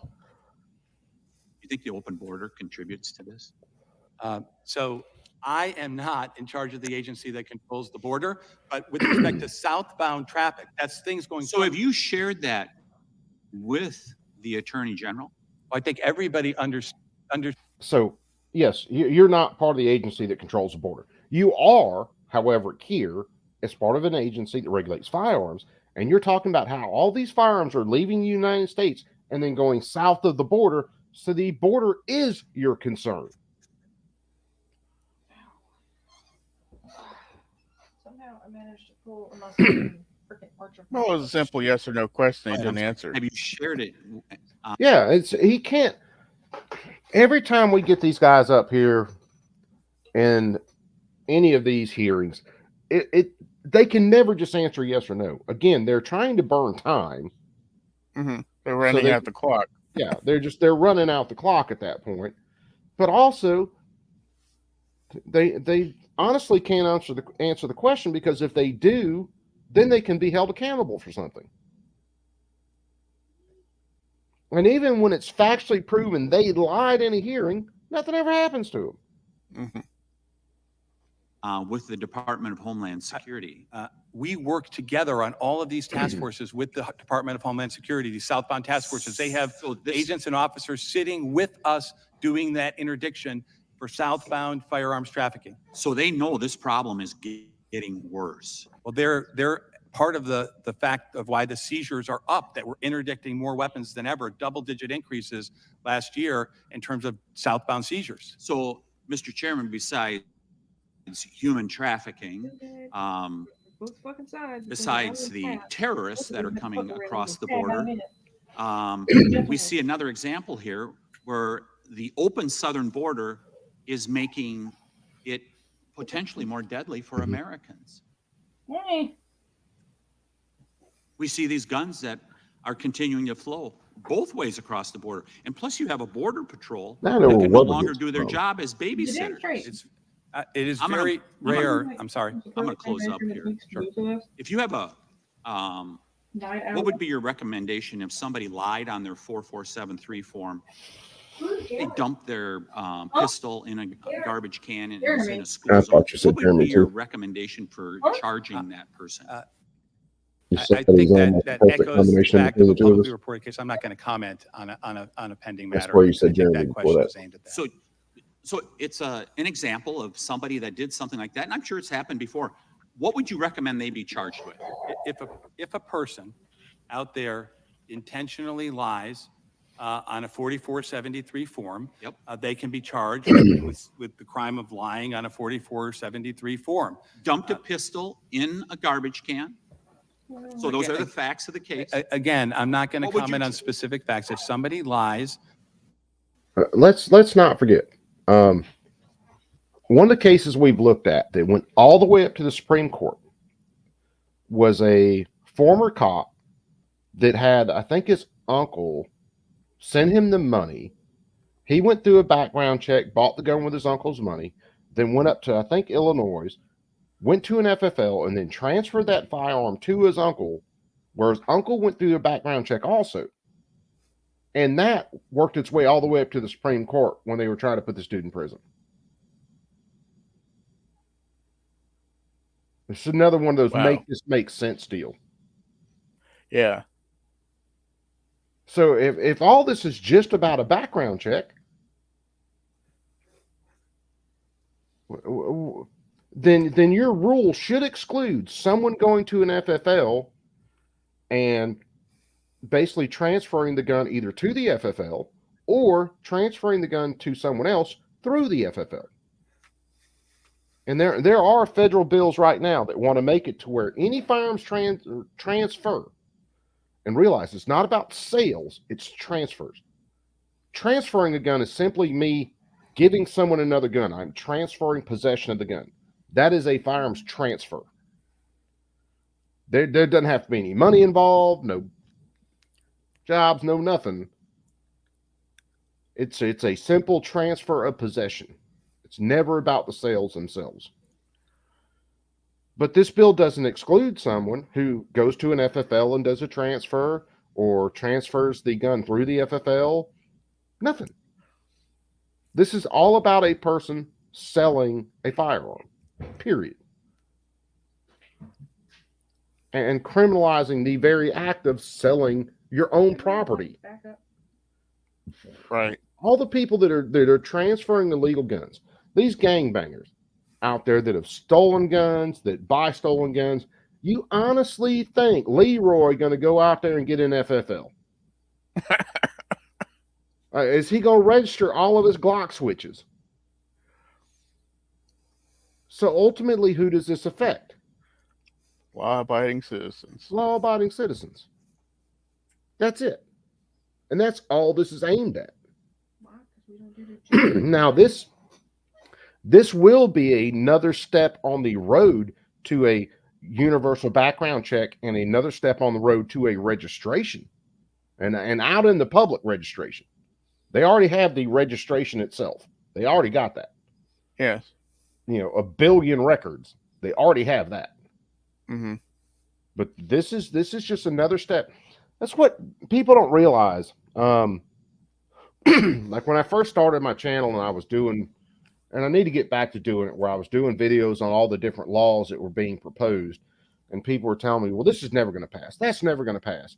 No, it's not now, but they're not worried about it passing now. They're worried about it passing 4 years from now, 10 years from now. See, these leftists fight a long game. They have the longest game possible, while tends to be Republicans are so stupid they don't realize, anything past 4 inches from their face. That's how we went from the NFA to the GCA and stepped our way up from there.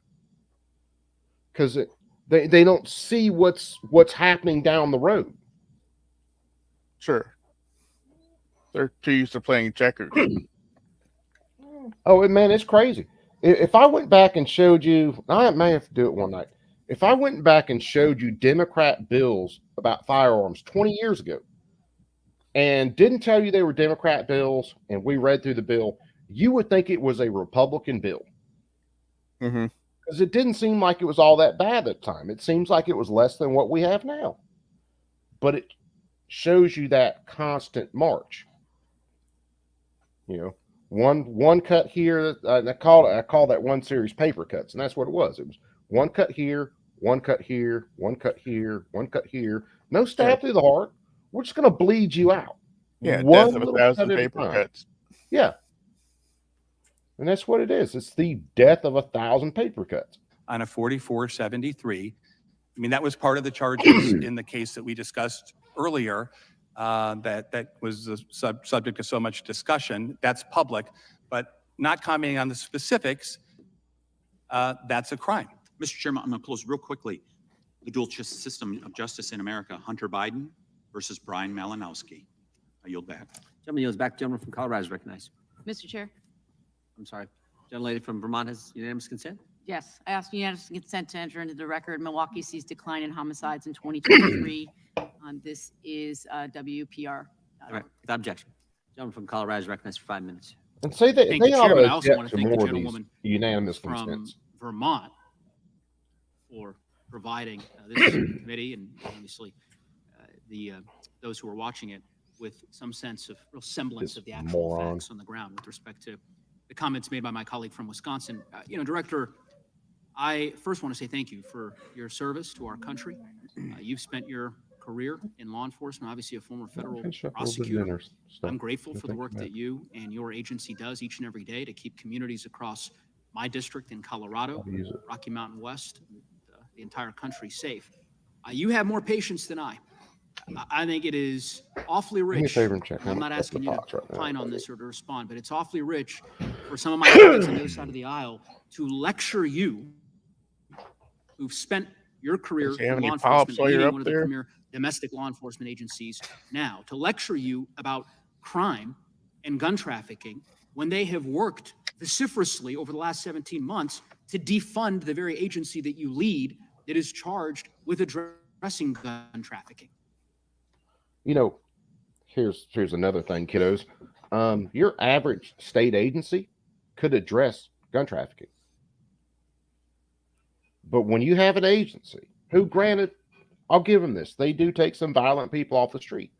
However, they also do take innocent people, destroy their lives, destroy their families, kill them, kill their dogs. And if you do that one out of every 100 times, I don't give a shit about the 99 times. I care about that one time. That's the definition of your actual role in these things. Is CRS, the dude from the Navy we talked about, Brian Malinowski, Waco, Ruby Ridge. That's the definition of what you've done to society, because you've done a whole lot of other shady shit that we don't even know about. So yeah, we got so-and-so whatever off the street. Okay. But after all the innocent people you've destroyed, if you're a serial killer and you're murdering innocent people all like hell and back, and you all of a sudden kill the rapist down the street, you don't get props for killing the rapist.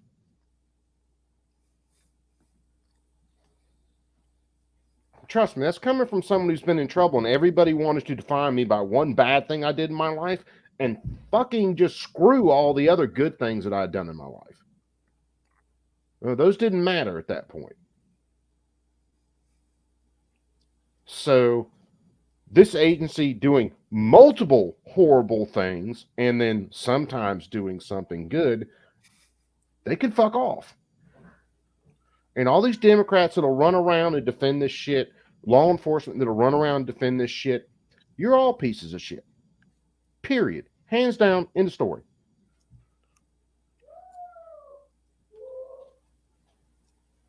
With it's charged with keeping us safe. And Bob, you know, if you want to say something, tell me to pause it. I'll pause it. How much Okay. did President Biden's I'm fiscal pretty year much 24 an budget introvert request anyway, so identify I don't talk a for lot. the ATF? What was the total sum? I believe that the number that I'm very You gotta be familiar more with like is the amount of Warsaw. the cut, which was $47.5 million, that was the real salary and expenses cut, which is causing us not to hire agents, which is causing us not to be able to be out there with our state and local partners arresting carjackers and violent criminals. The request is 3 or 4 steps. It was a significant increase for ATF funding, and not only was the increase not granted, but ATF's budget was cut, and that's having these kinds of effects on our ability to fight violent crime that I'm talking about. Well, you beat me to it, Mr. And thank you. Yeah, I got to pause again for this one real fast.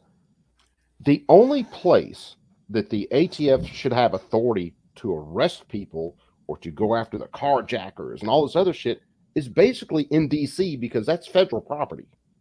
They are under federal law. Yeah, DC Or and maybe on Indian an reservation. army base or an Air Force base. Yeah. But for the vast majority of the states, the ATF shouldn't even be involved in it. They have no police power inside of the states. Speaking of these carjackers, have they ever stopped a carjacker? Yeah, more than likely not. Yeah, I the last carjackers I saw in DC, or there's one in California, there's a couple in Atlanta. I didn't see an ATF agent jump out of the bushes and get down, carjacker. Yeah, that's literally never happened.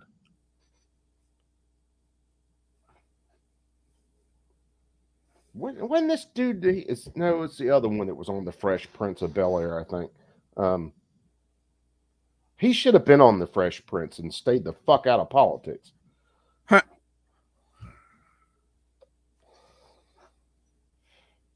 Freaking Mr. Director, because I think you provided the requisite clarity. $47 million cut. $3 billion less than what the president ultimately requested. $1.9 billion was the president's request in terms of funding for the ATF.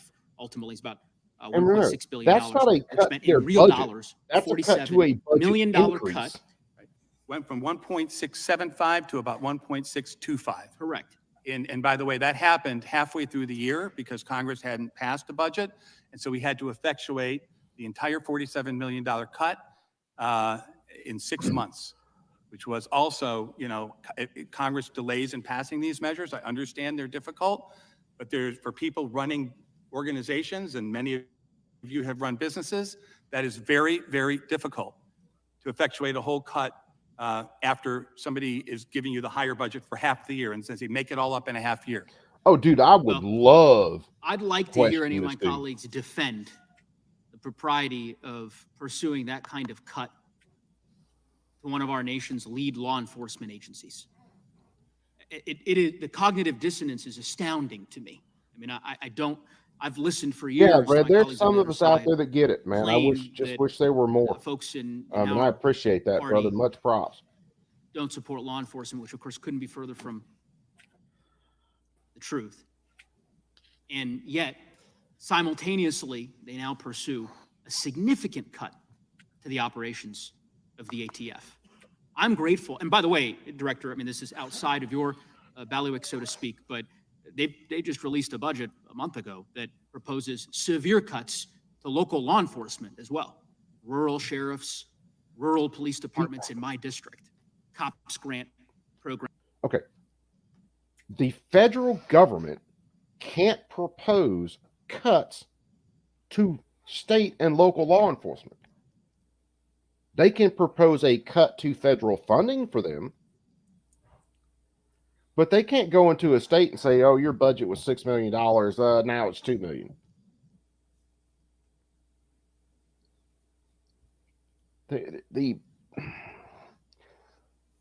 The intellectually dishonesty of these people cannot be overstated, because when their lips are moving, they're lying 100%.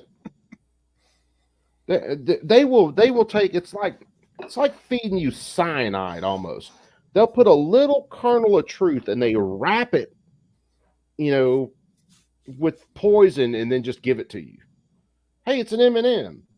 It's got about 1% chocolate in it and the rest of it cyanide, but it's an M&M.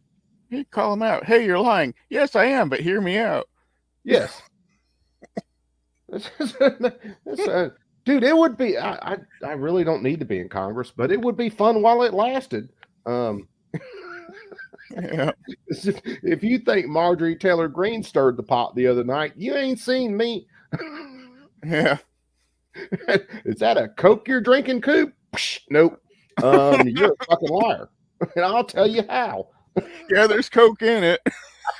yeah, there's Coke in it.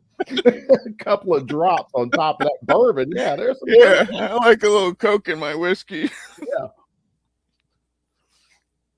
we would have some very honest hearings. I'll say that. Yeah.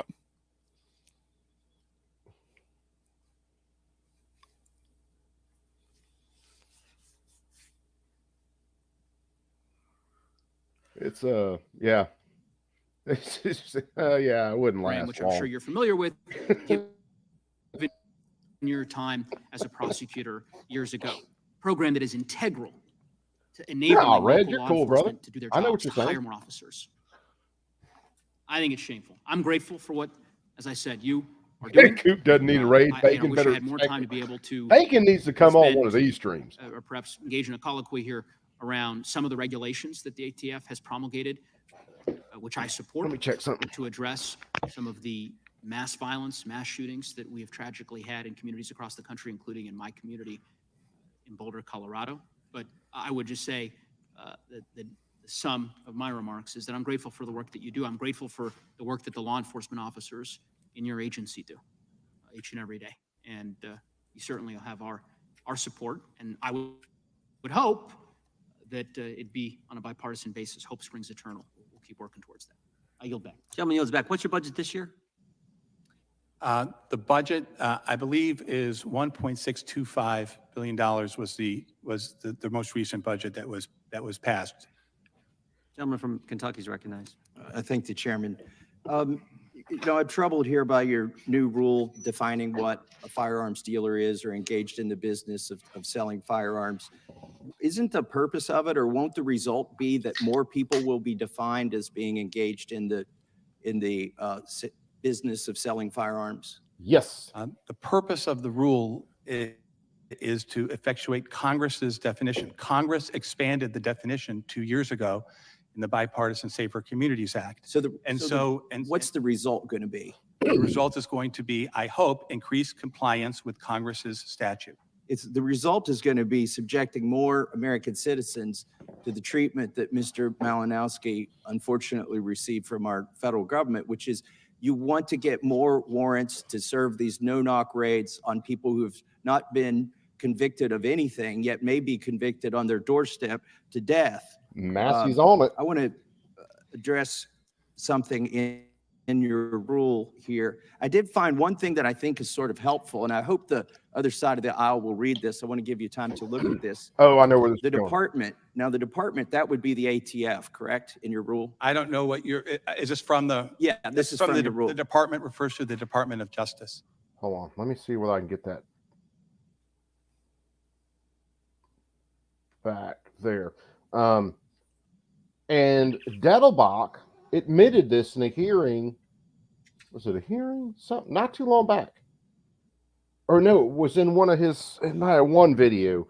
Langley Outdoors covered it. I watched it. Langley Outdoors covered it. But Dettelbach himself, it may have been the announcement of, it was an announcement off something. But anyway, Dettelbach admitted there is not a gun show loophole. There's never been a gun show loophole. Yes. Because private transactions have never been illegal in the past. There are a lot of people, Malinowski was one of them. Yeah, did they sell quite a few guns? Yes. But it was their side gig. It was their hobby, like building model airplanes or building cars. That was their hobby. Yeah, or somebody just wanted, I've been to gun shows and made a private sales. It's like somebody just wanted to get rid of this gun they didn't want anymore. Yes. I mean, how many people get carry guns that are supposed to be the new hotness, and then they figure out this thing's a fucking piece of shit. Yeah. So they get a new carry gun that they like, and they sell their old one because someone else really might like it. Yeah. Or they're getting up on age, and I can't fire this 44 Magnum anymore. Yeah. And that's the type of people that this so-called rule and the way it's being enforced, that's the kind of people that you are getting put in legal jeopardy over something like this. They equate this stuff, well, so many of these guns are coming from unlicensed sellers. The reason they're not explaining to you that these unlicensed sellers are people that are selling crack and meth and all this other drug, fentanyl, whatever, out of the trunk of their car in the middle of the ghetto, is they don't want to admit where the problems are at. They'll throw it on the dude at the gun show, but it's already been proven that it's like less than 1% of crime guns come from something like a gun show. Yep. And when they talk about ghost guns, those numbers are off because they take any gun without a serial number and count it as a ghost gun.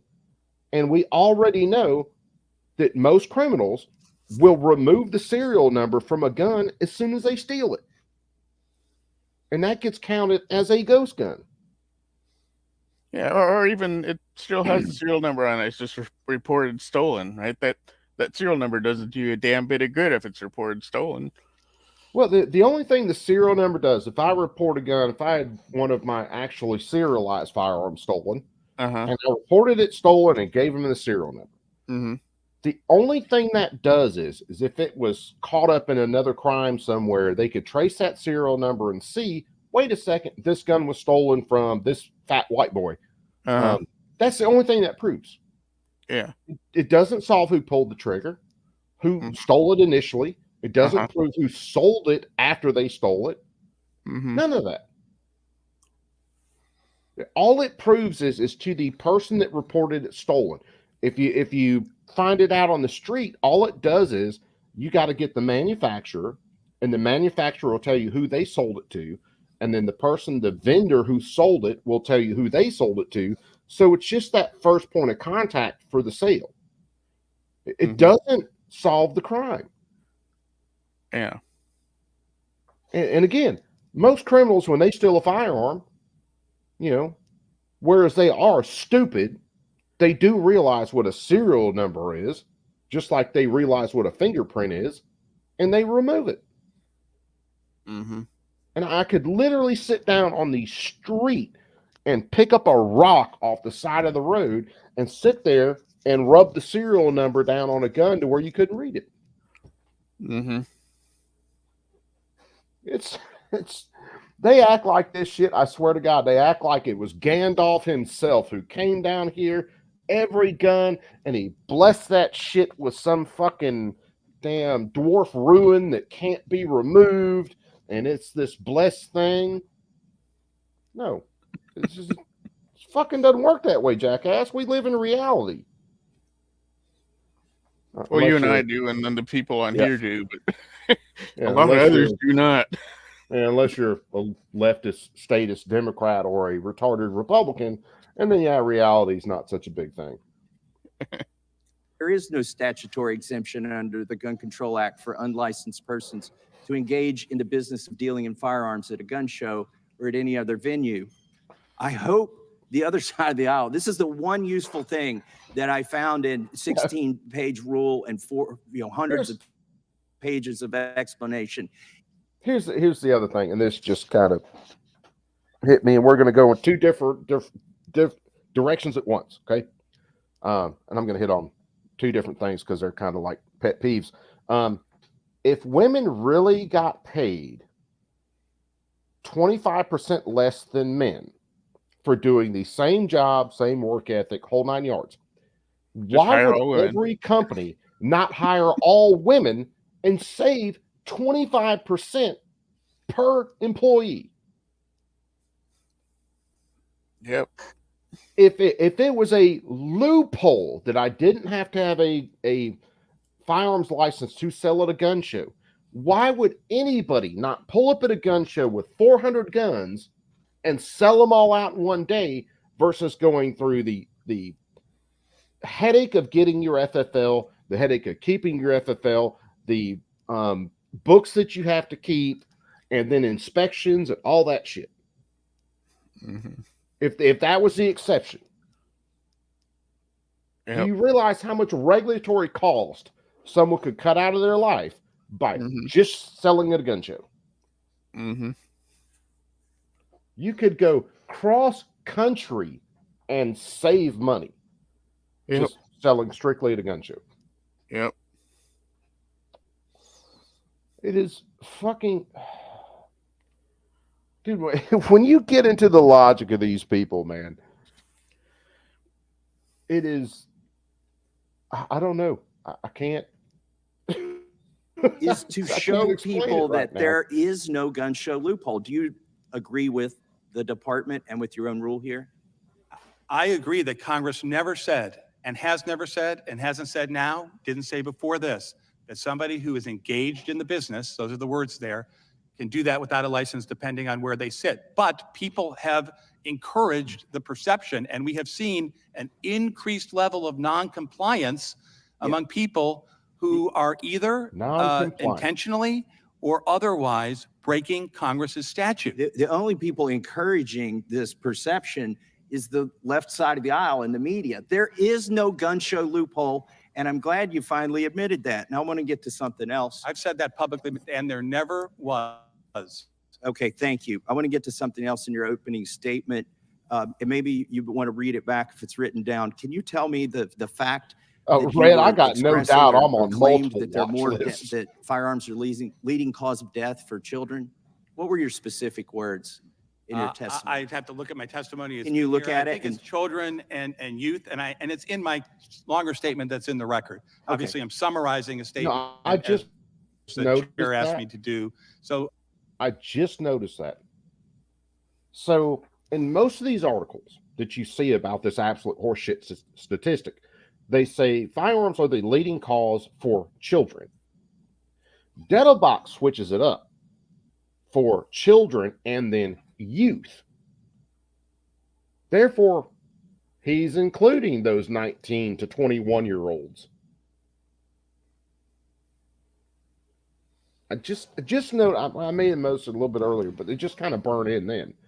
So, and the rest of this questioning is pretty brutal, but yeah, that's how he's adding in, excluding infants, and then he's adding in 19 and 20-year-olds to this, 18, 19, and 20-year-olds.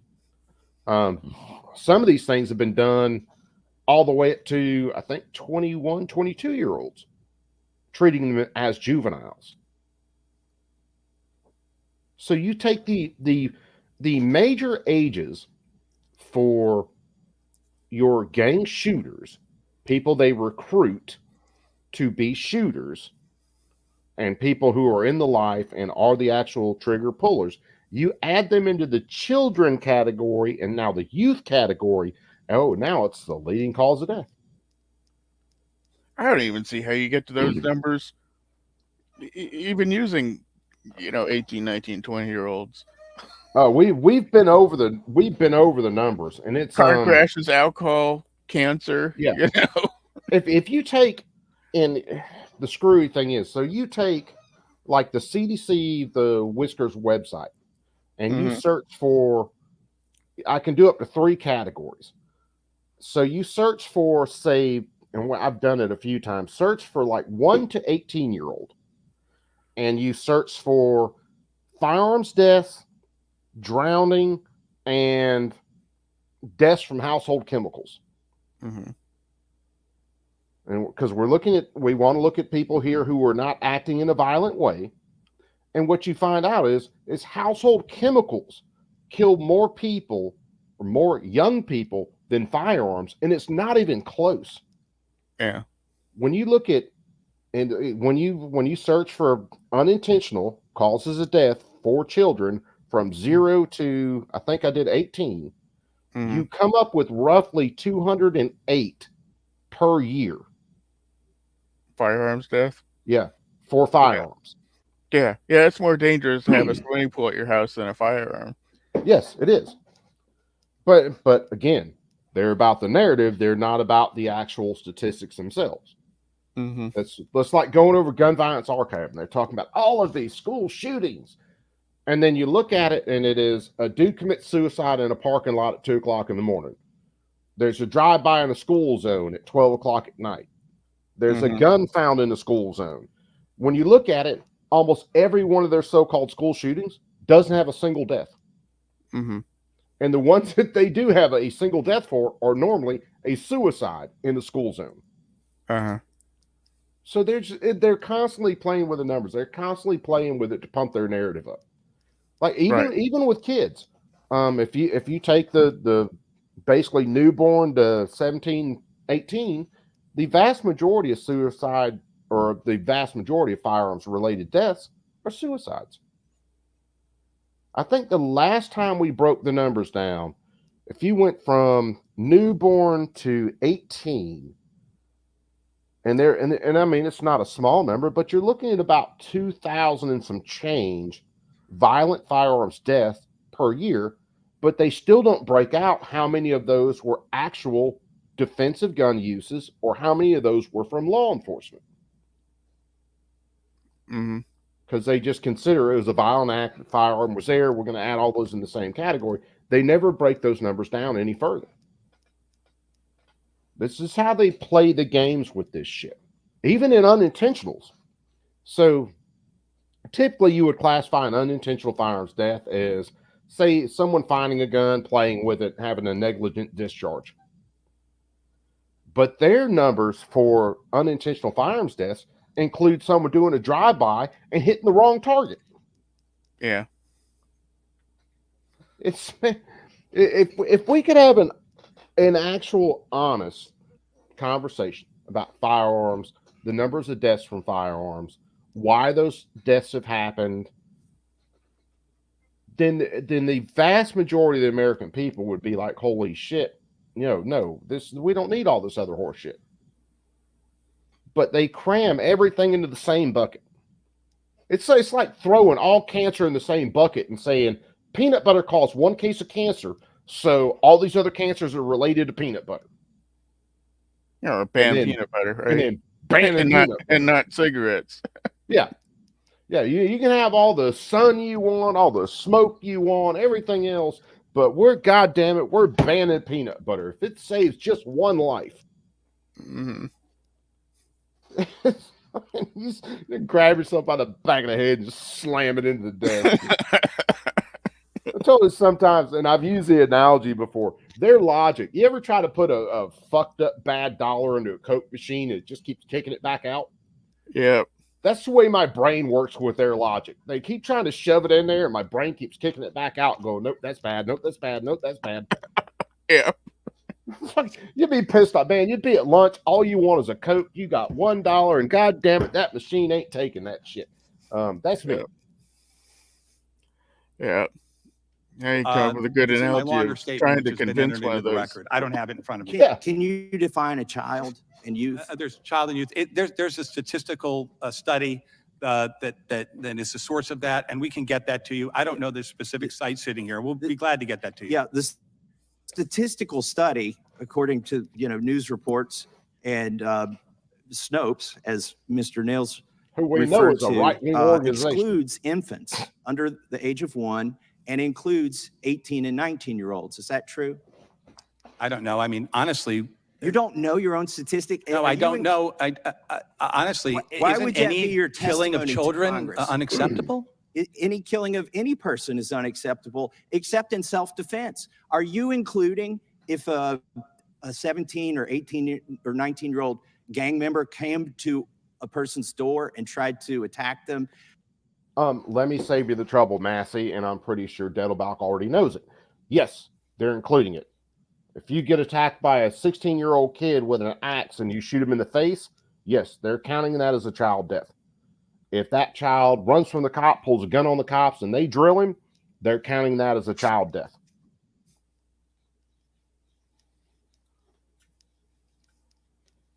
That would self-defense. Are you including that in your statistic? Congressman, firearms violence is a huge. Yeah. No, I'm not going to let you make your public service statement. I want you to defend your sworn testimony. Are you claiming that 18 and 19-year-olds are children in your statistic? And again, you have my statement. Yeah, I have it. I'm asking you to explain it. Here's my other question. How many 18-year-olds who've committed a gun crime have you suggested be prosecuted as a minor? We are a law enforcement agency. We're not the prosecutors. Okay. And in the federal system, how many have you served? How many have you gone after? Okay. Respectfully, 18-year-olds. we investigate crimes shoulder to shoulder with local law enforcement. Are 18-year-olds children or are they adults? Each state has its own has its own Under the gun rules as laws. to when juveniles are prosecuted. Federal gun Federal laws. as you may know, federal laws with respect to the prosecution of juveniles are exceedingly difficult. And you are correct that prosecution of juveniles, if you're implying this as adults, is rare in the federal system. Here's the reality. And juvenile crime, reclaiming my juvenile time. crime is an increasing problem. California. Reclaiming my time. Look, you're including in your statistic, whether you know it or not, 18 and 19-year-olds, but you would never claim that those are minors in the context of gun prosecutions. And the only way you can get the number of deaths attributable to firearms above other causes is by excluding under the age of 1 and including 18 and 19-year-olds, particularly gang members, and including self-defense. So with that, I yield back. Someone yields back. The gentlelady from Pennsylvania is recognized. I thank you, Mr. Chairman. Director Dettelbach, thank you for being here. And thank you, and I believe about 5,000 of your members, full-time employees at ATF. Just to put that number into some perspective, there are more than 6,500 sworn police officers serving just the city of Philadelphia, my home city. Would it be fair to call ATF a relatively small but mighty law enforcement agency, Director? The people, those 5,000 plus people working at ATF are incredible people. They are doing a mammoth job with very few resources. It's a dangerous job. Every single day, it's a dangerous job for them out there because of the types of cases that we often see. And they're doing a great job at it. I agree with you. As you note in your testimony, ATF is in fact the only federal law enforcement agency with the sole focus of working with police and partners in state and local law enforcement to protect Americans from violent crime, correct? We are the federal agency with the sole focus on violent crime. I want to say to those of you in the room or who are watching on TV, if you're experiencing whiplash, I'm sure it is not lost on anyone in this room, anyone who cares about the issues around police and law enforcement. We are just 1 week removed from National Police Week. I sat over on the regal Senate side as we honored the fallen police officers. It's whiplash in this hearing. 1 week we honor fallen police officers, the next we want to defund law enforcement like you. Two things can be true at once. From rooting out cartels, fueling the fentanyl crisis, to curbing gun violence, the #1 killer of American children, gun violence. That's what people on the other side of the aisle That want to is be such a outraged about. horseshit lie. The #1 killer of our children in this country, gun violence. And progress has been made.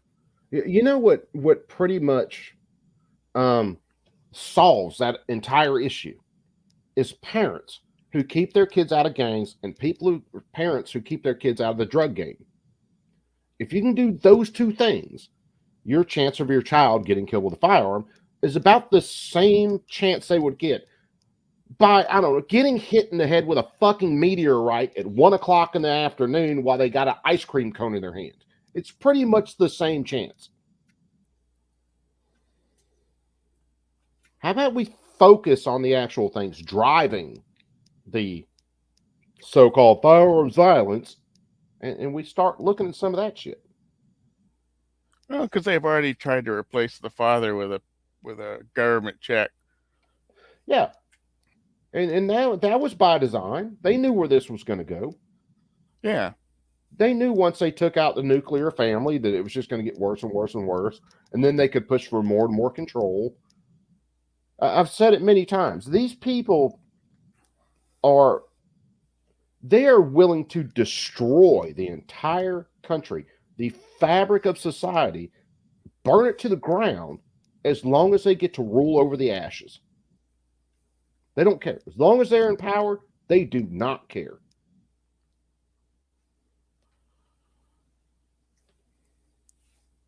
Made, even though our Republican colleagues attempt to discredit and defund you for Communities Act. I'm so proud that we were finally able to do something, some small things around gun violence. We are weeks away from the 2nd anniversary of this great act. June 25th. I was heartened to see that last month, ATF finalized a rule implementing the landmark legislation. Part of the rule overlaps with my bill, the Fire Sale Loophole Closing Act, which would prevent FFLs who have had their licenses revoked or denied from selling old business Oh inventory God, I guns didn't without remember she background mentioned checks. that. Some Republican lawmakers. What she's talking about there is whether you get a license revoked or whether you just basically don't renew your FFL and you have firearms in hand, she basically wants you Malinowski'd if you try to get rid of all those firearms that you have. So if I'm a firearms dealer and I just decide, man, I'm tired of this shit, and I got 100 firearms on hand, I'm supposed to hold on to those until I drop dead and then the government confiscates them. I'm not supposed to be able to sell it. Right now, well, as now, it is. now with the new rule, you can't even take it to your buddy FFL and sell them, right? Because now you'd be back in the business. Yeah, you'd be back in the business. I couldn't even go sell them to another FFL. Nope, I'm in the business. I made a profit. I couldn't go. I literally, under this rule, I couldn't sell them for less than I bought them for, and sell them to an FFL and not get shot in the face, according to this bitch. It's honestly what they are going to consider as profit is if you had more cash in your hand when you sold the gun than you had after you sold the gun, which is pretty much any firearms sale, period. I could take one of the guns that I built that are shit, man. I might have $700-800 in that gun, easy, especially for the AKs. I need money. I go sell one of my AKs. Oh shit, you made a profit. I could sell this some bitch for $500, but I got $500 in profit. I'm in the business. That's literally the way their rule reads. And if you don't believe me, go look at Armed Attorneys. They did a great video on this. It's just not just short, fat welding instructor who doesn't know what he's talking about. I promise you I can hold my own against any of these people. And if, again, don't like my opinion, go look at Washington Gun Law, lawyer. Go look at Armed Attorneys, lawyers. I don't know how many times you got to get slapped in the face with a dick before you go, damn, there's a dick. I've raised concern that the final rule goes. If you hadn't laughed, I'd have kept a straight face. Could you tell us, why is this rule necessary? Why do we need to know what happens to those inventoried guns? Again, of course, as you know, the rule is under litigation. So I'm limited to the public record and what I can say. The text of the rule speaks for itself and should be looked at, and also the explanation, the hundreds of pages of explanation and the response to comments. With respect to that one part of the law that Congress passed and is part of the Gun Control Act, if a dealer who is a licensed firearms dealer loses their license, right? The notion that somehow for the person who loses their license can then not follow the Gun Control Act, right, is inconsistent with the structure of the Gun Control Act in many cases. So the idea is that everybody's playing by the same set of rules. There are so many dealers and collectors who are following the law out there. And part of the Bipartisan Safer Communities Act and part of our enforcement is to make sure that those who obey the law aren't being treated at a competitive disadvantage to people who are out there ignoring the law, right? It's only fair. There are so many people who are obeying the Gun Control Act, who are obeying the Bipartisan Safer Communities Act, and those who are out there ignoring it, just from a plain old business perspective, we have to have a fair. Okay, and they'll get to it in a minute, but this is a dickhead who literally wants me locked in prison for 30 years because I have 3 brace pistols sitting behind me. Three pistols that one's technically not a pistol. It classifies as a firearm. That's the AK. But he literally would put me in prison for 30 years because I built guns legally according to their standards. And then they just decided later, like, we need to change it.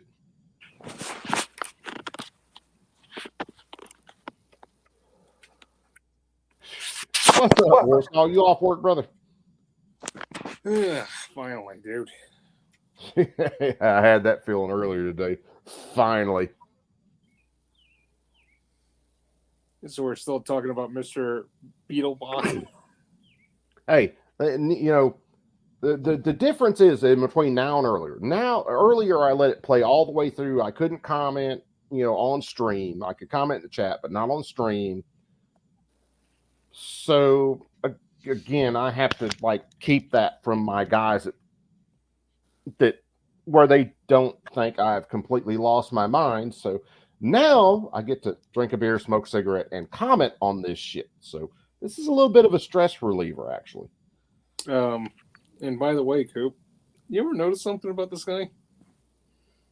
The fact he looks like he ought to be on the Addams Family. No. You ever watch the cartoon Tom and Jerry? Yeah. Remember the dog Spike? He has the cheeks of Spike, dude.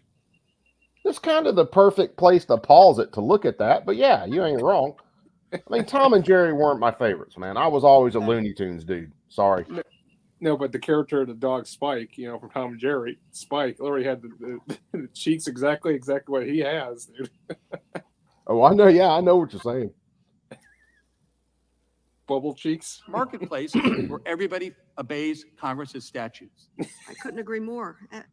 It's also common sense that if you've lost your license, you can't just get rid of your inventory.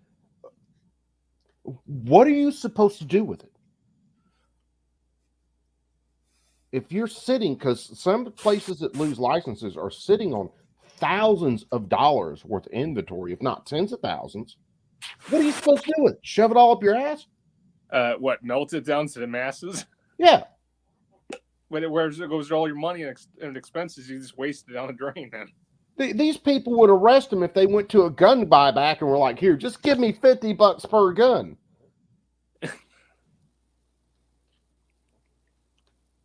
Without I guess she'd have following them the law. pounded into plowshares. Exactly. Something, What challenges yeah. have you had, has ATF had faced in I never implementing liked the Miss Dean. Bipartisan Safer Communities Act? Litigation is clearly part of it, but what else? I think when Congress gave us our new tools, which we're very grateful for, Congress didn't appropriate extra monies for us to enforce those particular new tools. Yeah, you're right. Bradley, we did get yeah, reality $1 doesn't million apply a to year these to people. work with the National Shooting Sports Foundation on the Don't Lie for the Other Guy campaign, which is an important collaborative effort we have with the industry. But the 500 cases, defendants that we charged under the new statutes with our prosecutors and our partners, right, that's taking away from other priorities that we also still want to service. So again, when we at ATF are choosing what to do, Congresswoman, we're choosing between very important things. We're choosing between body-worn cameras and cartels. We're choosing between gangs and Choosing between auto key cards and carjacking. actually going after Those are someone who very murdered important somebody. things that we are trying to balance. I couldn't agree more. And I it sure honor as hell all ain't of your going after the agents. fucking thugs and I have a criminals in unanimous Chicago and New York request, City with the Chinese auto sears. consent request, Mr. Chairman. Okay.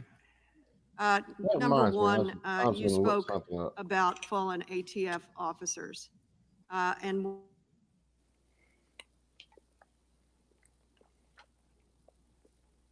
all tobacco, firearms, and explosive fallen agents. Or what we actually need to call them, and props up to Brother Dark, lazy roofers.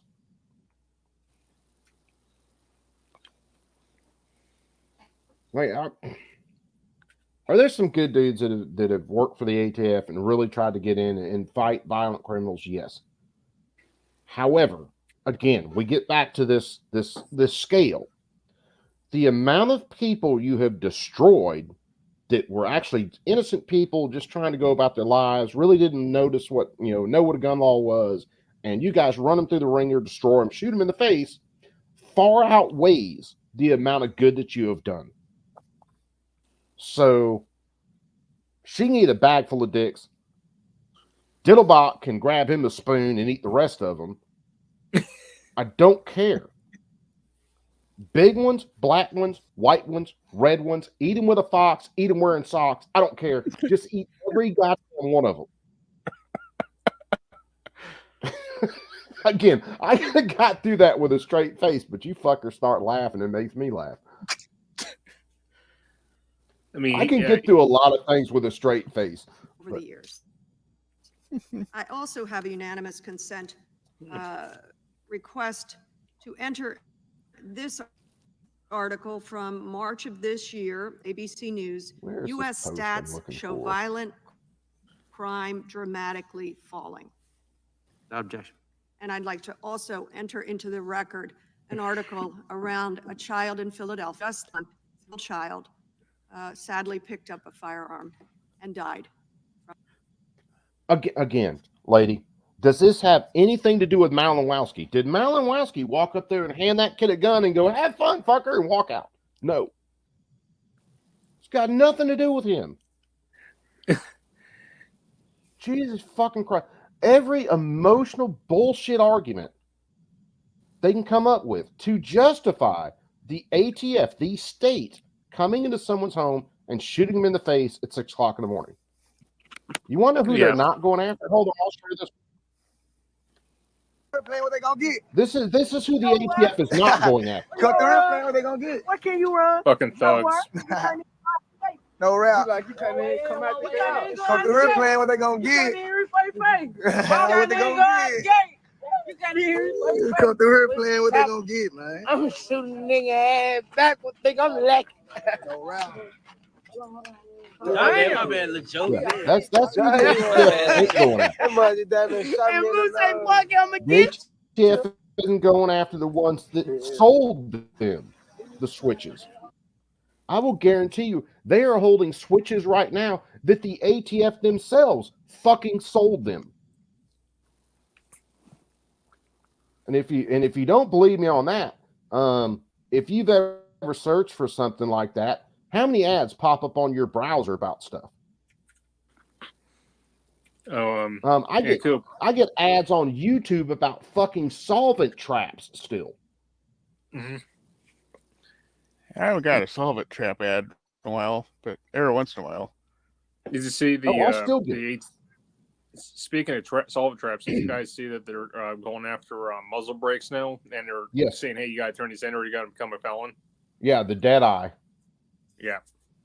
And that brake is basically just pushing the sound forward and away from you. It's not really deadening anything. It's just pushing it forward and away from you. Matter of fact, who was it? There was one of the dudes on YouTube. It's been probably a year or so ago. Did a breakdown on one, and I think he might have had it on like a 4570 lever action. I think I have to go find it again. And I hadn't heard anything about him forever, and all of a sudden this pops up. If you own this muzzle brake,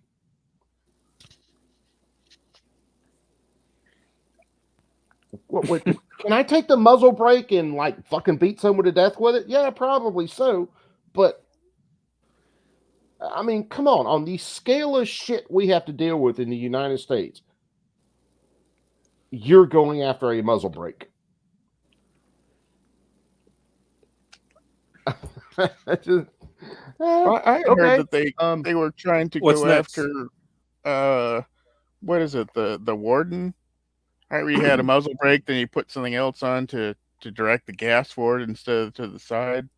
Yeah, it's very similar. Okay, yeah, very similar. It's basically doing some of what a kind of a suppressor does. It's basically controlling that over release of pressure and directing it away from you. Well, suppressor gives it a way for the gases to expand on their own, so they don't create a big boom. Yeah, right. You don't have that. You don't have that because it kind of works like a thunderstorm. You have a change in between pressures, a very violent change in between pressures. Yeah. I was about to say lightning. It would do that. But yeah, it's man. But you're not doing that with the warden. You're not taking that violent change in pressure and dissipate it, giving it a way to dissipate so it doesn't make the big boom. You're just sending it in a different direction. You know, if these some bitches ever catch on to subsonic ammo, that's going to be a thing to go after too. Because it's quieter than regular ammunition. I guarantee you, if they ever catch hold of that, oh fuck, I shouldn't have said it. But I guarantee if they watch this, that'll be one of the next things. It's the exact same reason they think, Hollywood, mafias are using fucking suppressors on pistols. Well, motherfucker, when's the last time you ever seen a criminal organization or some fucking criminal use a fucking suppressor? Dude, the only crime they can point to with a suppressor is someone having it without the tax stamp. They can't find cases and cases of cases of people going out and committing murders with suppressors. The only one I can think of was I think it was in Maryland. It was a naval yard where the dude had suppressors on a 45 and went in and started to kill a bunch of coworkers. But again, people on the 2 floors above him, even with the suppressor, heard the shots. So that kind of tells me it ain't whisper quiet. Yeah, it's And that's not what like Hollywood. Around. Okay, I see a picture of one of these lethal eyes. The break looks like the core of a suppressor. So what? Yeah, it's the argument. There was another one that might have been, I can't remember whether it's SIG or someone else. Someone talked about it not too long back. But their argument was if you just slid a piece of tube around that break, you would have a suppressor. So they're basically treating the muzzle brake as a suppressor component. Is where they're getting at with this. Yeah, or if you happen to drive by a hardware store, now you're have a constructive possession. Yes. I mean, but think about it. If I walk in Home Depot with plumbing supplies I've bought, if they really wanted to nail it down, I'm in constructive possession because I've had everything to make a fucking suppressor. And I could weld, which makes it worse. Automotive store, get an oil filter. Oil filters. Oh, hold on. You have this tap, you have this tap, and you have an oil filter. Oh shit, you have a suppressor. Because you could take a piece of metal, run this tap in this end, and run that tap in that end, and then screw an oil filter on it, or die. No, yeah, it's run a tap in this end, run a die in this end, and you'd have a mount for a oil can suppressor. Yeah, you need a die. Yeah, so you got a tap for one end, a die for the other, because the tap's going to actually screw onto the barrel, and the die is going to put the threads on it to screw the oil filter on. So if you had those 2 taps and a gun with a threaded barrel, you're in constructive possession. But that's like walking into someone's house and going, you have this chemical, that chemical, and that chemical, and all those could be used to make a dangerous substance or explosive. You're in constructive possession. Oh yeah, which I means can make mustard gas in a few minutes. Yeah, you would need an FFL for every house that's got cleaners in it. You would need an FFL for every machine shop, every auto mechanic shop. Fucking everybody gets one. It's fucking so ridiculous. Yeah, Coop, do me a little favor. Get a frame on Diddlebach. I want to do some little special. Without objection. Thank you. Gentlelady yields back. Gentleman from Texas, recognized. Thank you, Chairman. Thank you, Director. Because the Director knows I was a prosecutor under Project Safe Neighborhoods in the U.S. Attorney's Office. Worked closely with ATF in the Dallas-Fort Worth metro area. I share your sentiment about the patriotic Americans serving in ATF trying to stop violent criminals from moving drugs and using firearms against the law in ways that are undermining the safety and security of the American people. And I want to thank those men and women for what they do every day in that service. But would the Director agree that there have been times where ATF have not gotten it right? I realize that with respect to the case we've already discussed with respect to Mr. Malinowski, that you're saying that's an investigation, but what about something like Fast and Furious? So of course, like any agency, All right, there are pause. times where we. Yep. All right, you ready? Hold on. We'll see. Are you going to try to get him pointing his head straight? Here, this is what I'm going to play. Money. I'm just going to put a smile on my face and eat a nice plate of steaming shit.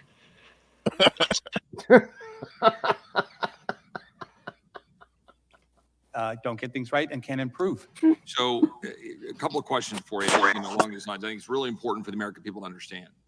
Do you, as the director of ATF, do you believe that the American people have a constitutional right, an individual right to keep and bear arms? This should be a simple yes answer. The Supreme Court has made it clear, and yes, the second. Oh, that is so much a lawyer answer. In other words, if the courts change, I'm going to change my opinion, is what he's saying. That should be a simple yes answer. The Constitution says this. I believe the Constitution's right. Simple. Second Amendment has been interpreted numerous times by the Supreme Court, just as you. There's more to it, but yes, what you have said, yes. Okay, and so but you believe that you interpret the Constitution that way. I interpret all the laws the way that the Supreme Court says. Hopefully, you got rid of all that deadly gas, Agorizer. Would you have said that about Plessy? Congressman, I work for a law enforcement agency.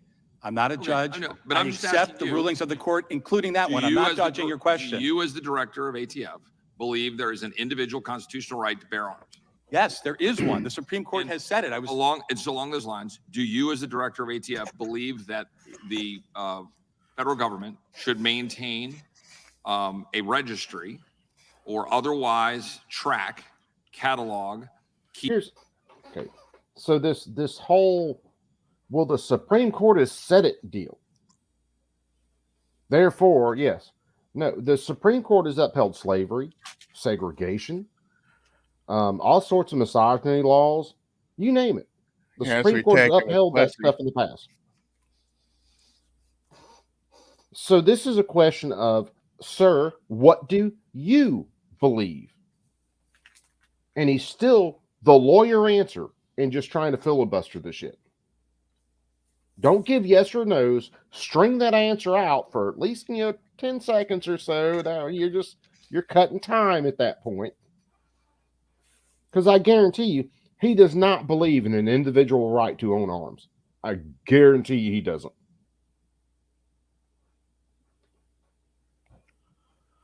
Keep records of the transactions of firearms conducted by the American people, such that you would know what firearms I possess.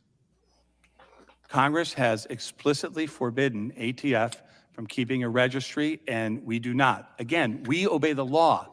We don't make the law, we obey it. Do you, as the director, believe that the federal government should track ownership of firearms among the American people? Congressman, we follow the law as you put it, as you pass it. You have said we cannot have a registry. We follow that provision and will continue to as long as it's As the the law. director of ATF, do you have a position on that? Should we track ownership of firearms? As director of ATF, my position is if it's in the law, we follow it.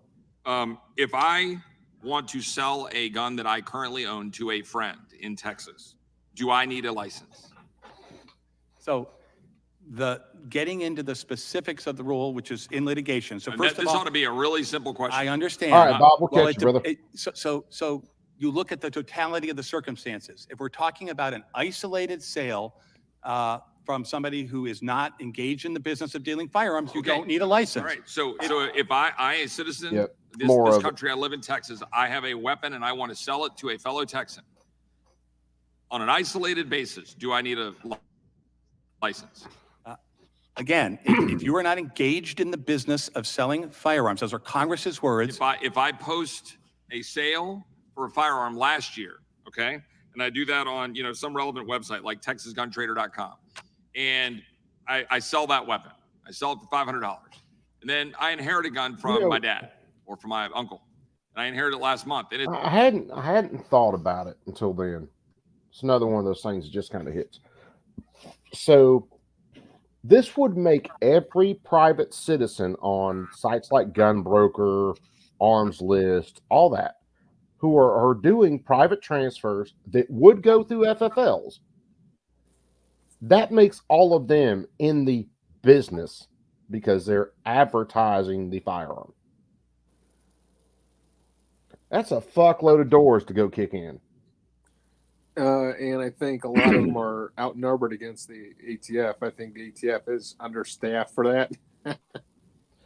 Well, they are, but understand, just like what they did with Malinowski, they don't have to get everybody. They just have to make a statement. Think about how they Dexter Taylor in New York. They don't have to get everybody building their own guns. They just have to get that guy, and they have to make it, publicize it and make a statement. And that chills that complete environment. It's like, they ban guns, whatever. Or like pistol braces, for example. Ban pistol braces. 80% of the people who own brace pistols have no idea what's going on. So what they'll do is they'll get reported by some fucking retarded RSO when this guy brings his gun to a range. The cops will arrest him, and then they'll make an example of him. Or they'll pull a guy over that's on his way back from the range or something like that, who's got his gun still in the car. Oh, is that a brace pistol? Nope, that's a short barrel rifle. Nope, you got to go to prison. It's just making examples. And again, Malinowski was a statement. He was an example. There are multiple ways they could have done that without having to go into this guy's house, kicking in his door at 6 o'clock in the morning, ready to rock and roll, full battle rattle. They've literally talked to him at gun shows where they could have arrested him at the gun show. Sir, we need you to put your hands behind your back. We got to have a conversation. Or hell, they could have just handed him a fucking subpoena. Are you a police officer now? Are you a police officer now? No, baby, you couldn't pay me enough to be a cop. Oh. Nope. I thought you were. my daughter walked in here and said, "Are you a police officer now?" I said, "Nope, you couldn't pay me enough to be a cop." Yeah. It's like 6 months later, and I sell it. I can see being a sheriff though, Coop. Profit. I sell it for $500. I could probably do the sheriff. And then less than a year later, I have another weapon that I inherit or I've got, and I decide I don't need anymore, and I sell it. Is that engaging in the business? Is that engaging in activity that means Although people might not like me as a sheriff, it would be one of those things. There's no more pulling people over for doing 5 miles an hour over the speed limit, not 10 miles an hour over the speed limit. Unless they are truly putting people at risk, you guys ain't pulling shit over. What happened to this dude? Well, he got caught with a kid. Okay, I'm going to walk out the front door. He pulled a knife. That's the only thing that happened. We'll scrape that up later. Yeah, Coop's rules would be pretty cool. What happened? He had all this weed on him. Why'd you stop him? But he had weed. Was he killing anybody? No. Was he Did you refuse to acting in a share? dangerous way? No. Oh, Then put him back in his car and let him go. Fuck, where is it? Could you just remind me of something I need to actually relate to you on that? Did you see that incident where they're doing in Chicago now? Oh, dude, no. What is it?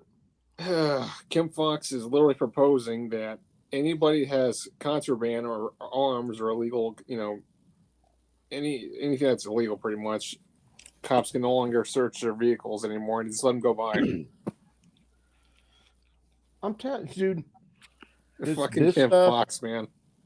From the state to the Fed, this is not about public safety. This is all about control. And when it comes to something like that, they need the criminals to commit the crime so that they can push for more laws. That's the way this works. They need the school shooter to go do his thing so that they can push for more gun control, so that they got more bodies to stand on. Because, I mean, honestly, if they talk about teachers don't want to be armed. Well, take it from someone who does teach. Now, I teach at a college, but it doesn't make me any different than someone who teaches at high school. If I have a firearm on me and someone breaks in and they are trying to murder my people, because they are my fucking people, I care about those people. Do you not think I am going to pull that gun and start putting at least a little bit of deterrent in the air, instead of wrapping my body around my student and becoming a meat target, and then when they kill me, they just continue to kill my kids?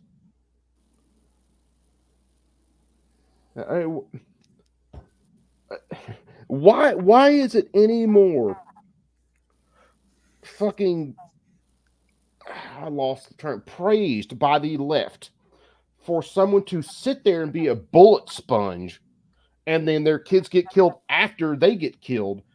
Why is that more praiseworthy than a instructor or teacher actually stopping the threat before their people get killed?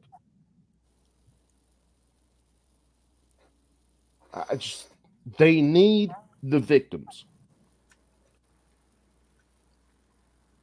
They need a license. I think, pursuant to the clear language of Congress in doing this, and to the things we've said in the rule, we specifically mentioned inheritance as one of the things that is not indicative of engaging in the business. What if I have just 12?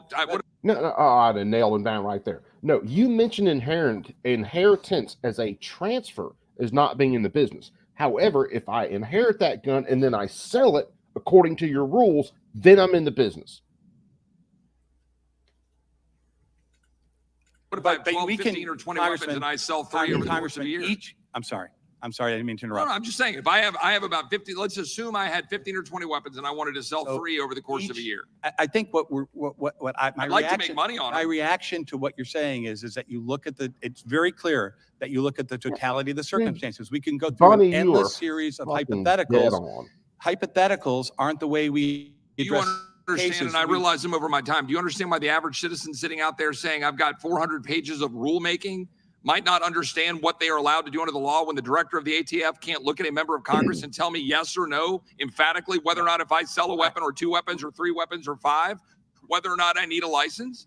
Do you think that's the way the law ought to be, or the rules? Respectfully, I believe that the rule that we have promulgated provides way more information and clarity than 400 pages than just the 1 or 2 sentences that Congress provided. And we were seeing you massive can't even answer it. How can the average American know it? Okay. And I'm going to let this play in a second. I got to check on some food. Any truly just law, you should be able to write down in a couple of sentences, maybe, I'll grant you, maybe a page, to where someone could read it in just a minute, like the directions on a microwave fucking popcorn, and be able to tell what's going on with it. And then I grant you that some people can't read microwave popcorn instructions without fucking it up. But still, that's how black and white it should be. 400 pages worth of clearance is horseshit. When I read a welding code, I can go find the type of joint I'm looking at and how it's supposed to be welded.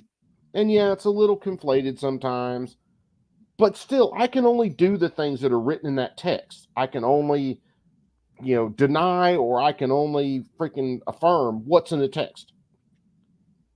400 pages on a single transaction is fucking insane.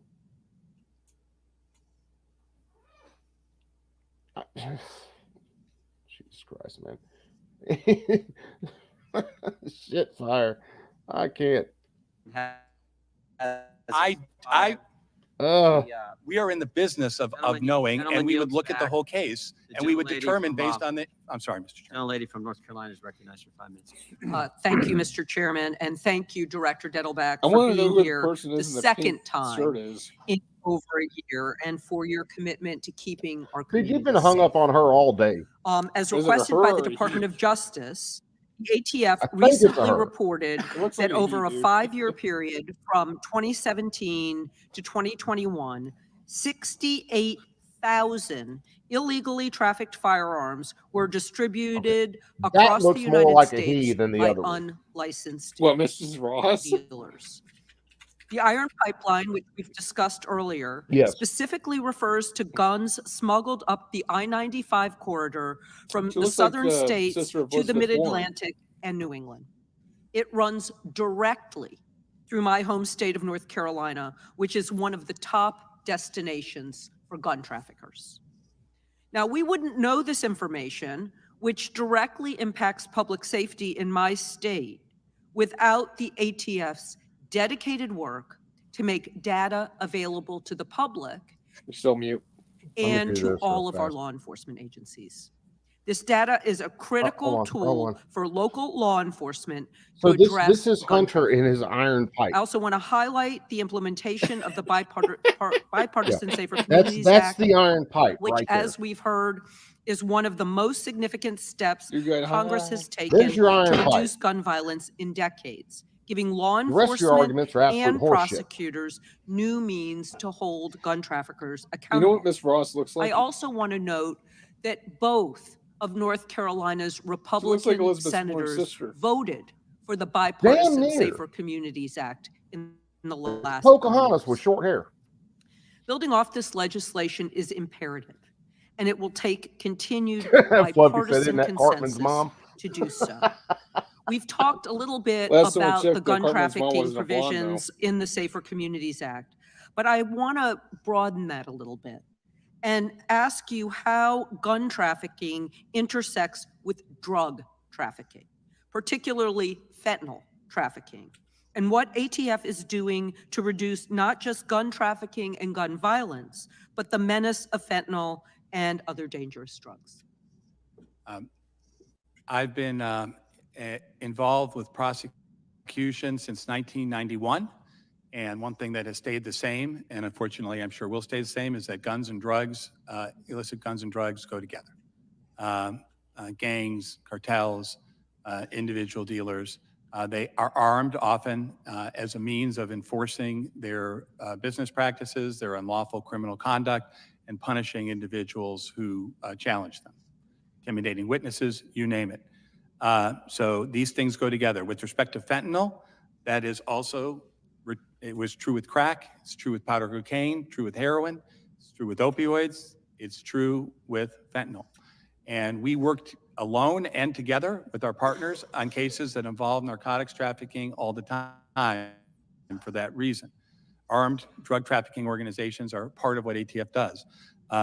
Just earlier this month, ATF made a case that resulted in members of the Sinaloa cartel going to jail for literally decades, I think one for life. We are routinely seeing fentanyl dealers and organizations that are armed to the teeth and that are threatening people's lives. And so do you believe that the more we support efforts to stop gun trafficking, that will also help in our efforts to stop drug trafficking? I know it. I'm going to ask you a fun question, since I know it's been kind of a rough day.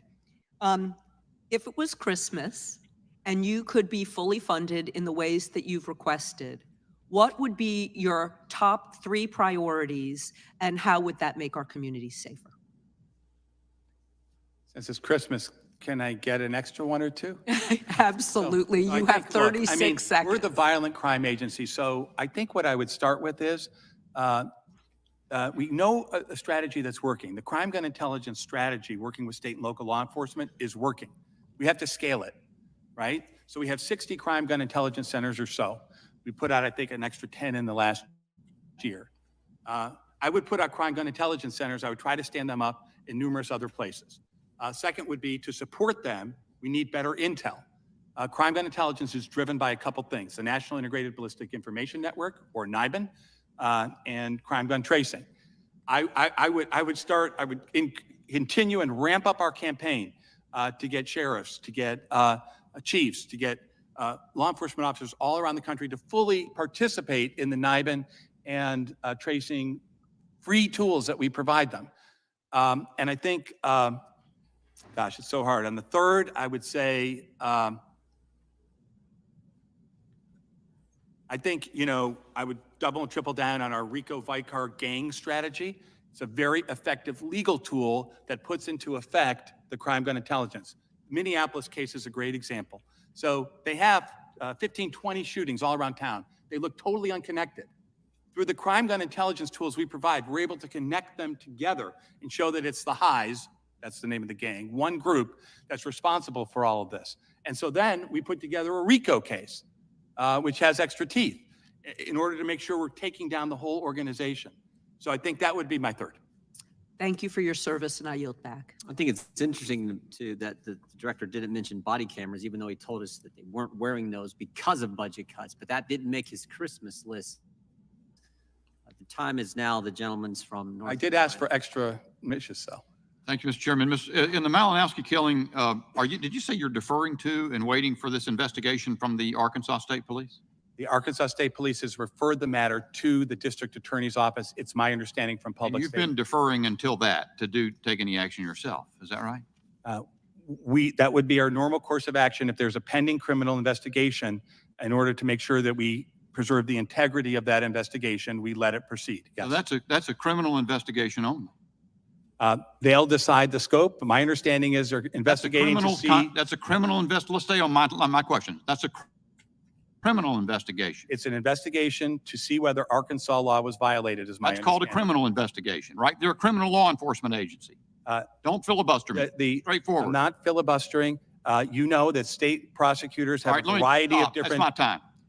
The Arkansas State Police, in their press release on April 24, 22, said, "We do not have the authority to address methods and tactics used or whether agency protocols and policies were followed."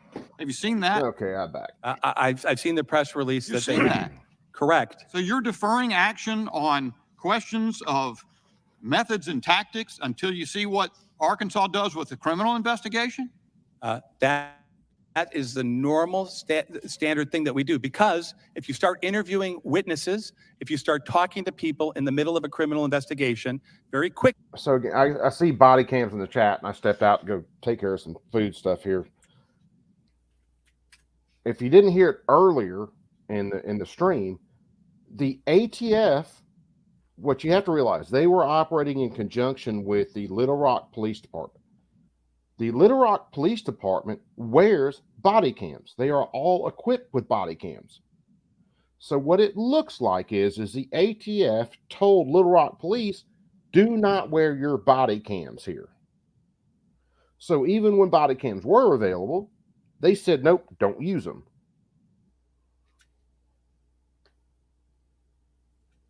Quickly, people start talking about the fact that the integrity of that investigation. Mr. It's Dettelbach, very important to respect the ongoing investigation. Mr. Dettelbach, in the Brianna, did you watch yesterday's hearing by any chance?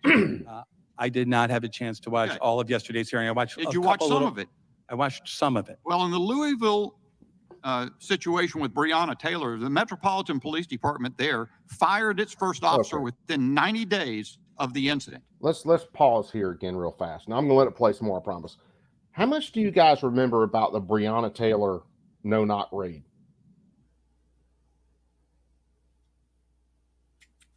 Or how many people watched a lot of the court stuff after that? I didn't. I just Breonna knew Taylor. that she Go had a ahead, thug boyfriend, and I guess the guy was a thug again, right? The current boyfriend, when they did the no-knock raid looking for the previous thug. Well, the deal with Breonna Taylor was, and that's part of it. She was actually caught on jail-recorded phone calls talking about dope, talking about money, talking about other crimes. She got caught with a body in the trunk of her car. She was deep involved in the dope game. Now, through the last years especially, I've completely been against the war on drugs. I think it's absolutely idiotic. We need to focus on addicts, and we need to focus on treatment and putting violent people in prison. If we do those things, it's done. We can solve that, instead of just focusing on someone merely having the substance.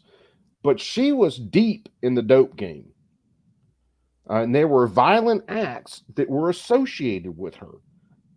the police kind of had a little bit of a, maybe this is going to be something we need to be, more shoot about. Malinowski, on the other hand, no criminal record, never presented himself as a threat to society. I mean, there was nothing with this dude. There was no reason to come into his house that hot.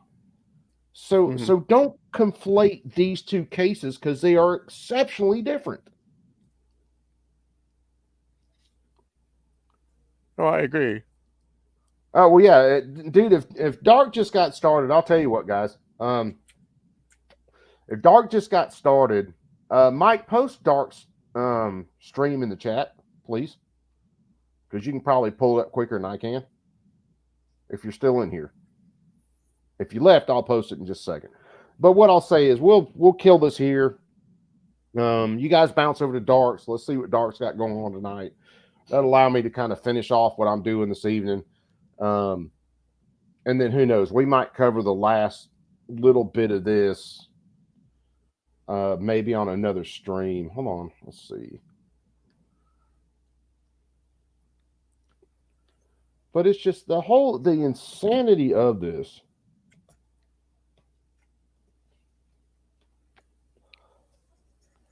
It's just, what the fuck are you doing? Oh, I see what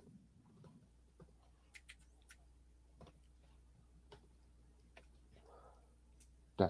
Oh, he's on. He's got Marine Gun Builder on. So, yeah, everybody needs to bounce over there. All right. Works for me. Copy.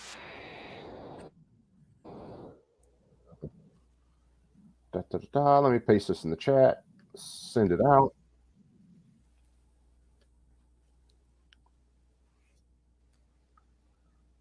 And when it pops up, my chat ever catches up, I'll pin it. But yeah, let's plan on, man. Let's hit Dark's chat up. Let's get off some of the retarded shit that we've been looking at for the last few hours. Go hang out with a bunch of cool people. See what Dark's got going on with Marine Gun Builder. And really, I don't know, change the whole mood of the night. Hopefully, if he's covering the ATF at the same time, I can't do anything about that, guys. That's his dream. if you have to go open a brand new bottle of Motrin, it's not my fault. So yeah, jump over to Darks. That stuff's in the chat, guys. P38, brother, what's going on? Yeah, we're gonna be over there, man. But yeah, let's all jump over to Darks. Like I said, that'll allow me to kind of finish up what I'm doing with kiddos and everything else. Maybe Dark will be a whole lot better, even though he's the dark dude. He'll be a more light than what this has been. Because this whole day has been trash. So you guys all bounce over there. You 17 people in here, bounce to Dark's chat. Go, bail out like you damn paratroopers. Let's go over to Dark and let's go hang out for a little while. I'll be in the chat, so let's hang out. I should start seeing that thing count down. 17, 16, whatever. Just bounce. Come on. Because I'm fixing to kill this one. That'll also, oh God, man. Hopefully Dark's on something different than what I've been on. I don't know whether he'll touch on this or not. I think they kind of leave the painful shit up to me. This chat is never going to catch up where I can pin this. So come on, guys. Bounce. There's 15 now. Come on, keep bouncing. Bounce.